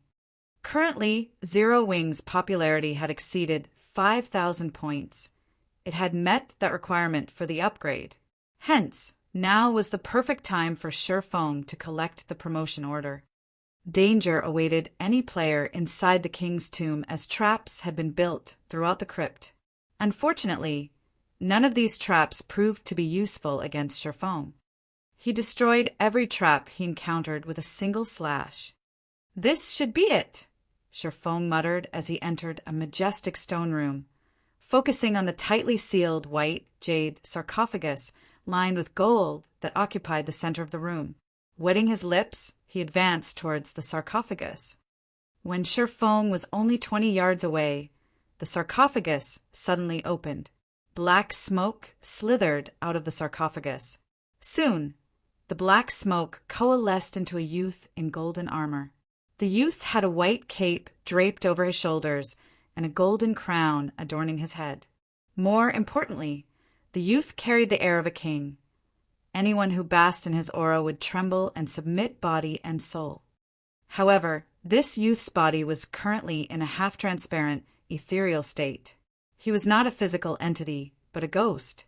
To be precise, this youth was the ghost of a king, as expected of the king of a generation. Even in death, he still possesses such a powerful aura.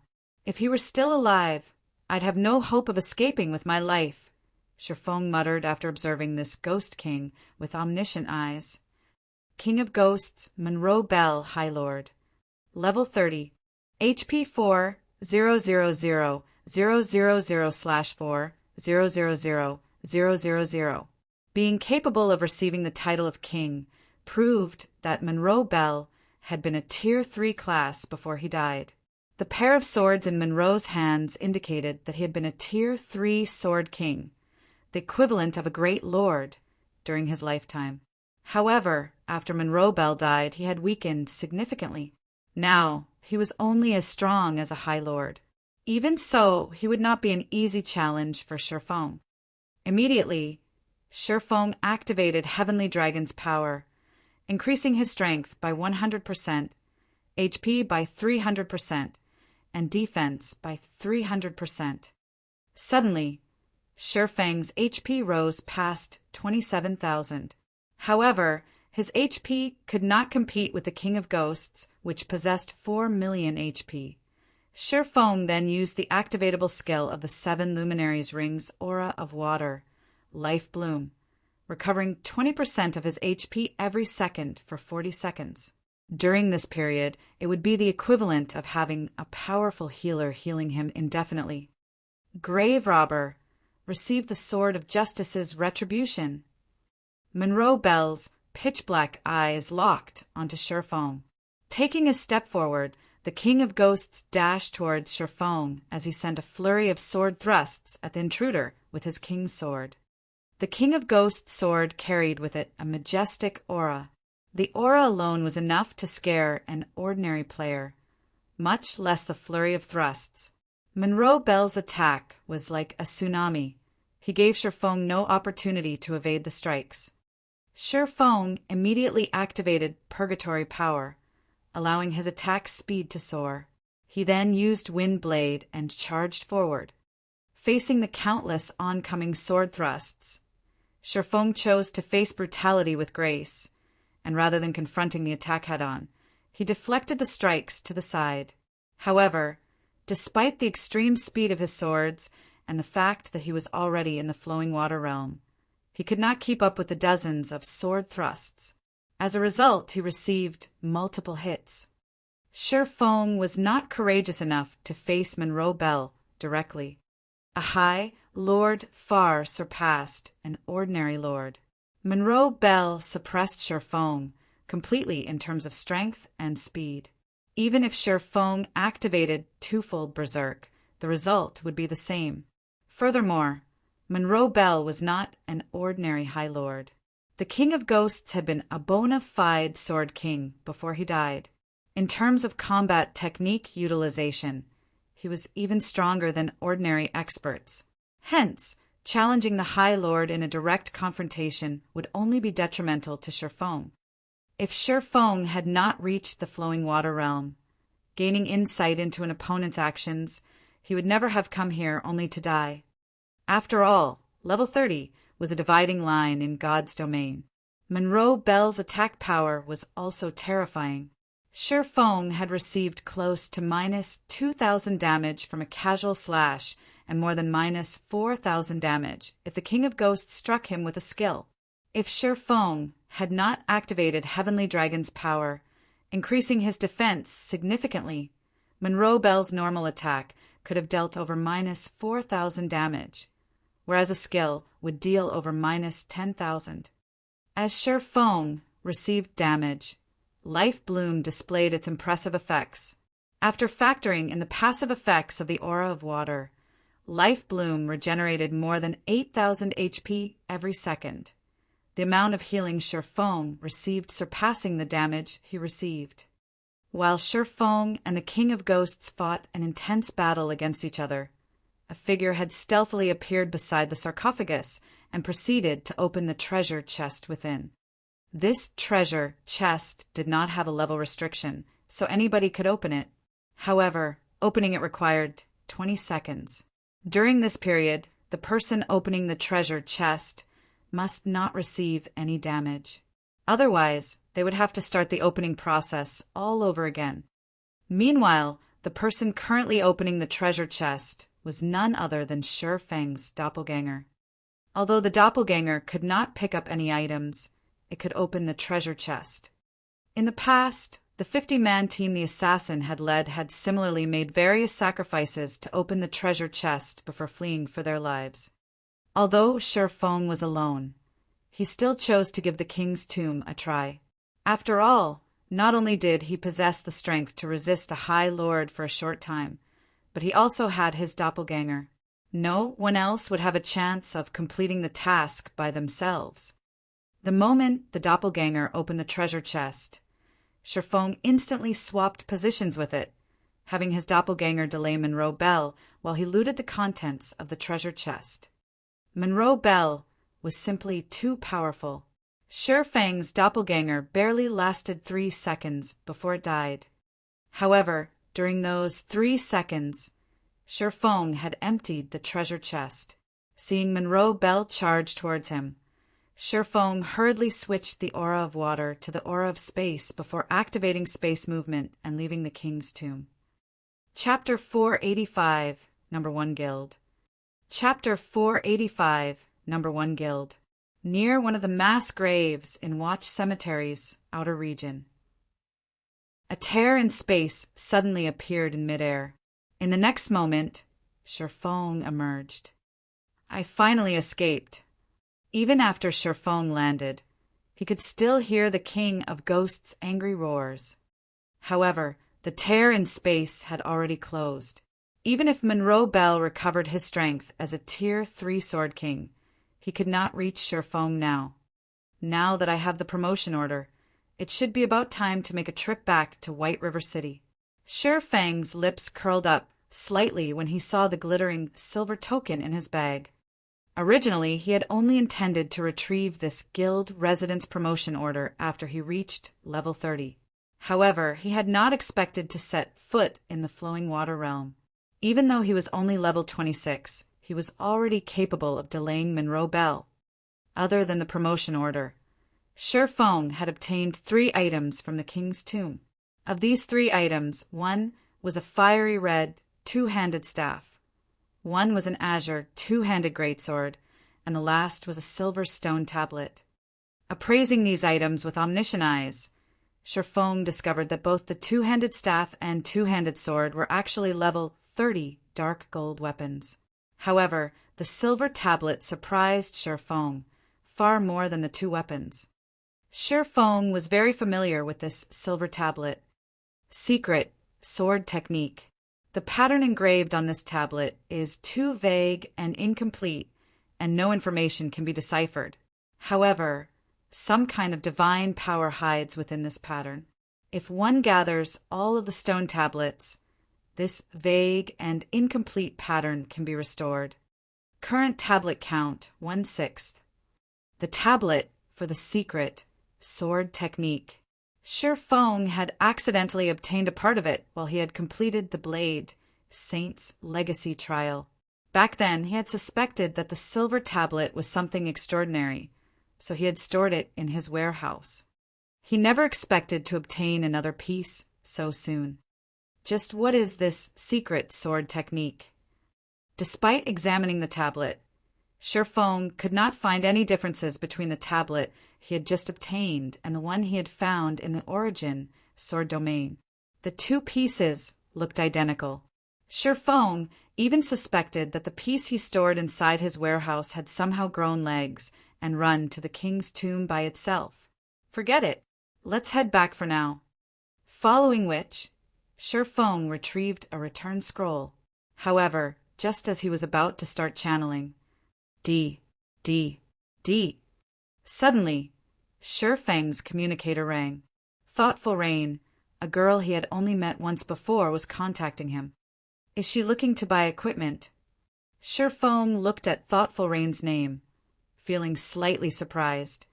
Previously, when he had met Thoughtful Rain at White River City's library, the latter had expressed her interest in purchasing weapons and equipment from him. Shi Feng felt a sense of familiarity from Thoughtful Rain. Now that his brain activity had increased, he could recall even the smallest fragment of the past. Yet, even after his memories had refreshed, he still could not recall the girl. He only felt that she was familiar, but he did not know why. Miss Rain, since you have contacted me, are you interested in purchasing some equipment? Sherfong asked pleasantly, smiling. I'd like to, but today I'm contacting you because I have found a big business opportunity for you, Thoughtful Rain said, smiling sweetly. A group of people just happened to overhear me when I spoke about our acquaintance. In the end, these people asked me to contact you for them. They hope to meet with you now. Do you have the time? Who are these people? Sherfong asked. He says his name is Everlasting War. He's a level 27 Guardian Knight, and his companions are all level 26. From the looks of it, they seem quite powerful, and they have excellent equipment. I'm assuming that someone with significant financial power backs them, Thoughtful Rain said. All right, then let's meet at Zero Wing's guild residence. Sherfong nodded before disconnecting the call. He then activated the return scroll. Sherfong had heard of Everlasting War before. That person had been a famous character in God's domain, having the title of Everlasting War God. He was also an apex expert, and his fame was not the slightest bit inferior to Summer Sunshine's. In a direct confrontation, even Summer Sunshine would not be a match for Everlasting War. 20 seconds later, Sherfong transformed into a streak of white light as he teleported back to White River City. The sky gradually darkened. A large number of players had returned to the city, and people crowded the streets. Passing through the lively streets, Sherfong soon arrived at the bank.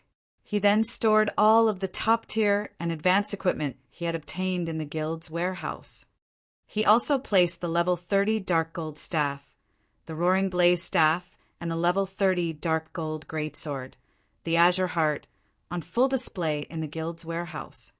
For a time, the members of Zero Wing went into an uproar.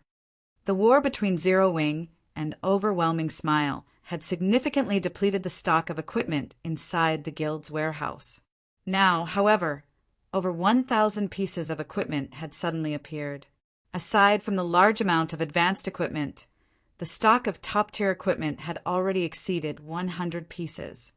Beyond that, there were actually level 30 dark gold weapons inside the guild's warehouse. Currently, the players of various large guilds still struggled to obtain level 25 equipment. Bronze equipment was a challenge to obtain, much less mysterious iron. On the other hand, their guild had level 30 weapons. They were dark gold weapons to boot. They were definitely the best weapons in all of God's domain right now. However, shortly after everyone in the guild started spreading the news, Sherfong had arrived at the Adventurers Association. He handed over the guild residence promotion order, officially promoting Zero Wing's residence to a 2-star residence. Starmoon Kingdom System announcement. Congratulations to Zero Wing for becoming the first guild in Starmoon Kingdom to own a 2-star guild residence. Rewarding 30,000 guild popularity, 500 gold coins to the guild, and 1 guild smithy promotion order. White River City System announcement. Congratulations to Zero Wing for becoming the first guild in White River City to own a 2-star guild residence, rewarding 10,000 guild popularity and 200 gold coins. The system announcement repeated 3 times, and every player in White River City heard it loud and clear. Damn, what is this crap? Our guild hasn't even obtained a guild residence, yet already Zero Wing has a 2-star guild residence? What's this 2-star residence thingy? Lots and lots of money. Suddenly, Starmoon Kingdom's official forums exploded with activity. Everyone discussed Zero Wing, and the various large guilds had also begun asking around about the benefits of a 2-star guild residence. Also, what was a guild smithy promotion order? However, the activity on Starmoon Kingdom's forums paled in comparison to White River City's. Zero Wing is simply too amazing. Overwhelming Smile has only managed to establish its guild residence after much difficulty. Yet, Zero Wing has already obtained a 2-star guild residence. I've just received news that Zero Wing's warehouse has received an influx of top-tier equipment. There are even level 30 dark gold weapons in there. Now, Zero Wing's guild residence has been promoted to 2 stars. Zero Wing is simply overpowered. It seems that Zero Wing is still the true overlord of White River City. Although Overwhelming Smile is rich, it still cannot compete with Zero Wing. Now, even Overwhelming Smile's financial power in the game is no match for Zero Wing. We will have a better future if we join Zero Wing. That's not all. I've just made some inquiries and found out that guilds can establish a guild smithy inside a 2-star guild residence. The repair fees there are 10% cheaper than elsewhere. Meanwhile, that guild smithy promotion order can be used to promote a 1-star guild smithy into a 2-star guild smithy. The repair fees of a 2-star are even lower, 15% cheaper. You can save so much on repair fees alone. Other guilds have no chance against Zero Wing. All hail Zero Wing. I want to join Zero Wing. For a time, Zero Wing became the #1 guild in the hearts of White River City's players of White River City. Suddenly, White River City went into a frenzy as players tried to join Zero Wing. Chapter 486, Generous Benefits. Chapter 486, Generous Benefits. Inside the Adventurers Association, Sherfong was currently applying to establish a forge inside Zero Wing's guild residence. Sir, this is the model list for smithies. In addition, there is also a list of blacksmiths. You may choose any of the names listed there. The NPC at the counter smiled as she passed 2 lists to Sherfong. In God's domain, buildings were not limited to a single model. There was a large variety of models available for players to choose from. Players could even design their own buildings, though designing one from scratch required a lot of time. If not for highlighting the uniqueness of one's own guild, most players would choose one of the hundreds of models that were already available. Promotion of buildings only required a promotion order. There was no need to spend any money. However, constructing a new building or reconstruction required a large sum. Depending on the size of the building, the materials required, and the building's function, the price of construction would vary. A guild smithy was extremely important. Hence, Sherfong needed to decide carefully. Smithies were differentiated by 3 grades: ordinary, refined, and luxury. Though the price of each smithy was higher than the last, each grade was also more efficient. Ordinary smithies cost between 100 gold and 200 gold. Aside from repairing weapons and equipment, guild members could also sell their unwanted items to the NPCs at the smithy. Refined smithies cost between 300 gold to 500 gold. Aside from having all the functions of an ordinary smithy, refined smithies had a more refined and luxurious appearance. Refined smithies also had a weapon maintenance function. If a player left their weapon in the smithy's care, its durability consumption rate would drastically reduce for a period. At the same time, one could also hire intermediate blacksmiths if they had a refined smithy. One should not underestimate the function of blacksmiths. These blacksmith NPCs all possess different capabilities.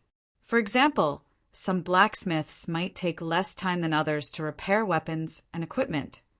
Other blacksmiths might produce stronger maintenance effects. Hence, hiring a powerful blacksmith was of utmost importance. Lastly, luxury smithies cost between 800 gold and 1,000 gold.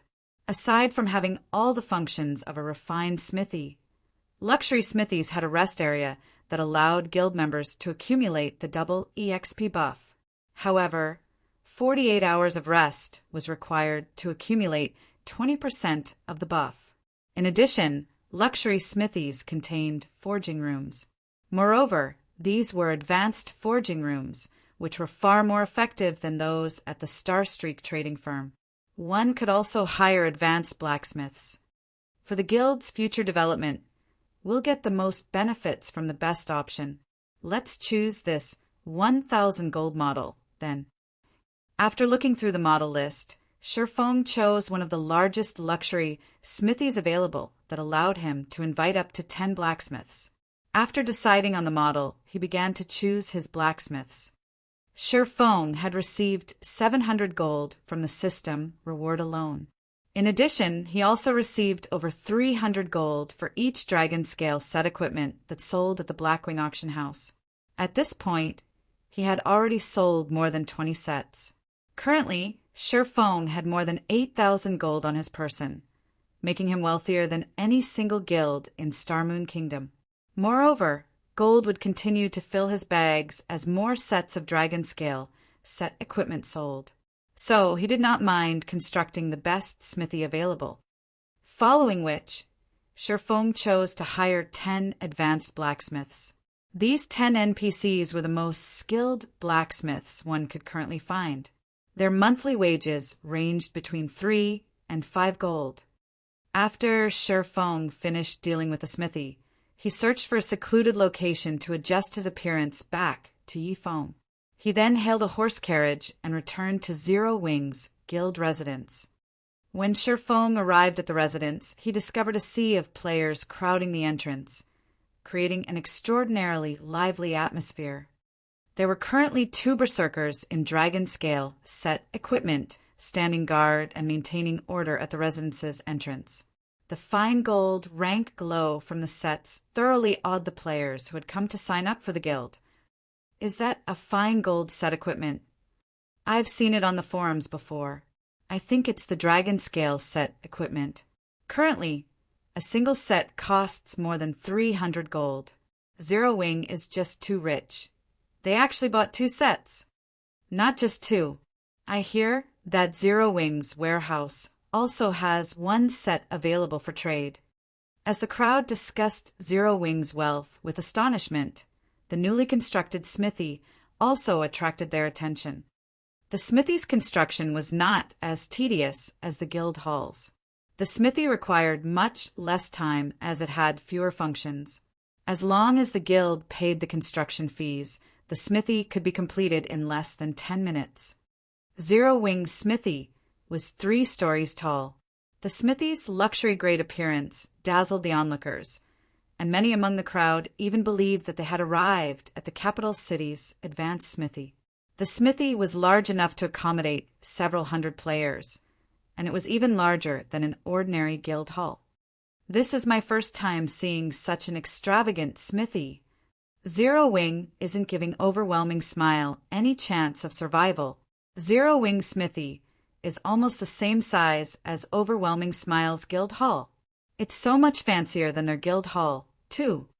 From what I heard from Zero Wing's guild members, this smithy even has a weapon maintenance function that reduces the durability consumption rate of a weapon for a certain amount of time.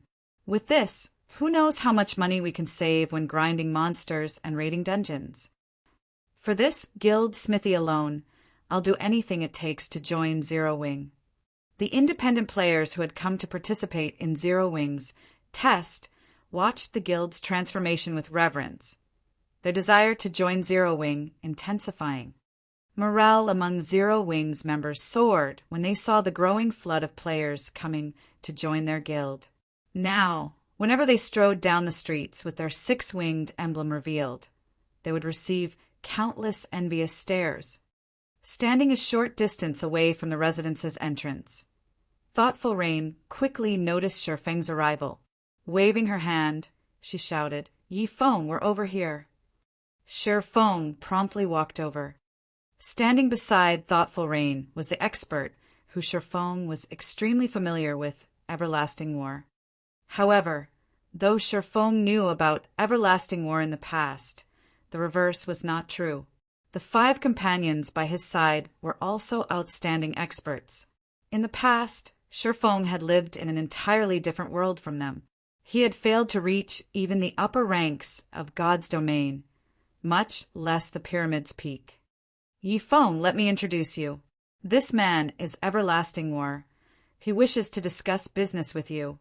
Thoughtful Rain slowly introduced Everlasting War's party to Feng.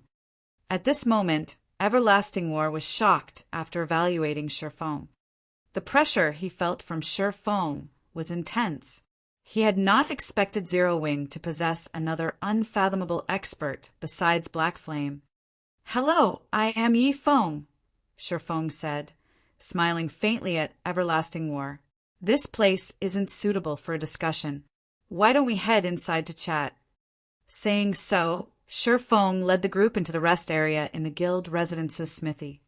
The rest area was very elegant, even having beverages available for guild members. This rest area was no less impressive than the city's restaurants. "Wah, is this really a smithy?" Trailing after thoughtful Rain, Blue Bamboo's eyes shone brightly as she entered Zero Wing's residence. It was as if she had just stepped into an entirely different realm. Secretly, she said, "Rain, look, that's the weapon maintenance room. There are such high-quality weapons inside. Even the blacksmiths are the rarely seen advanced blacksmiths. Rain, make sure you say something to Yifeng later. With such awesome guild benefits, it would be a huge shame if we didn't join." Chapter 487, Dark Arena. Chapter 487, Dark Arena. Thoughtful Rain glanced at Blue Bamboo's pleading look before examining her elegant surroundings. Indeed, no other guild could compete with Zero Wing, so it would not be a bad choice for them to join this guild. I only met Yifeng by chance. Our relationship isn't what you imagine. I can only try my best, don't expect too much, Thoughtful Rain replied softly through their private chat. "MHM." Blue Bamboo nodded vigorously. Compared to Blue Bamboo's fascination, Everlasting War and his companions only considered Zero Wing's benefits and environment decent. However, compared to a small, unknown guild, the sudden emergence of a great expert like Shifeng was what truly shocked them. Carefully observing his surroundings, Everlasting War suddenly realized that Zero Wing's members were actually quite powerful. They were much stronger than the members of other guilds. As the rumors had said, Zero Wing was the true overlord of White River City. A moment later, Shifeng had led the group to one of the small rooms located in the rest area. The environment inside the room was excellent, and the pleasant aroma filling the air soothed everyone's tense spirits. Shifeng had to admit that the luxury version of the smithy was worthy of the price. He had not spent 1,000 gold for nothing. "What would you like to talk about?" Shifeng asked casually as he looked at Everlasting War. "Originally, I had hoped to ask Brother Yifeng to introduce us to your guild leader, Black Flame. However, seeing as Brother Yifeng possesses such strength and is one of the upper managers of Zero Wing, discussing this matter with you should have the same effect," Everlasting War said leisurely. "Truth be told, we are not players from Starmoon Kingdom. Rather, we are from the Beast Empire, the 8th strongest country in God's domain. As you can see, although we are independent players, our weapons and equipment are not the possessions of ordinary independent players. Indeed, the majority of your party's equipment consists of level 25 fine gold equipment. The level 25 shield and weapon in your hands are even dark gold rank, something extremely rare throughout God's domain. There are not many guilds in Starmoon Kingdom capable of obtaining those items." Shifeng nodded in agreement. He could not help but admit that there was a massive difference regarding resources between the empires and kingdoms of God's domain, not to mention the difference between Starmoon Kingdom and the current 8th strongest country in God's domain, the Beast Empire. Their weapons and equipment are all level 25 fine gold and dark gold rank. How is this possible? Blue Bamboo looked at Everlasting War's party, her eyes widening with surprise.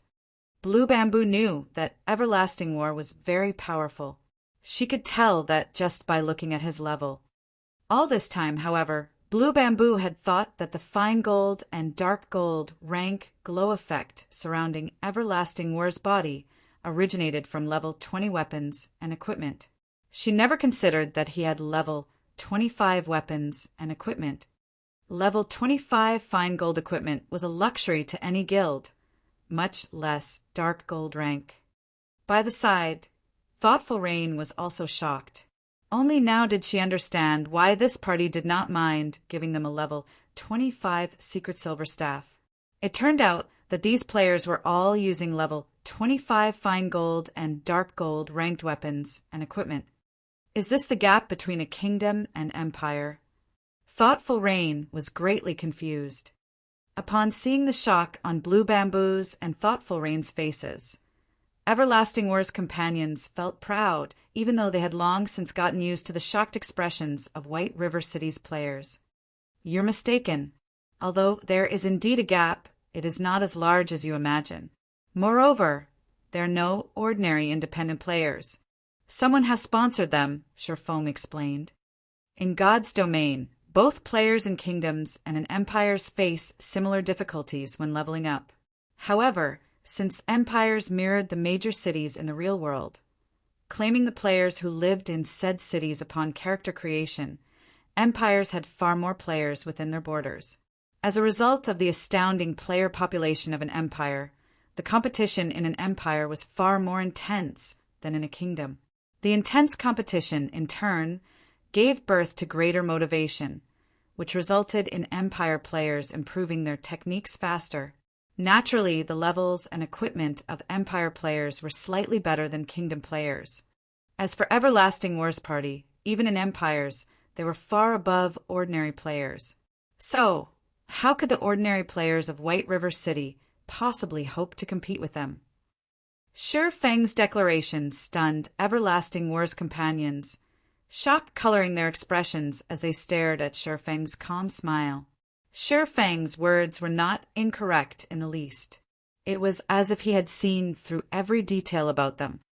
Brother Yifeng is as amazing as expected. Someone has indeed sponsored our weapons and equipment. This is also why we have come in search of Guild Leader Black Flame. Everlasting War did not deny Sherfeng's statement. Slowly, he said, you might not know this, but a few days after God's Domain launched, the various major corporations around the world began to invest in the game. In order to prevent an overly intense struggle, these corporations began hidden competitions with each other. These competitions take place in the Dark Arena. The various major corporations send their experts to face each other, taking the chance to probe the opponent's strength. The victors earn large amounts of gold, credits, rare materials, and other benefits that you cannot even begin to imagine. I have come here today with the purpose of inviting Guild Leader Black Flame to join our battle team.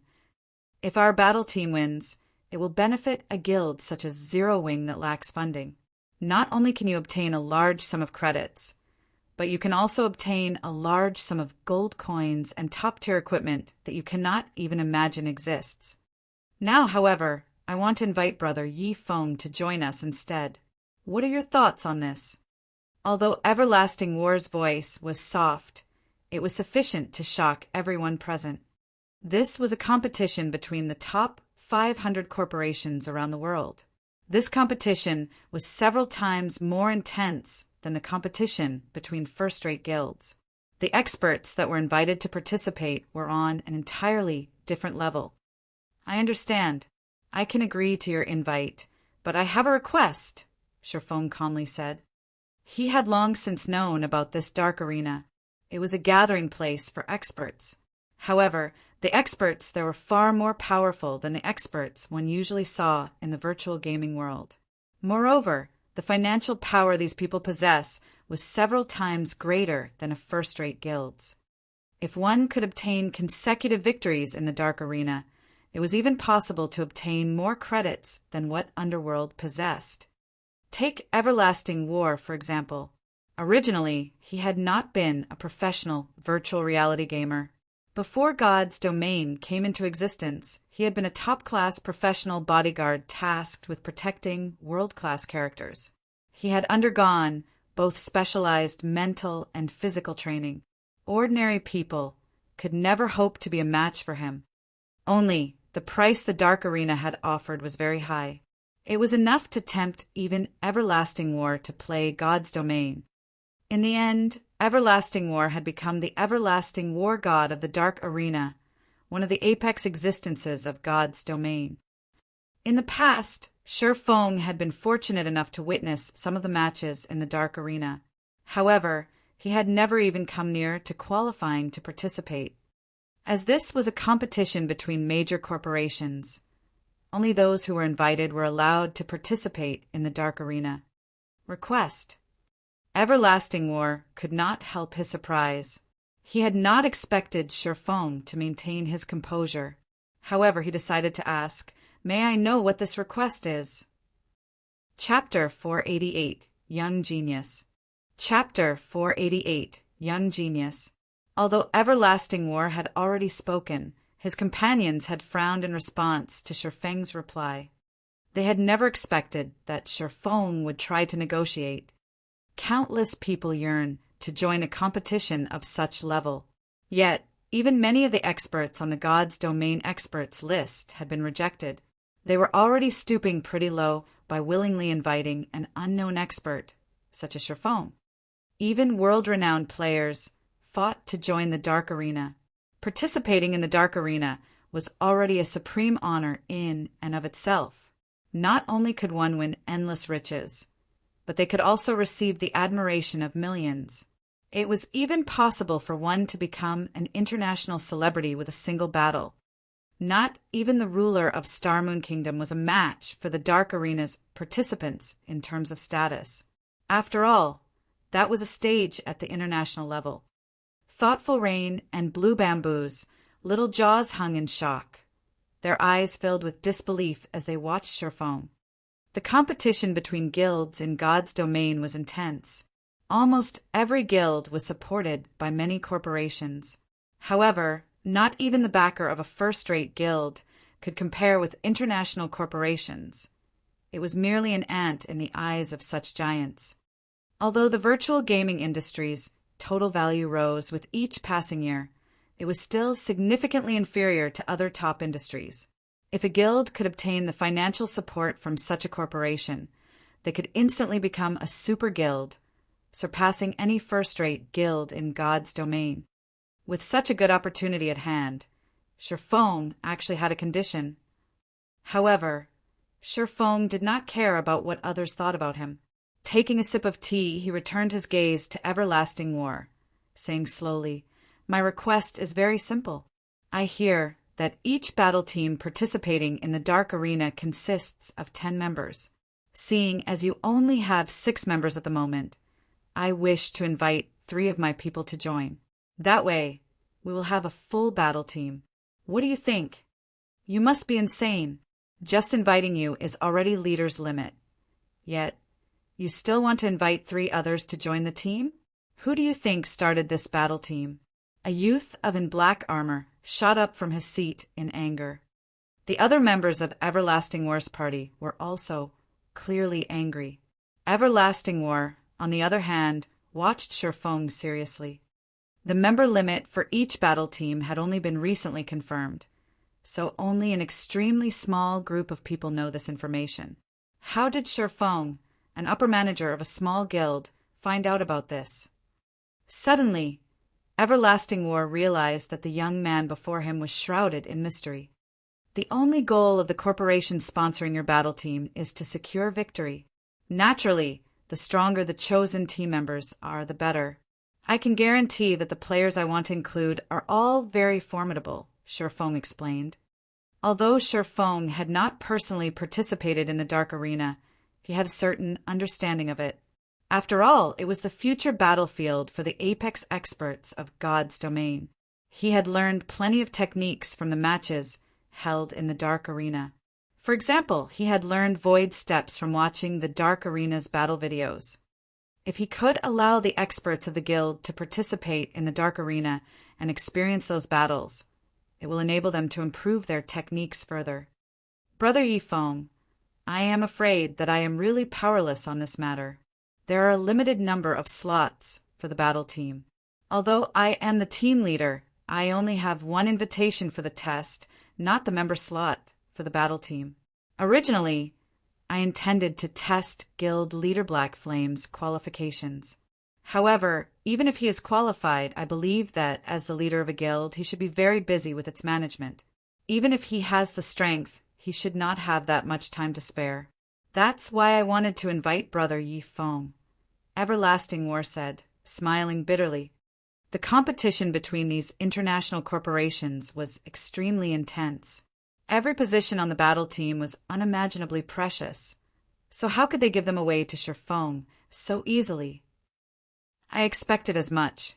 All right, I accept your invitation. When will the test be held? Shifeng nodded. He knew how valuable the slot was.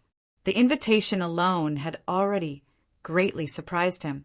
However, he still wanted to know how much power Everlasting War, this battle team's leader, wielded. If he could obtain another slot, he would have truly profited. The unified testing time has yet to be determined. Let's add each other as friends for now. Once those in charge have decided on a time, I will contact Brother Yi Feng immediately. Everlasting War promptly sent a friend request to the swordsman before him. After Shifeng added Everlasting War as a friend, they chatted about matters relating to the Dark Arena. Seated by the side, Blue Bamboo was utterly stunned by the two's conversation. She had never imagined that Zero Wing was so amazing. It had actually received an invitation from an international corporation. If the guild received support from such a corporation, its potential would be unimaginable. Blue Bamboo's decision to join Zero Wing solidified. After both sides chatted for another half an hour or so, Everlasting War's group departed. Big Brother Everlasting, there are countless experts in God's domain. Aside from Black Flame, how could you invite Yi Feng so casually? What if he fails to pass the test when the time comes? It won't look good to our superiors. Why don't we head over to Star Moon City and take a look? There might be some other amazing experts there. A beautiful female elementalist wearing crimson robes suggested. I know. Our superiors gave me an invitation, slot precisely, because they wished to test my judgment and to see whether or not I am suited to lead this team. They will definitely replace me if I fail. Knowing this, I won't act recklessly. However, this Yi Feng is indeed amazing. Based on his appearance, I'm guessing he is only around 20 years old. Yet, when he moves, not a single action reveals a weak point. There were not even any excess actions in his movement. I have already been in the refinement realm for close to 27 years already, so I can tell that he has clearly already set foot into the refinement realm. Moreover, his progression into the realm is also not shallow. This Yi Feng is simply unbelievable. He is truly a young genius. As for Black Flame, I have already watched his battle videos. Although Black Flame is indeed amazing, his performance shows that he has only taken half a step into the refinement realm. He only displays such overwhelming might due to his equipment and skills. With the power backing me, I can easily obtain things such as top-tier equipment. Otherwise, I would not have chosen Yi Feng. Refinement realm experts are as rare as phoenix feathers in God's domain. We are already very lucky to have encountered one. Even if we went to Star Moon City, it is unlikely that we will find another such expert. All right, let's return to leveling up for now. His teammates could not help their surprise after listening to Everlasting War's reasoning. They had not realized that Everlasting War had such a high opinion of Shifeng. However, they also had to admit the scarcity of refinement realm experts. Even the 5 of them had only taken half a step into that realm. After Everlasting War and his party left, Shifeng turned to thoughtful Rain, thanking her. I am truly grateful for Miss Rain's help today. If not for your introduction, I would not have such a fortuitous opportunity. If Miss Rain wishes to purchase equipment for yourself, I can offer a 50% discount. Really? Thoughtful Rain knew how expensive top-tier equipment was on the market. Moreover, top-tier equipment was not necessarily available. If she could purchase top-tier equipment at a 50% discount, she could save tens of thousands of credits with each item. She could save over 1 million credits if she bought an entire set. In addition, the equipment available on the market was nowhere near as good as Zero Wing's equipment. Of course, Sherfong laughed. Great. I want to buy a set, then. Also, my best friend here, Blue Bamboo, has always been very interested in joining Zero Wing. However, as she has only recently started playing virtual reality games, she's not very strong. Can you perhaps allow her to join? Thoughtful Rain asked meekly. I'm afraid I really cannot help you with that. Not even an upper manager like myself is allowed to bend the guild's rules, Sherfong said, shaking his head. However, I can allow your friend to join and train herself with our guild's elite parties, having her learn the combat techniques of God's domain. Once she's sufficiently strong, she can then become an official member of Zero Wing. What do you think? I'll do it. I'll go.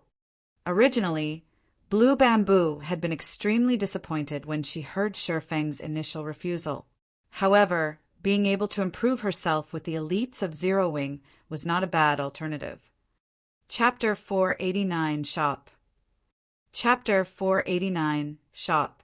Upon hearing Blue Bamboo's agreement, Sherfong immediately contacted Aqua Rose and had her organize an elite dungeon raiding party. A dungeon was a very good place for players to improve their techniques. Independent parties normally only raided normal mode dungeons. Even ordinary guild parties would only occasionally raid hard mode dungeons. As for elite parties, they raided hard mode dungeons slightly more often. Zero Wing's elite parties, however, were different. When they raided dungeons, hard mode was the lowest difficulty they would choose, though they would often challenge hell mode. To raid a hard mode dungeon, players only needed to meet the minimum requirement for equipment. The requirement for techniques was not very high. However, it was a different story for hell mode. Hell mode had a very high technique requirement. Even if players' equipment was good enough to overwhelm the monsters that waited inside the dungeon, that did not guarantee that they could clear it. Their techniques needed to reach a certain standard before they could raid the dungeon successfully, so it was a very good place to train one's techniques. Zero Wing also had a requirement set for its elite members. Every week, elite members needed to raid hell mode dungeons a certain number of times. Although this was a stringent quota, members who fulfilled it would earn plenty of guild points as compensation for the deaths they suffered inside the hell mode dungeon. This was also why Zero Wing's elite members were so much more powerful than the elite members of other guilds. As long as Blue Bamboo trained diligently and polished herself in hell mode dungeons for a time, she should not have any issues passing Zero Wing's evaluation. Following which, Thoughtful Rain and Blue Bamboo each purchased a set consisting of level 25 secret silver and fine gold equipment for elementalists and clerics, spending over 1 million credits in total. Despite such a large expenditure, however, both girls were extremely satisfied with their purchases. They even felt that they had profited significantly. They knew very well that, should they purchase level 25 top-tier equipment from the Virtual Trade Center, they would have to spend over 2 million credits at the very minimum. Moreover, there was no guarantee that the equipment would be available. After all, every guild was in dire need of top-tier equipment. Naturally, they would not sell such equipment easily. After Sherfong finished dealing with these matters, he immediately departed from the residence and headed towards the Starstreak trading firm. Rain, you're the best. I can't believe you actually know someone like Big Brother Yifeng. Previously, one of my classmates boasted in front of me about how her boyfriend wore several pieces of level 25 fine gold equipment. If she finds out that I now have several pieces of level 25 fine gold equipment, she will definitely turn green with envy. Blue Bamboo laughed as she fiddled with the fine gold equipment in her hands. Honestly, though, Big Brother Yifeng really treats you nicely. On the way here, I've researched the forums and found out plenty about Zero Wing's elite members. These elite members normally raid hell mode dungeons, and they never offer to carry anyone, not even their own ordinary members. I've always wondered what it feels like to clear a hell mode dungeon. Now that big brother Yi Feng has arranged for us to accompany Zero Wing's elite parties to improve our strengths. It won't be long before we become experts, too. Say, seeing as how big brother Yi Feng is such a young and handsome man, do you think he has a girlfriend? If he doesn't, Rain, this could be a good opportunity for you.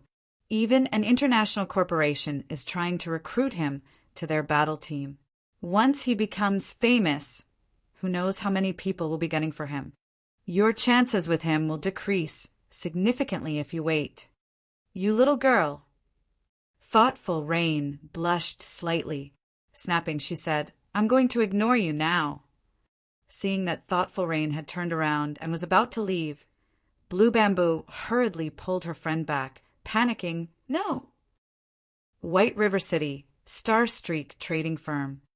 Smile, how many strengthened armor kits have you guys produced?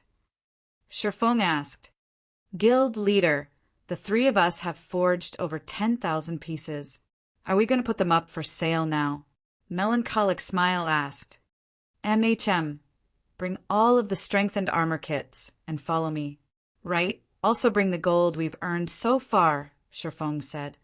Although the strengthened armor kits were inferior to the mana armor kits, with 3 people producing them, Shifeng did not have to forge the armor kits himself. Naturally, the stock they had created was astounding. With the burden of 30,000 gold on his shoulders, Shifeng felt that it would be best if he dealt with the problem as soon as possible. After all, there was not much time remaining. The looming penalty for failing the epic quest was also quite stressful. Moreover, Horizon Alliance had already nurtured quite a number of lifestyle players, forgers in particular. They had also recruited close to half the advanced forging apprentices from White River City's 7 neighboring cities. The Horizon Alliance even employed basic forgers, which no other city possessed. Once Shifeng accumulated the 30,000 gold, he would no longer have a connection to the Star Streak trading firm. Hence, Shifeng had been planning and accumulating his wealth, preparing to open his own market. And now was the perfect time to do so. Fortunately, he had accumulated a sufficient number of gold coins. It was time to display his strength. Guild leader, I have everything with me. Aside from strengthening scrolls, we also have the 13,000 plus gold that we've accumulated, Melancholic Smile said as she placed the money and the items on the table. This was the first time she had ever seen so much money. There were more than 13,000 gold coins stacked on the table. This was the accumulation of all the money Star Streak trading firm had earned from the 8 cities it occupied, including White River City. There was not a single guild in Star Moon Kingdom that could compete with the Horizon Alliance's wealth. A guild would be quite well off with only 1/10 of the Alliance's fortune. If converted to credits, 13,000 gold was worth hundreds of millions. One had to admit that God's Domain's money-making potential was formidable. Moreover, the game had only launched less than a month ago. However, no fool would exchange so much gold for credits. Yet Melancholic Smile had no idea what Shifeng intended to do with so much gold. After giving the items on the table a casual glance, Shifeng quickly stored them in his bag. Follow me, Shifeng said as he exited the forging room. Melancholic Smile promptly followed. After leaving the Star Streak trading firm, Shifeng led Melancholic Smile to White River City's City Hall. Lord Viscount, how may I be of service today? A female manager asked politely, smiling when she noticed Shifeng enter the building. I wish to purchase some land, Shifeng said. Please follow me. Saying so, the female manager led Shifeng and Melancholic Smile to a VIP meeting room. After a short wait, a tall, middle-aged man entered the room. Lord Viscount, I have prepared a list of all available commercial land. My lord may choose any plot of land on this list, and because of your esteemed status, you will receive a 10% discount on all land. Okay. Shifeng only glanced through the pages, not bothering to read them in detail. He then said, I want these 2 plots next to the bank and the auction house. If one pointed out the most valuable plots of land in White River City, the first would be the plot directly beside the auction house, the second was next to the bank, the third was near the 2 aforementioned establishments, and the fourth was next to the Virtual Trade Center and the Adventurers Association. This held true for every city in God's domain. In the past, these plots of land had been highly sought after. Renting one of these plots for just a month could be astronomically expensive. Moreover, as God's domain developed, the money one could earn would grow. Naturally, it also cost a significant sum to purchase these plots of land. Moreover, one must also possess certain status if they wanted to purchase land. Money alone was not enough. As a viscount, Cherfone could only purchase a limited number of plots. Thus, he chose only 1 plot per location to begin his shop's operation. Chapter 490, Candlelight Trading Firm. Chapter 490, Candlelight Trading Firm. Without hesitation, Cherfone requested the 2 most popular plots of land in White River City. When Melancholic Smile saw the prices, her little mouth fell wide open. These prices were outrageous. An ordinary plot of land in White River City cost over 1,000 gold. If the land were in the densely populated Central District, it would cost more than 3,000 gold. As for the 2 plots Cherfone had set his sight on, each cost over 8,000 gold. If they converted 8,000 gold to credits, they could establish a relatively large company in the city in reality. However, Cherfone did not consider his choices to be expensive. In the future, these 2 plots would become extremely valuable. In the past, he could not have obtained them even if he wanted to. Players frequented both the auction house and the bank. Hence, the traffic was guaranteed. If not for his need for money right now, Cherfone would have preferred to purchase several more plots of land. By the time White River City became the #1 city in Starmoon Kingdom, the value of the city's land would soar by more than 100-fold. Lord Viscount, for the 2 plots of commercial land you have chosen, one costs 9,200 gold, while the other costs 8,800 gold, coming to a total of 18,000 gold. After including the 10% discount, your total is 16,200 gold, the male manager said with great excitement. In addition, after purchasing these 2 plots of land, there will be a 15% property tax each month. If taxes aren't paid for in 3 months, these plots will be locked. If the taxes aren't paid for in half a year, the city will reclaim the land. This is a scam. Melancholic Smile nearly shouted when she heard the male manager's explanation, flushing with anger. They had already spent so much money to purchase these 2 areas, yet they were still required to pay a 15% property tax every month. In total, they were required to pay 2,700 gold in property taxes for the 2 plots of land. Not even first-rate guilds had that much gold. Most importantly, they had to pay this tax every month. Here is 16,200 gold. Cherfone handed over the money without hesitation. Cherfone was very familiar with God's domain's rules, so he had expected this.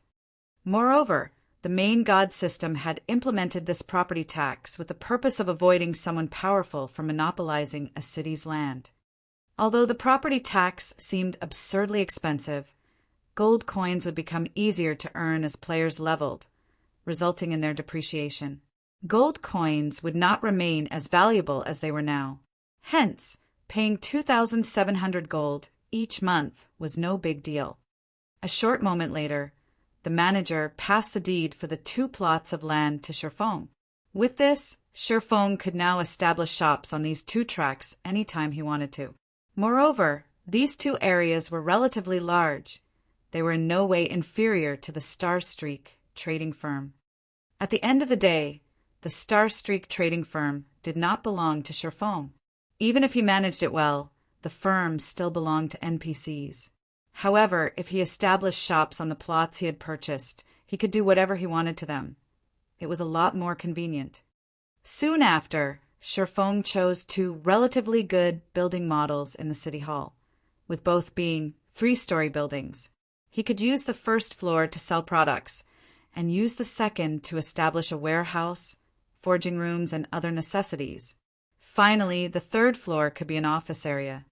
However, to construct these two shops, Sherfong had spent another 2,000 gold, after which he hired over 20 advanced NPCs to conduct daily management and sales in each shop. After spending all this money, little remained of Sherfeng's funds.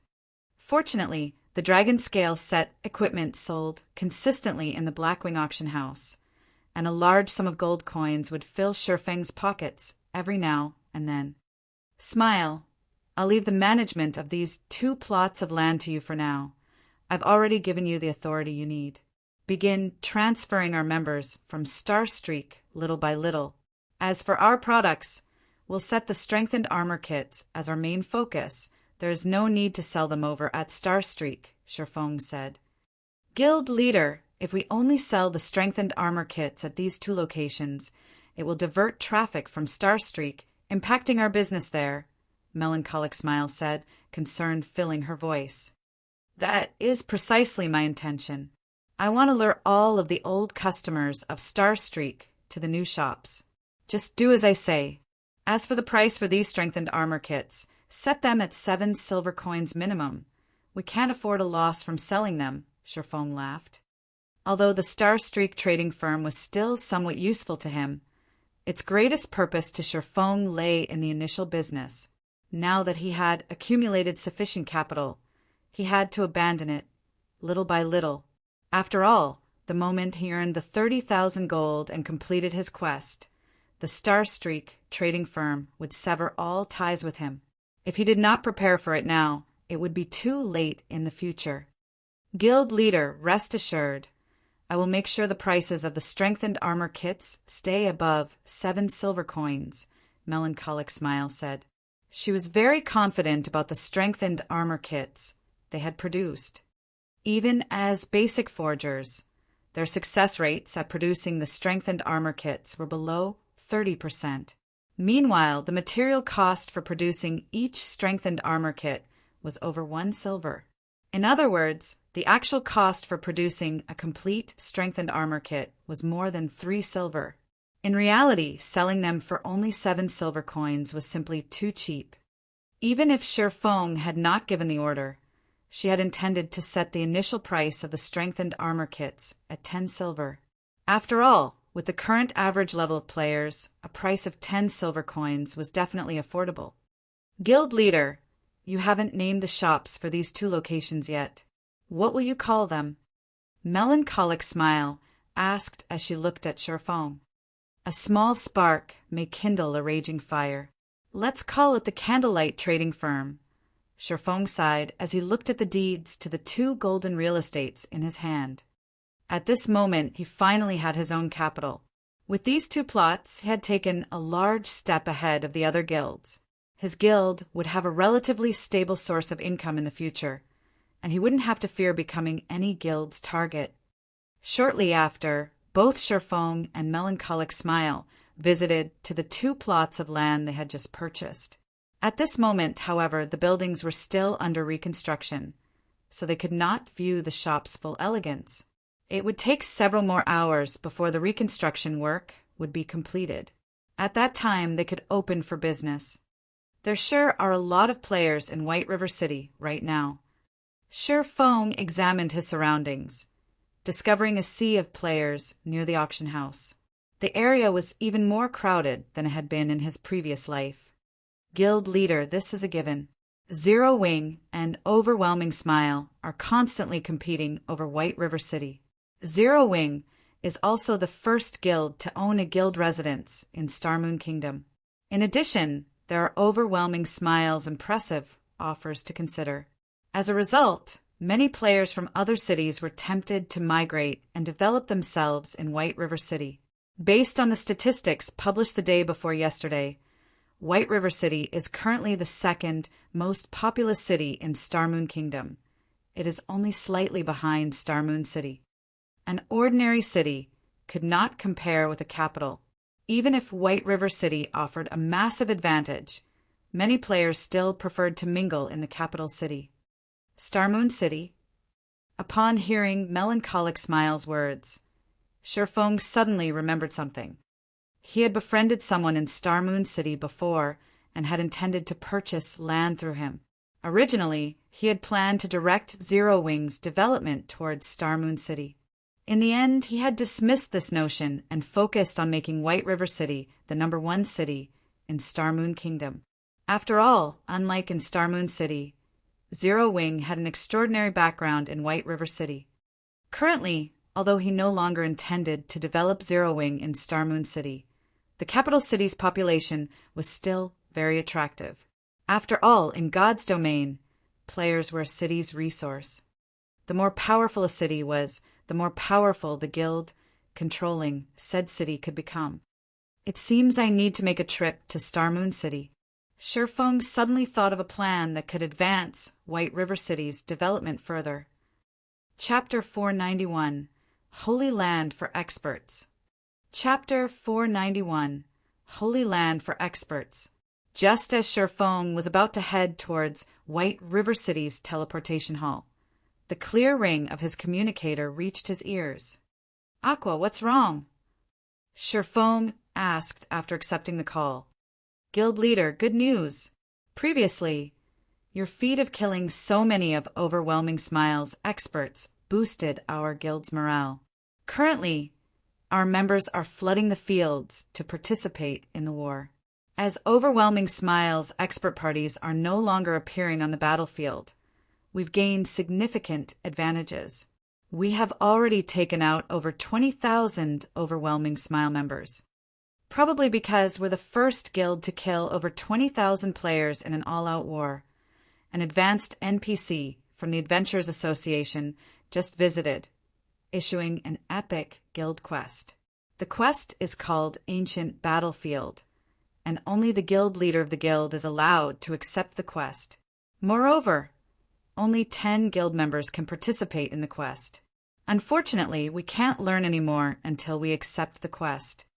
I'm worried that this epic guild quest might disappear if we don't accept it soon, so I contacted you immediately after learning about it." Aqua Rose was extremely excited when she spoke. This was her first time encountering an epic quest. She had only ever heard rumors of them on the forums. Every epic quest represented a massive opportunity. If one could complete it, they could receive extremely bountiful rewards. Based on the information she had gathered, epic quests would reward players with an epic item at the very minimum. If it were a high-difficulty epic quest, one could even obtain 2 or 3 epic items. Meanwhile, the quest the guild had just received was an epic guild quest.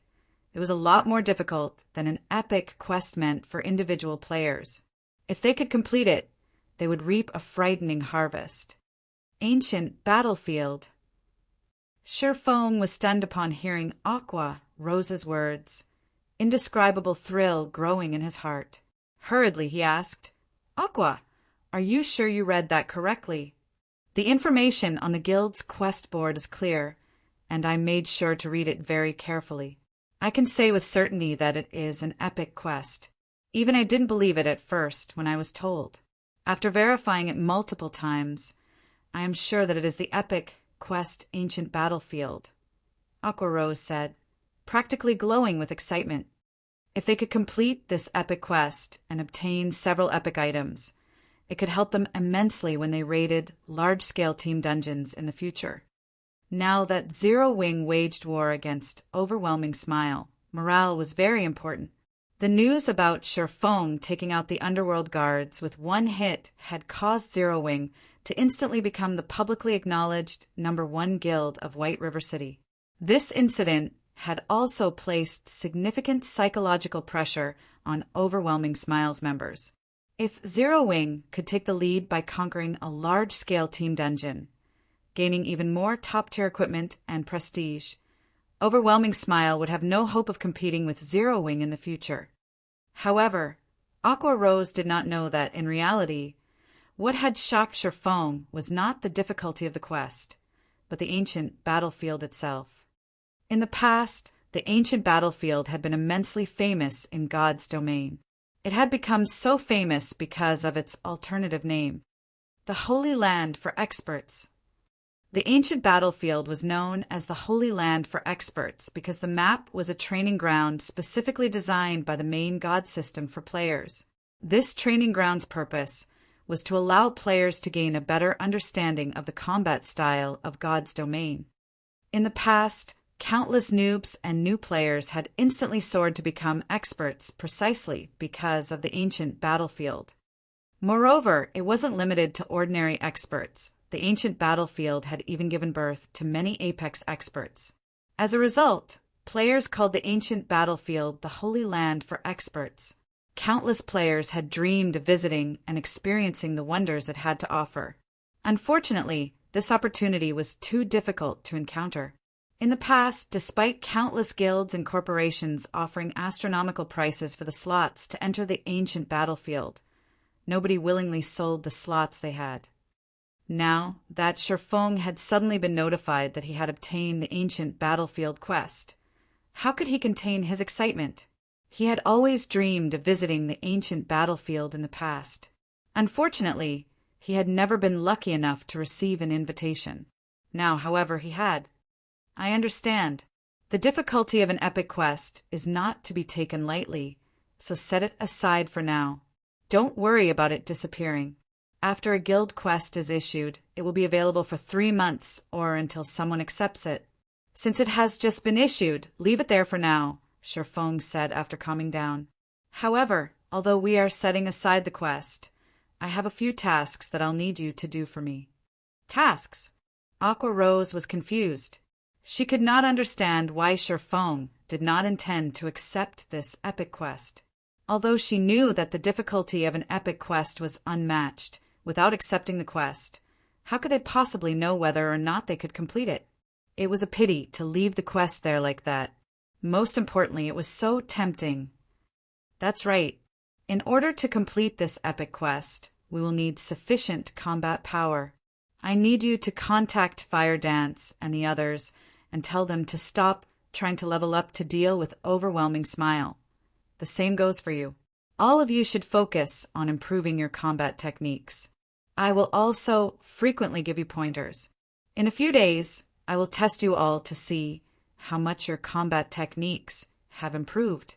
At that time, I will select the top 9 players to participate in this epic quest, Sherfong laughed. What should we do about the team dungeons? I hear that Overwhelming Smile has already allocated their experts for raiding level 20 hard mode dungeons. If we lose the race to raid the team dungeons, it will deal a significant blow to our guild's prestige and empower the enemy. Aqua Rose simply could not understand Sherfeng's decision. Previously, Sherfong had strongly advocated raiding dungeons first. Wasn't this change of plans a little too sudden? She wasn't even sure how to react. The most surprising thing was the fact that a busy man like Sherfong had actually offered to instruct them personally. This had never happened before. Having the number 1 expert of Star Moon Kingdom tutor them would yield effects hundreds of times better than learning from Sherfeng's battle videos in secret. Countless players dreamed of such an opportunity. There were even some who had offered 1 million credits on the official forums, hoping to hire Sherfong as their personal trainer. It would be a lie if Aqua Rose said she was not excited. This was just as thrilling as the epic quest. Sharpening your axe will not delay your job of cutting wood. Do you think that conquering a large-scale team dungeon will be so easy without a certain degree of strength?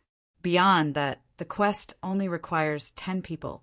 We can just have the others continue with raiding the dungeons. Sherfong did not bother to explain further. He could not reveal too much information. Aqua Rose had no idea just how important this ancient battlefield quest was. Raising an army was easy. Nurturing a general was not.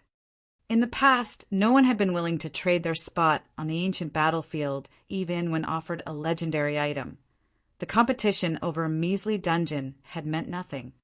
If possible, Sherfong would have accepted the quest immediately. However, doing so would be a massive waste. Besides, leaving the quest for players to see would provide a powerful incentive. Shi Feng did not have any concrete information about the situation inside the ancient battlefield. He only knew that the better the combat techniques a player possessed, the greater their harvest would be. Hence, Shi Feng had specifically instructed Aquarose and the others to spare some time to improve their techniques. By doing so, they would also increase their potential gain. I understand.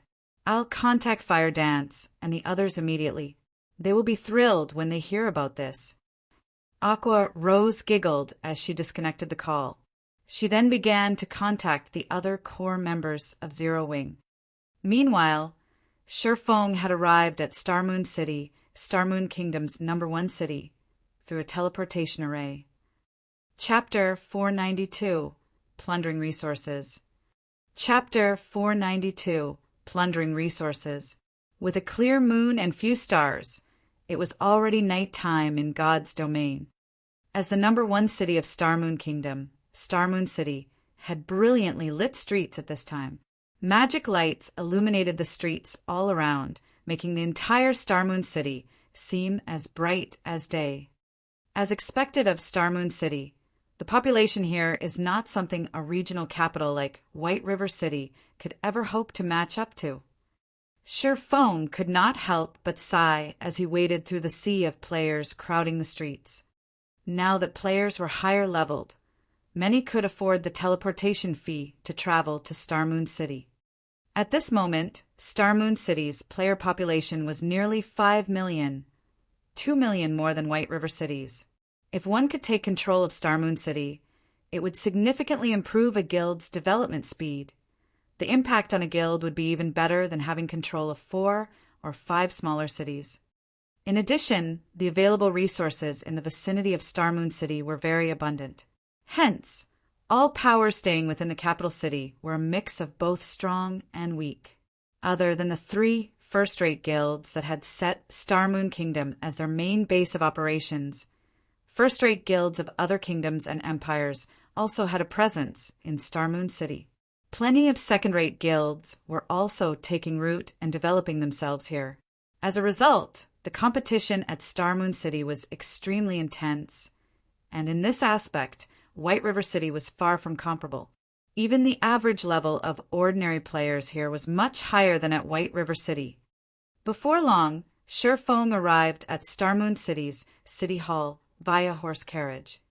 When Shi Feng got there, a majestic and powerful-looking man was standing outside the entrance of the building. This man was none other than the Ghost Raider, Lifeless Blade. At this moment, Lifeless Blade was already level 26, not one bit inferior to Shi Feng. Initially, Lifeless Blade was stunned upon seeing Shi Feng, but he soon revealed a bitter smile.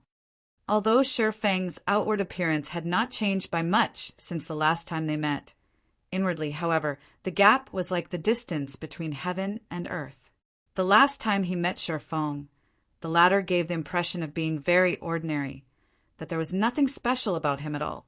On the other hand, Shi Feng's every action right now had an indescribable sense of naturalness.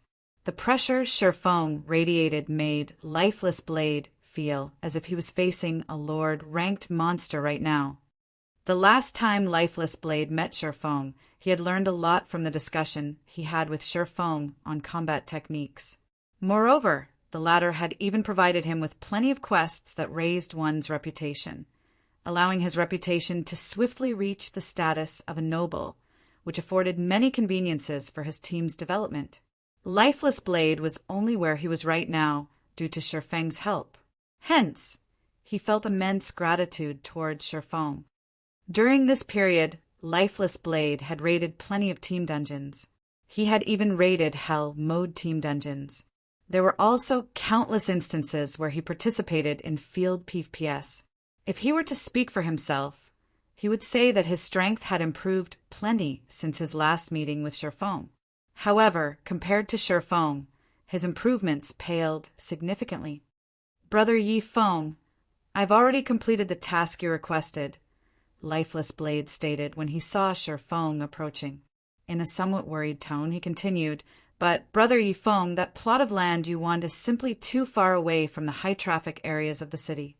You will only make a loss by purchasing the land there. With the same amount of money, you can easily purchase a plot of land in the high-traffic areas of the city. This is really not a profitable purchase." "No worries. I prefer a place that is somewhat peaceful," Shifeng laughed.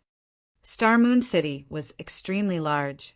There was also quite a lot of land available inside the city. However, the prices of the land here were not one bit cheaper than in White River City at all. Even an ordinary plot of land had a minimum price of 2,000 gold. With this sum of money, one could purchase a relatively good plot of land in White River City already.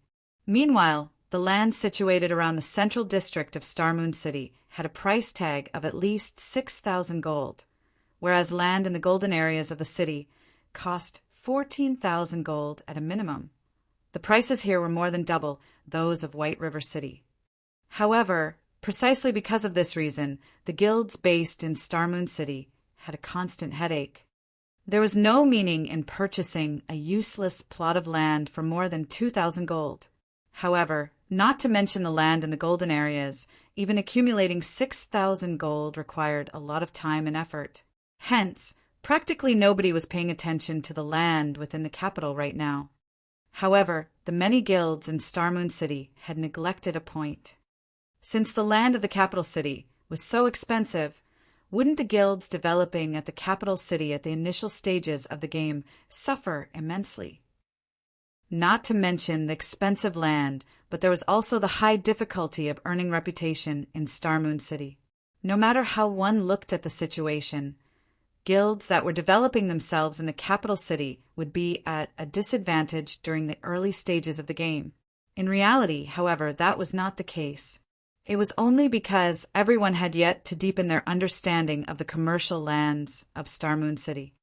Only after some time had passed would everyone come to realize that some ordinary plots of land in Star Moon City were actually much better than land in the Central District, and these were the lands surrounding certain special buildings. Star Moon City was the core of Star Moon Kingdom, and many powerful high-tiered NPCs were gathered here. There were even many establishments here that were unavailable in other cities. Although these establishments were not as popular as the auction house, bank, and such locations, the player traffic at these locations still greatly surpassed that of many of the lands located in the Central District. In the past, many guilds and players who were lucky enough to purchase these plots of land had made themselves a fortune through them. Meanwhile, the plot of land Shifeng was planning to purchase right now was precisely located beside one of these unique establishments, the underground arena. Although only a small number of players frequented the underground arena at the moment, that traffic would increase, along with the growth in popularity of arena matches. In particular, players from other cities and countries would often visit Star Moon City, boosting the player traffic here to an even more frightening level. Shifeng truly wished he could purchase every plot of land surrounding the underground arena. Unfortunately, he no longer had that much money on him right now. Forget it. It's your money anyway. Lifeless Blade shook his head and sighed. Including the ownership transfer fees, the plot of land Shifeng had set his eyes on cost nearly 3,000 gold. That was enough money to purchase a relatively good plot of land close to the Central District. Following which, Lifeless Blade led Shifeng into the city hall and carried out the purchase and transfer procedures. After 10 minutes or so, Shifeng had obtained the best plot of land close to the underground arena. Moreover, he had also spent over 1,000 gold to construct the best available shop there, and had even hired 15 advanced NPCs to manage the daily affairs of the shop. Witnessing how Shifeng had spent close to 4,000 gold coins, so casually nearly shut down Lifeless Blade's brain. This was his first time seeing a spendthrift like Shifeng. Not only had Shifeng wasted his money on an ordinary plot of land, but he had even spent over 1,000 gold to construct the best available shop. In Star Moon City, Lifeless Blade's team could be considered extremely wealthy. Yet, even so, their liquid assets only amounted to dozens of gold. Even a first-rate guild could not easily take out 1,000 gold. Yet, Shifeng had spent it casually, as if he was buying vegetables at a market. At this point, Lifeless Blade had even begun to wonder whether Zero Wing, the guild behind Shifeng, was manufacturing gold coins. In the face of Lifeless Blade's stunned reaction, Shifeng simply gave the man a smile. He did not bother giving any explanations. Now that he had established a branch of candlelight trading firm on this plot of land, he had the foundation to begin plundering the resources of Starmoon City. As long as he sold the strengthened armor kits here in limited quantities, the players here who needed these items would end up heading over to White River City's candlelight trading firm to purchase them when the local supply ran out. With this, Shifeng could secretly steal the player population of Starmoon City. Over time, the players of Starmoon City would become White River Cities. By the time the guilds competing over Starmoon City realized their situation, everything would be too late. Afterward, Shifeng discussed matters relating to Starmoon City's situation with Lifeless Blade. He then logged out of the game to rest as he patiently awaited the completion of Candlelight Trading Firm's construction. Chapter 493, Big Dipper Competition. Chapter 493, Big Dipper Competition. After logging out of the game, Shifeng exited his virtual gaming cabin and began today's training plan. Ever since his brain activity increased, it was as if Shifeng had entered a whole new world in regard to his control over his own body. During this period, he had continuously been adapting to the new changes. A human's body was subject to the brain's control. The brain controlled processes such as hormone production, cellular immunity, and physical power control. As these processes involved a lot of information, the brain carried out these processes automatically. Just like a computer, which ran its system programs in the background, the human brain had long since been set to deal with these processes automatically without requiring conscious effort from the brain. This was a sort of self-protective mechanism for the human brain.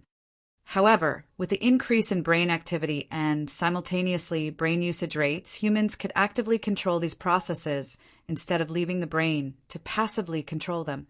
If brain activity increased to a sufficient level, humans could even control their own body's hormone production, fine-tuning their own bodies to increase their own lifespans, maintain a youthful appearance, and so on.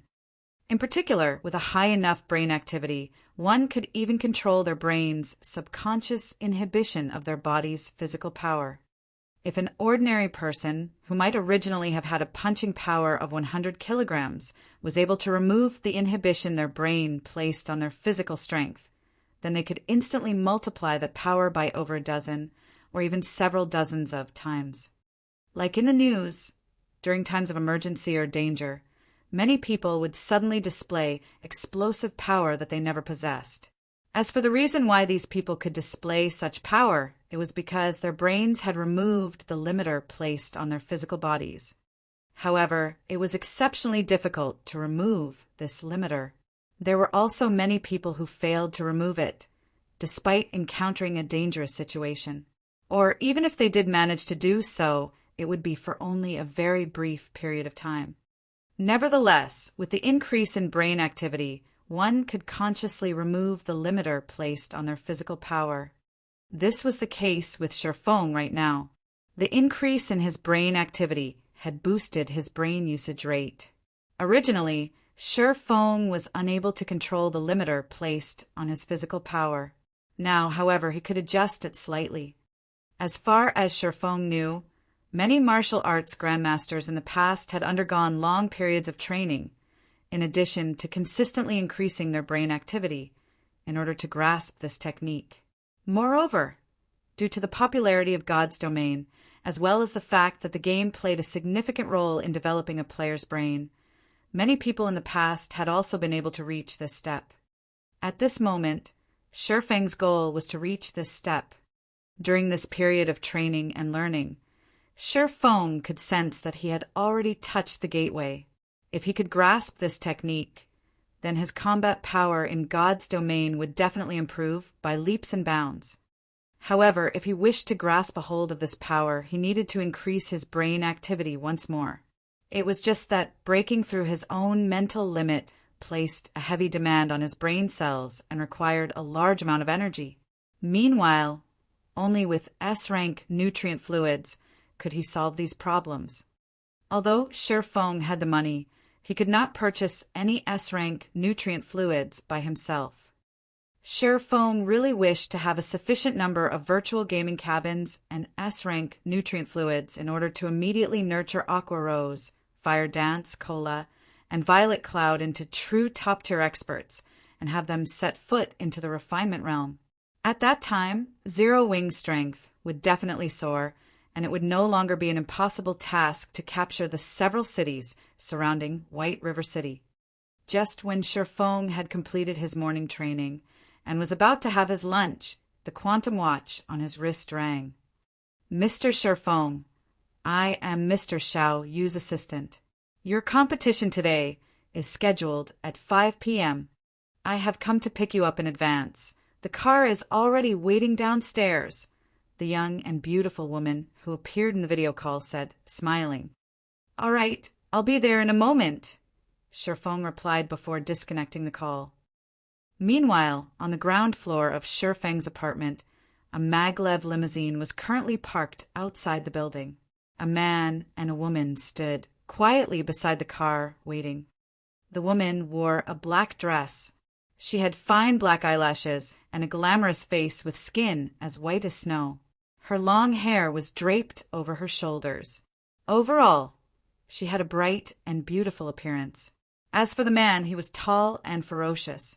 Wearing a black suit and a pair of sunglasses, he was like a ferocious beast, his entire body radiating a hostile aura that made others consciously distance themselves from him out of fear. When the residents of the community saw this scene, they thought that a big shot had come visiting. "This guy sure knows how to take his time." The female assistant, Liang Jing, looked at her quantum watch. In an impatient tone, she grumbled, "Just what does Chairman Xiao see in him to actually have us come fetch him?" She was the head assistant for Big Dipper Training Center's chairman. Yet now, she was actually sent to escort a youth. The man standing beside her right now was also no ordinary character. He was called Lu Jihong, and he was the personal bodyguard of Chairman Xiao. Lu Jihong's strength was simply amazing.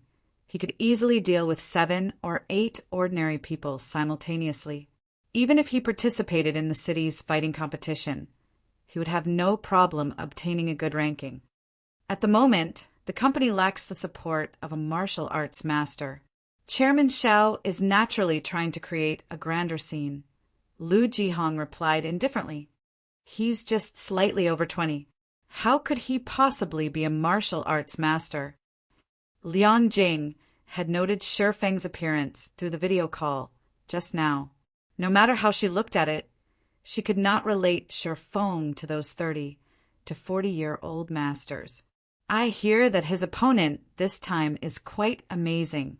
Even Master Qin Wu has referred to that person as a fighting genius. That person has even defeated several martial arts masters before. I really cannot understand why Chairman Xiao still insisted on holding the competition this time around. The result of this competition is so obvious. He could clearly just choose that person instead." She had personally seen martial arts masters before. Even from afar, every one of these masters gave off an imposing air that made others feel reverence for them. However, Shifeng did not possess such a feeling. If not for Chairman Xiao personally confirming that Shifeng was indeed a martial arts master, she really dared not believe that such a youthful master actually existed. While Liang Jing and Lu Jihong were conversing with each other, Shifeng came downstairs. When Liang Jing saw Shifeng's blue sports attire, however, she was immediately stupefied. How was this a master? Whether in terms of temperament or power, he was clearly just an athletic youth. At this rate, he would simply be seeking his own death by challenging a martial arts master. Contrary to Liang Jing's reaction, however, the bodyguard standing beside her revealed a completely different expression. Despite the faint smile Shifeng had on his face, Lu Jihong felt as if he was staring at a dormant beast. Lu Jihong could not sense anything from Shifeng's every action. That was right. He could not sense anything at all. For a seasoned bodyguard like himself, there was nothing more dangerous than being unable to pick up anything from someone's action. It was as if someone were pointing a gun at his head, and he still thought the other person was joking. If Shifeng were to take action, Lu Jihong felt that Shifeng could easily defeat him in just a few moves. Before the female assistant could even speak, the previously silent Lu Jihong hurriedly opened the car door, respectfully saying, "Master Shifeng, please get in.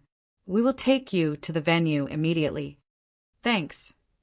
Shifeng smiled as he entered the car. However, the female assistant, Liang Jing, was stupefied. What was this situation? She had never seen Lu Jihong act so respectfully to anyone before.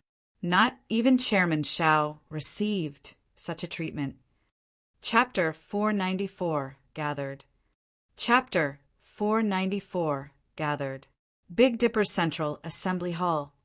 Although the sun was blazing, an endless stream of guests entered the hall. At the bright red carpet, well-known upper-class personages descended from luxury cars, one after another, and slowly walked into the assembly hall. Big Dipper's assembly hall was very lively today. It was even livelier than when the city's fighting competition was held. Quite a small number of people. Seated inside the limousine, Shifeng swept a glance at the assembly hall surroundings, noticing that the people who came to watch the competition were all well-known characters in Jinhai City. There was not a single commoner present at all. Logically speaking, by holding the competition this time, Big Dipper should be promoting itself to increase its popularity. In order to recover from its downward spiral, it would definitely want to widely publicize the competition this time around. Internal force experts were rare, and exchanges between internal force experts were even rarer. Countless people wished to feast their eyes on such a fight.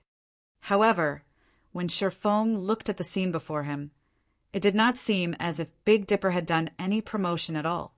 Otherwise, the venue would have been completely swamped with people. "Mr. Shifeng, it is like this. The other master wishes to hold this competition in private. He does not wish it to be known by everyone in the world. Hence, the company has not made any attempt to promote the competition and has only invited a few well-known figures. But even so, that master was not happy about it. If Chairman Shao had not offered sufficient compensation, the number of people attending this match might be less than half the current head count," Liang Jing said as she looked at Shifeng.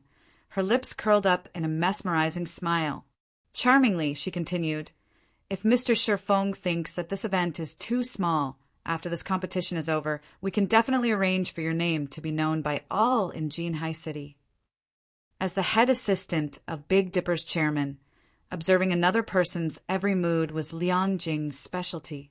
After seeing Lu Jihong's respectful performance before, even if she was a fool, she would have realized that Shifeng was not as simple as he appeared to be. With such a great achievement at such a young age, Shifeng would definitely become a dragon among men. If she could narrow the distance in their relationship slightly, the familiarity would be of tremendous help to her future. Naturally, she could not pass up this opportunity sitting before her right now. "That person sure likes to keep a low profile, but it's fine. I don't like being watched by too many people, either," Shifeng laughed. Originally, Shifeng had no intention of making himself famous. He wanted to develop himself while maintaining a low profile. If not for the 15 bottles of S-rank nutrient fluids and 5 virtual gaming cabins, he really would not participate in this competition. Soon, Shifeng followed Liang Jing to the backstage of the assembly hall to rest there as he quietly awaited the start of the competition. At this moment, the competition hall inside Big Dipper's assembly hall was already packed with people. Every one of these attendees held considerable status in Jinhai City. Plenty of well-known figures from other cities had also turned up this time around. Meanwhile, Seated inside the VIP room on the second floor were the few titans of Jinhai City. At this moment, Xiaoyu was entertaining these VIPs. If Shi Feng were present in this room, he would definitely discover a lot of people he was familiar with here. Seated in the center of the room was none other than Jinhai University's headmaster and chairman, Su Wenqing. Seated beside him were Zhao Jianhua of the Zhao Group, Master Chen Wu of Jinhai City's #1 dojo, and many more high-profile characters of Jinhai City. Little Xiao, you've surely given me a big surprise this time. You were actually able to invite 2 martial arts masters to conduct a competition with each other. This is a first for our Jinhai City, Su Wenqing said as he stroked his white beard. A little excited, he said, I wonder if you can introduce me to the 2 masters you've invited this time around. The other VIPs promptly nodded their heads at Su Wenqing's words. In this day and age, fighting competitions were the most popular event in the world. The status of martial arts masters was naturally extraordinary, more so that of internal force experts. Normally, one could not see such experts in an ordinary city like Jinhai City. Even high-profile characters like the VIPs present would not be able to easily meet such experts. Old man Su, you must be joking. How could I possibly be able to invite 2 masters to conduct a competition with each other? The 2 of them just happened to want to compare notes with each other, so they allowed me to arrange this competition, Xiaoyu said, laughing. Currently, his heart was filled with an indescribable sense of joy. The 2 masters are currently resting and preparing for the competition later. It would not be convenient to invite them over right now, but I'll definitely arrange for a meeting afterwards. I hear that the 2 masters competing this time are very young. Is that true? Su Wenqing asked curiously. Yes, the 2 of them are indeed very young. Both haven't even reached the age of 30 yet. Xiaoyu nodded, then added proudly, in particular, Master Chen Wu has also met the master that we've specially invited this time. Although he is only 27 years old, his strength is very frightening. He has already defeated several well-known masters. During this period, I heard that he is planning to join the qualifiers for an international fighting competition, and that he has a high chance of obtaining a good result. Indeed, that Master Lei Bao is really a prodigy. I've compared notes with him before. Unfortunately, I was easily subdued in just a few moves. Now that Master Lei Bao has undergone over a year of intense training, his current strength should be even more frightening. When I met him before, I even felt chills running through my body. Chen Wu nodded as he sighed in admiration.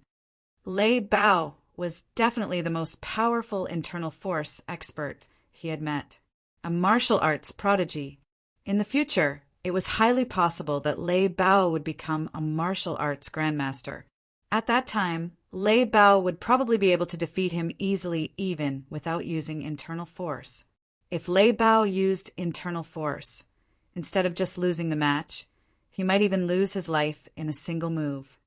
Everyone found it inconceivable when they heard that Jinhai City's famous fighting champion, Chen Wu, had been easily defeated, and that this had happened over a year ago. Not a single person present did not know who Chen Wu was. He was a character known by all in Jinhai City. In his early days, Chen Wu had fought many martial arts masters.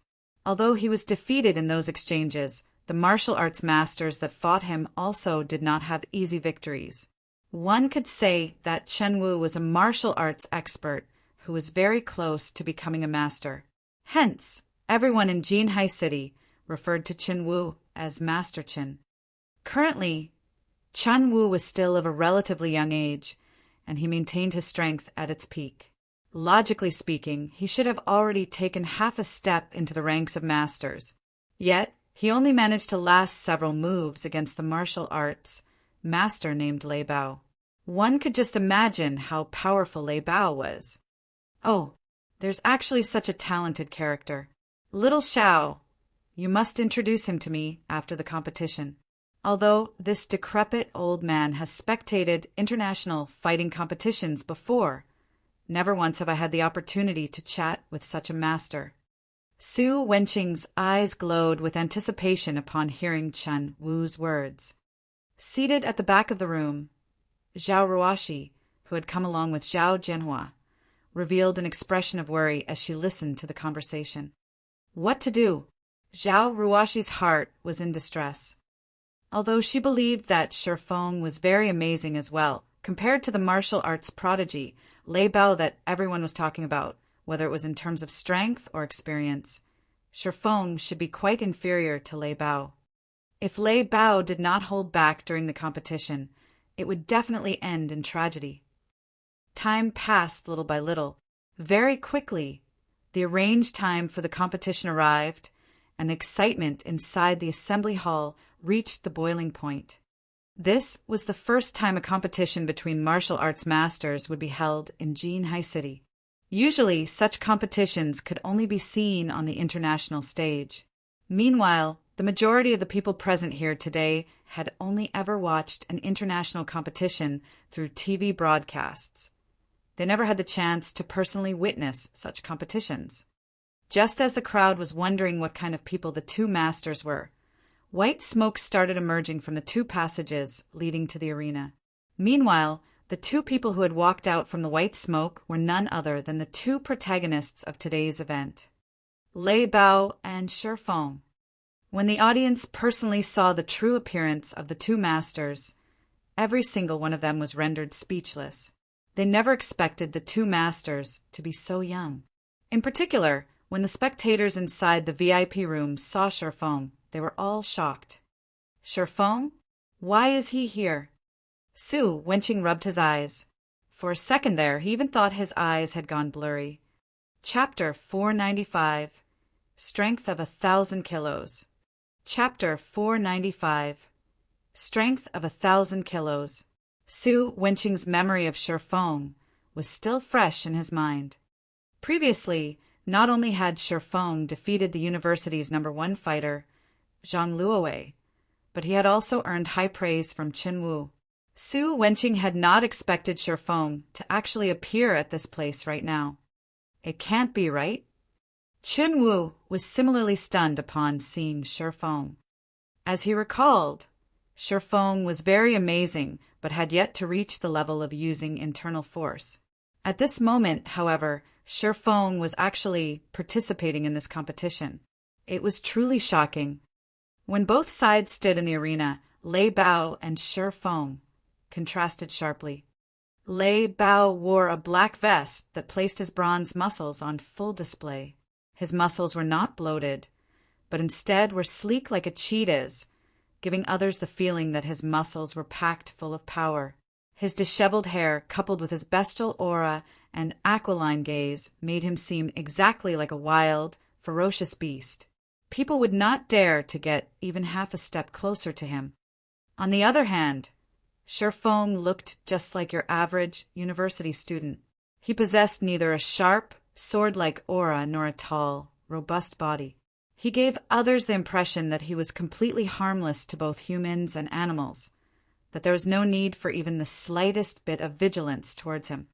The battle between the two was a competition without any suspense.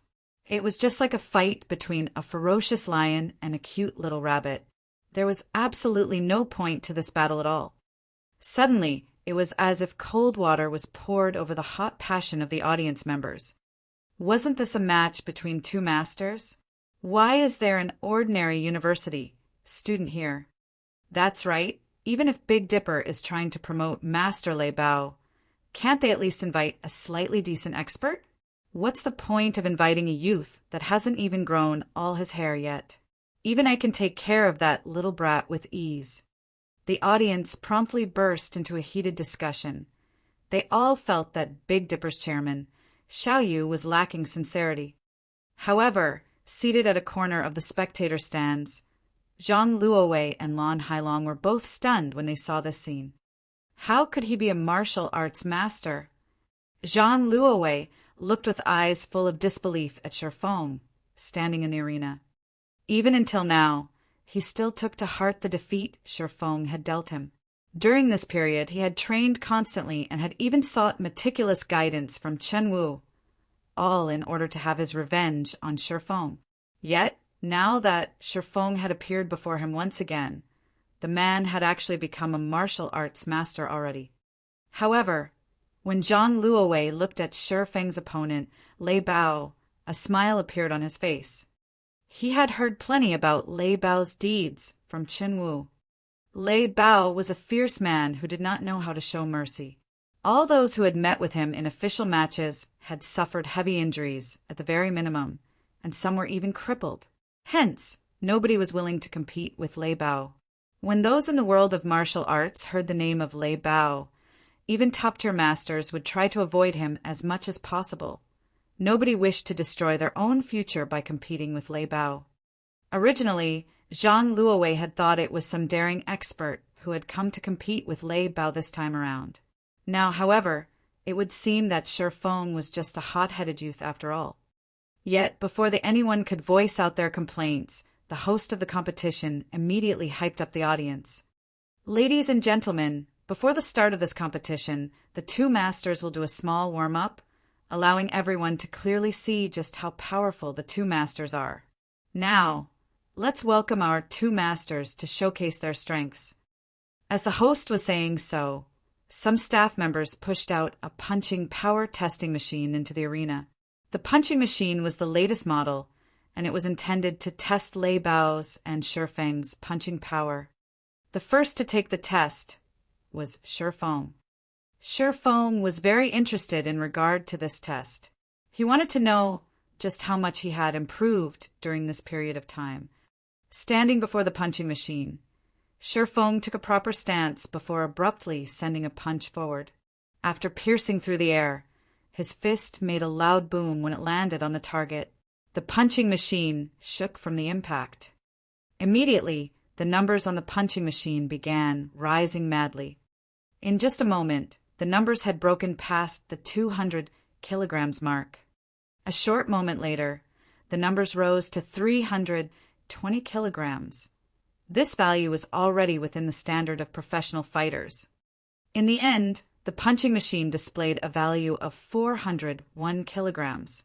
This result was almost comparable to those of well-known fighters of Jinhai City. However, it was still significantly lower than that of the city's top professional fighter, Qin Wu. This Shifeng is amazing. With this kind of punching power, it is no wonder Zhang Luowei was not his match. Su Wenqing laughed with satisfaction as he stroked his white beard.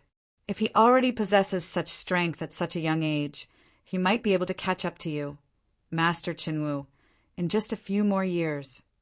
Qin Wu's punching power record could be said to be the record for the entire Jinhai City. Qin Wu's punching power was 453 kilograms, a value that made ordinary people stare in admiration. With just a single punch, Qin Wu could bend even a thick metal board, let alone the fleshy human body. Qin Wu could even turn a durable maglev car into a pile of scrap metal in a short amount of time. Meanwhile, Shifeng was just in his early 20s, so he still had great potential for growth. He would have no problem surpassing Qin Wu's punching power record. Old man Su, you jest. This is but the result little brother Shifeng has achieved using only his physical strength. If he used internal force, he would have surpassed my record. Moreover, I have also heard that little brother Shifeng has long since beaten my record. It seems the newest record right now is 576 kilograms. Qin Wu laughed bitterly. Yes, that's right. This record was indeed set by Master Shifeng. Xiaoyu nodded. It seems that Master Shifeng did not use his full power because he wishes to conserve his strength. Internal force places a heavy burden on the body.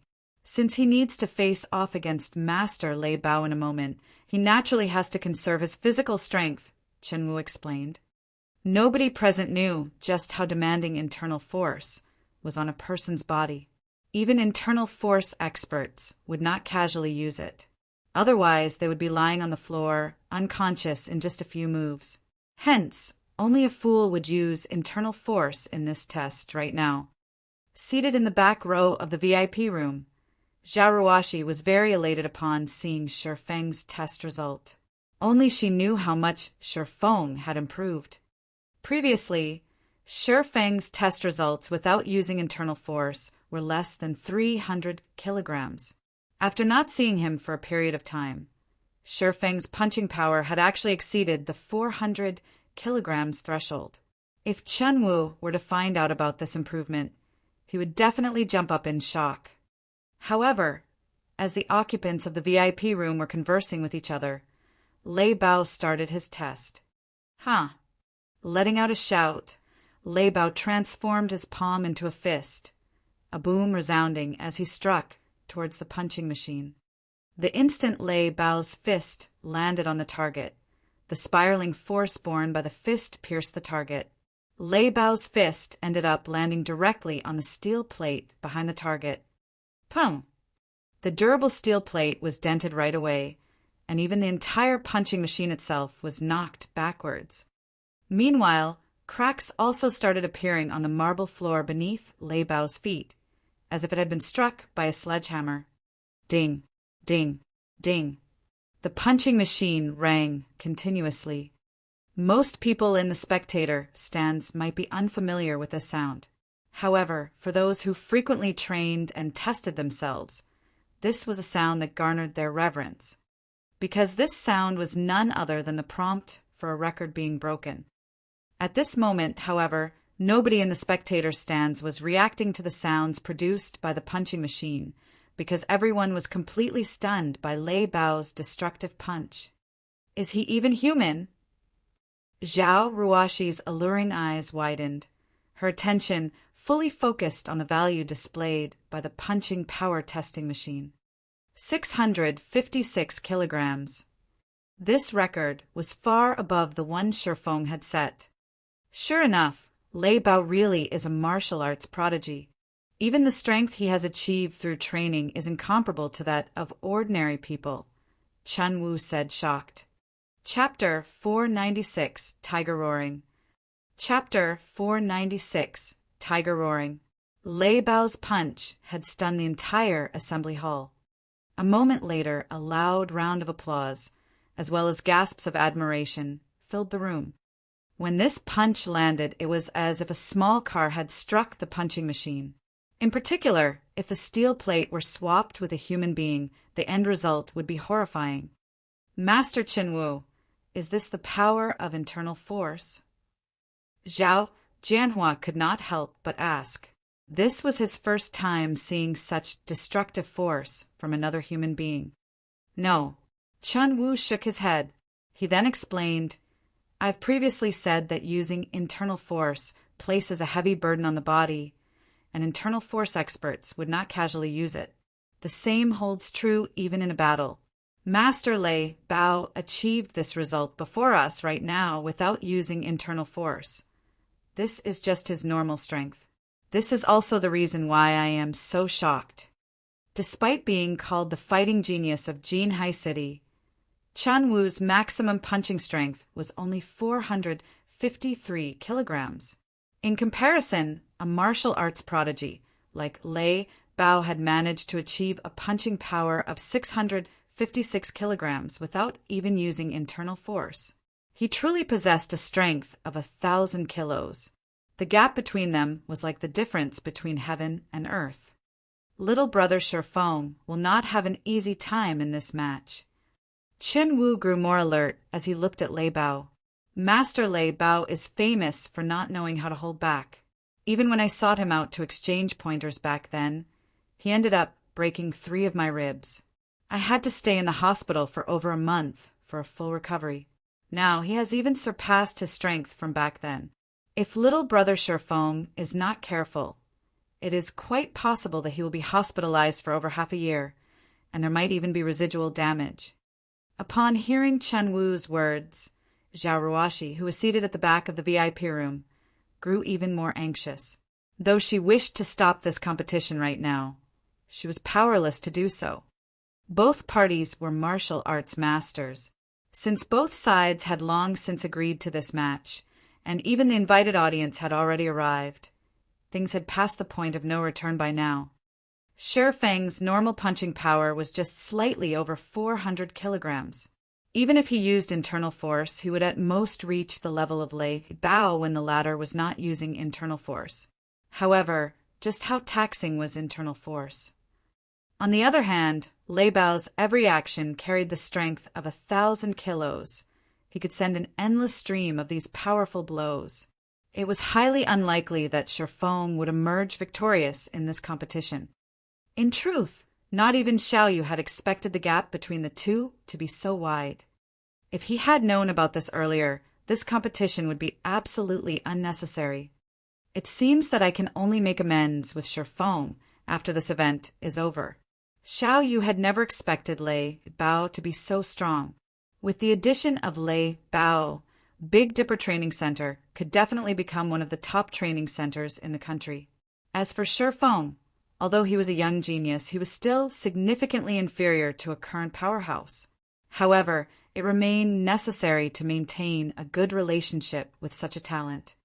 In the arena, Lei Bao looked at the destroyed punching machine, feeling very satisfied with his own masterpiece. He then shifted his chilling gaze to Shi Feng. "You're very good. Despite being so young, not only have you mastered internal force, but you are also able to behave so fearlessly while standing before me. You will certainly have a promising future. If not for my need to become Big Dipper's head instructor, I would not mind letting you have this competition." Although Lei Bao's voice was not particularly loud, everyone present in the assembly hall could hear his every word clearly. The arrogance in his tone was also unwavering, and one could not help but want to submit to him, heart and soul. "I have always looked fondly upon martial arts geniuses. I won't try to bully you in this match. If you can last 10 moves against me, this match will be considered your victory." Listening to Lei Bao's words, everyone present found themselves admiring the man's magnanimity. Sure enough, a martial arts master would not bully those weaker than themselves. The audience members became even more reverent towards Lei Bao now. "What if I lose?" Shi Feng calmly asked, completely unmoved by Lei Bao's words. "You really are smart," Lei Bao laughed. "If you lose, take me as your teacher. I will pass on all my skills to you. I assure you that you can definitely surpass me in the future. This should be a worthwhile trade, right?"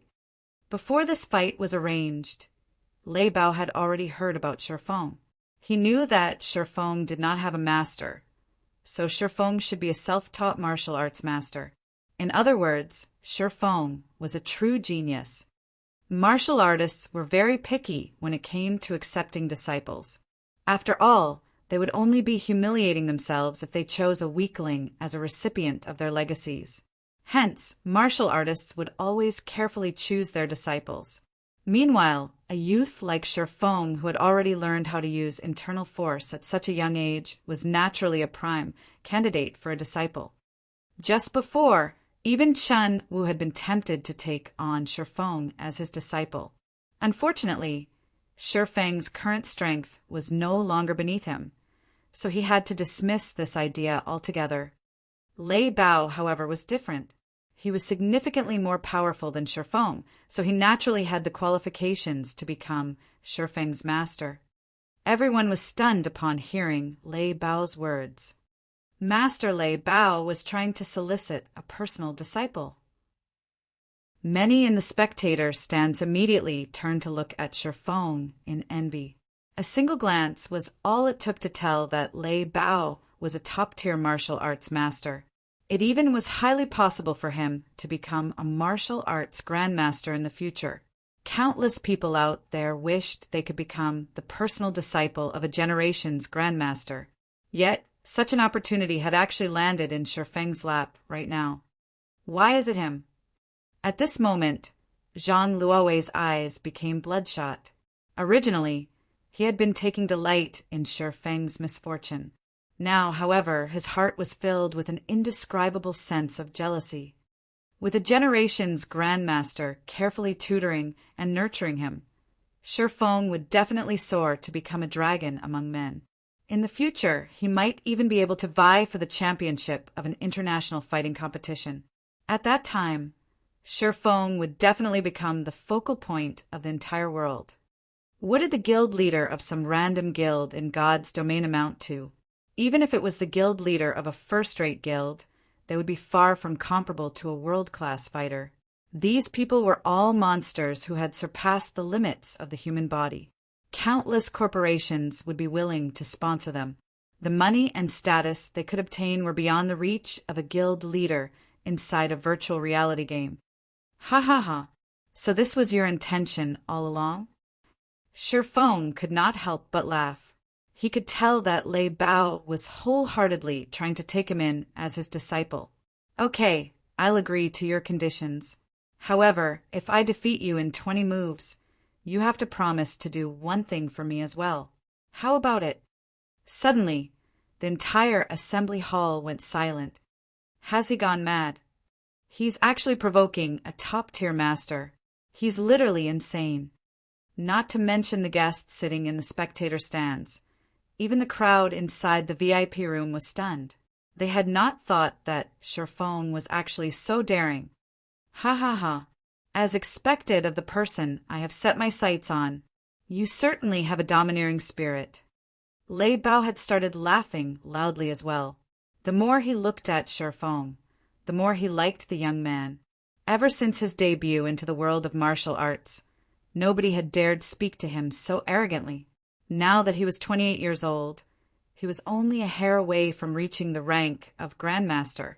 Unfortunately, even until now, he had yet to find a person to pass his legacy to. Meanwhile, he had only come to this place after hearing news about Shifeng. Otherwise, how could a small-time training center like Big Dipper invite a true god like him? Saying so, both parties stepped into the ring. Upon the referee's order, the match officially began. Watch this. The instant the match started, Lei Bao strode forward, rushing up to Shifeng like a furious gale. Immediately after, his fist made a turn as he did a half-step collapsing punch. There were no fanciful movements in Lei Bao's technique. His punch was simple and straightforward, yet fast and fierce. When sending out his punch, Lei Bao's body had also released the thundering roars of tigers. Peals of thunder echoed throughout the assembly hall. The sounds were absolutely breathtaking. Tiger roaring, muscle and bone singing. Shifeng was stunned. Lei Bao had actually trained both the inside and outside of his body to the peak. Chapter 497, Initial Mastery.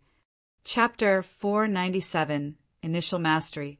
The instant Lei Bao sent out his fearsome punch, Shifeng hurriedly leaned back like an agile monkey.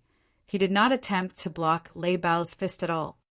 When Lei Bao's fist was only centimeters away from its target, Shifeng abruptly contracted his abdomen, narrowly avoiding the attack. Lei Bao's punch carried with it a fearsome shockwave. Even through a layer of clothing, Shifeng could feel his abdomen receiving part of the shockwave. If that violent force landed directly on his body, the consequences would be unimaginable. The members of the audience were stupefied once again.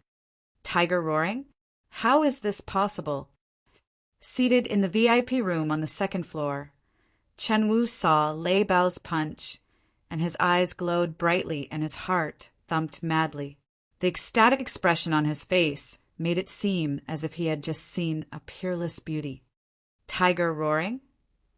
The spectators beside Chen Wu echoed his words in confusion. However, seeing Chen Wu's excited look, they could guess that it was a very powerful technique. Chen Wu nodded. With great excitement, he explained, only when a person has managed to merge both their internal and external power can they produce that kind of sound. One could say that it is the proof that one has trained their body to its limits. Normally, only experts at the Grandmaster level are capable of such a feat. I never imagined that Master Lei Bao had actually managed to achieve it so soon. With this, it won't be long before Master Lei Bao breaks through his limits and becomes a generation's Grandmaster. Countless martial arts masters had trained themselves desperately, yet still failed at combining their internal and external forces. On the other hand, Before even reaching the age of 30, Lei Bao had already succeeded in pushing his body to its limits. Now he could utilize internal force freely, applying it to his every action. He fit the term martial arts prodigy to a T. Even if Shi Feng knew how to use internal force, when faced with Lei Bao, someone who had pushed his body to its limits, he had zero chance of victory. While Chen Wu explained, the roars of tigers filled the arena.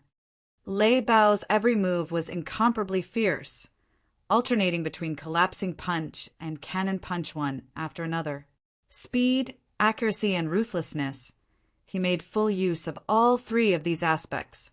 After images of Lei Bao's fists filled the ring.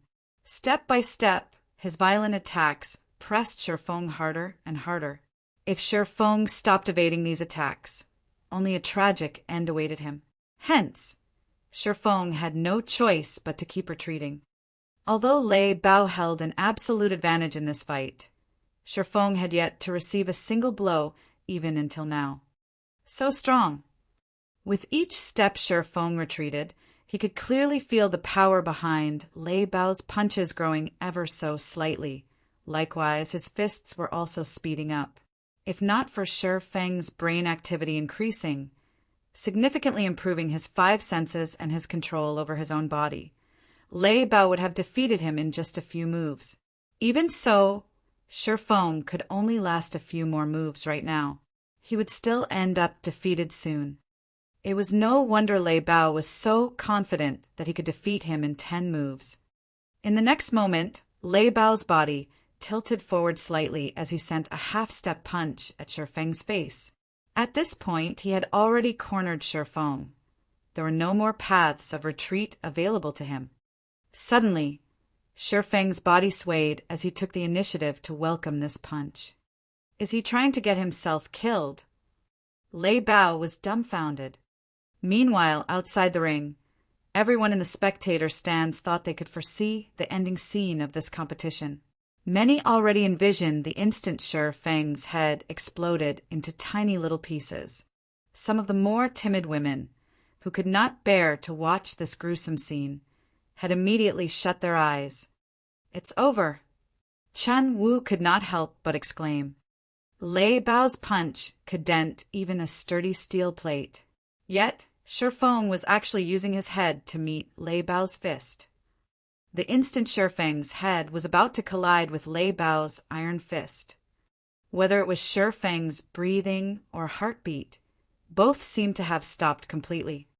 Before Lei Bao could react, he discovered that his fist had actually brushed past Shi Feng's face, only scratching the young man's cheek and leaving behind a small bloodstain.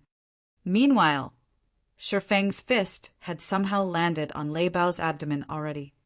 Lei Bao only felt a huge thrust on and pain in his abdomen. Although he wanted to use the power in his muscles to dispel this force, he suddenly discovered that he actually could not, even in the slightest. Like a steel needle, this force penetrated directly into his body. In the next moment, his entire person went flying across the ring. When his body landed heavily on the floor, he immediately coughed out a mouthful of blood. At this point, he could no longer continue fighting. For a time, everyone in the assembly hall was completely flabbergasted. Originally, this competition's outcome should have been Lei Bao's victory. Yet, such a sudden reversal had actually happened. Nobody in the audience had even managed to get a clear view of what had happened. They had only seen Lei Bao's fist penetrating Shi Feng's head.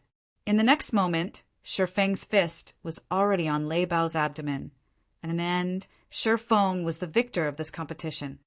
Master Chen Wu, you are an expert yourself. Can you tell us what exactly happened just now? Su Wenqing was extremely curious about this situation. Everyone else seated near Chen Wu promptly turned to look at the martial arts master as well, hoping to obtain an answer from him. After some time passed, I have no idea either, Chen Wu said as he shook his head. The two's exchange had simply been too fast. Their speeds were already beyond what he could respond to. Hence, not even he knew what Shi Feng had done exactly. He only knew that Lei Bao's lethal punch had not landed on Shifeng. However, who was Lei Bao? Back then, the situation had already reached the point of no return. Even if Lei Bao did not wish to kill Shifeng, he could do nothing to change the sudden development. Yet, Shifeng had actually managed to evade Lei Bao's punch. Even more inconceivably, Qinwu had not even seen when Shifeng punched. Even Lei Bao had failed to react to the attack in time. You! At this moment, Lei Bao managed to pull himself back to his feet, and his eyes were filled with disbelief as he looked at Shifeng, who was currently standing proudly and calmly in the ring. Others might not have seen what had happened before, but when Lei Bao carefully tried recalling it, he immediately came to a realization. However, Lei Bao simply could not bring himself to believe that a student barely in his 20s had actually broken past his body's limits and taken that first step ahead of him. Although it was only for an instant, Lei Bao had seen it very clearly. Midway through Shifeng's charge, Shifeng's body had actually accelerated once more. At the moment of life and death, Shifeng had actually managed to evade his fist and, in turn, landed a punch on him. While the audience had their heads in the clouds, trying to recall the scene where Shifeng defeated Lei Bao, Zhang Luowei, and Lan Hailong, seated in the spectator stands, were both frozen with fear. Their hearts were also filled with immense regret. For a moment, they looked like they had aged more than a dozen years. After this battle, everybody would know about Shifeng. His future would also be limitless. As of this moment, he was already a big shot of Jinhai City. Meanwhile, Zhang Luowei, as Shifeng's fellow student, had actually tried to take action against Shifeng. Looking back at his past actions, he had simply been seeking his own death. As for Lan Hailong, if he had known before that Shifeng was actually so powerful, he would have long since given his all to recruit Shifeng. He definitely would not have feuded with Shifeng over a measly Ling Failong. At this point, both Zhang Luowei and Lan Hailong entertained thoughts of getting rid of Ling Failong. If not for that damnable Ling Failong's little tricks, they would have long since climbed onto Shifeng's massive boat and ridden along his waves of success, instead of being enemies with Shifeng as they were right now. Luowei, tomorrow, you and I will both go and meet with Shifeng. If we do not dispel the rage in his heart, our future will be grim, Lan Hailong whispered helplessly. Indeed, fortunately, we only have a minor dispute with Shifeng. The main problem is Ling Failong. After we return, we must make a clean break with him. It would be best if we taught Ling Failong a lesson as well. Perhaps this might even make Shifeng forget about all the earlier unpleasantries. Although Zhang Luowei was extremely reluctant, he still nodded his head heavily in reply to Lan Hailong's words.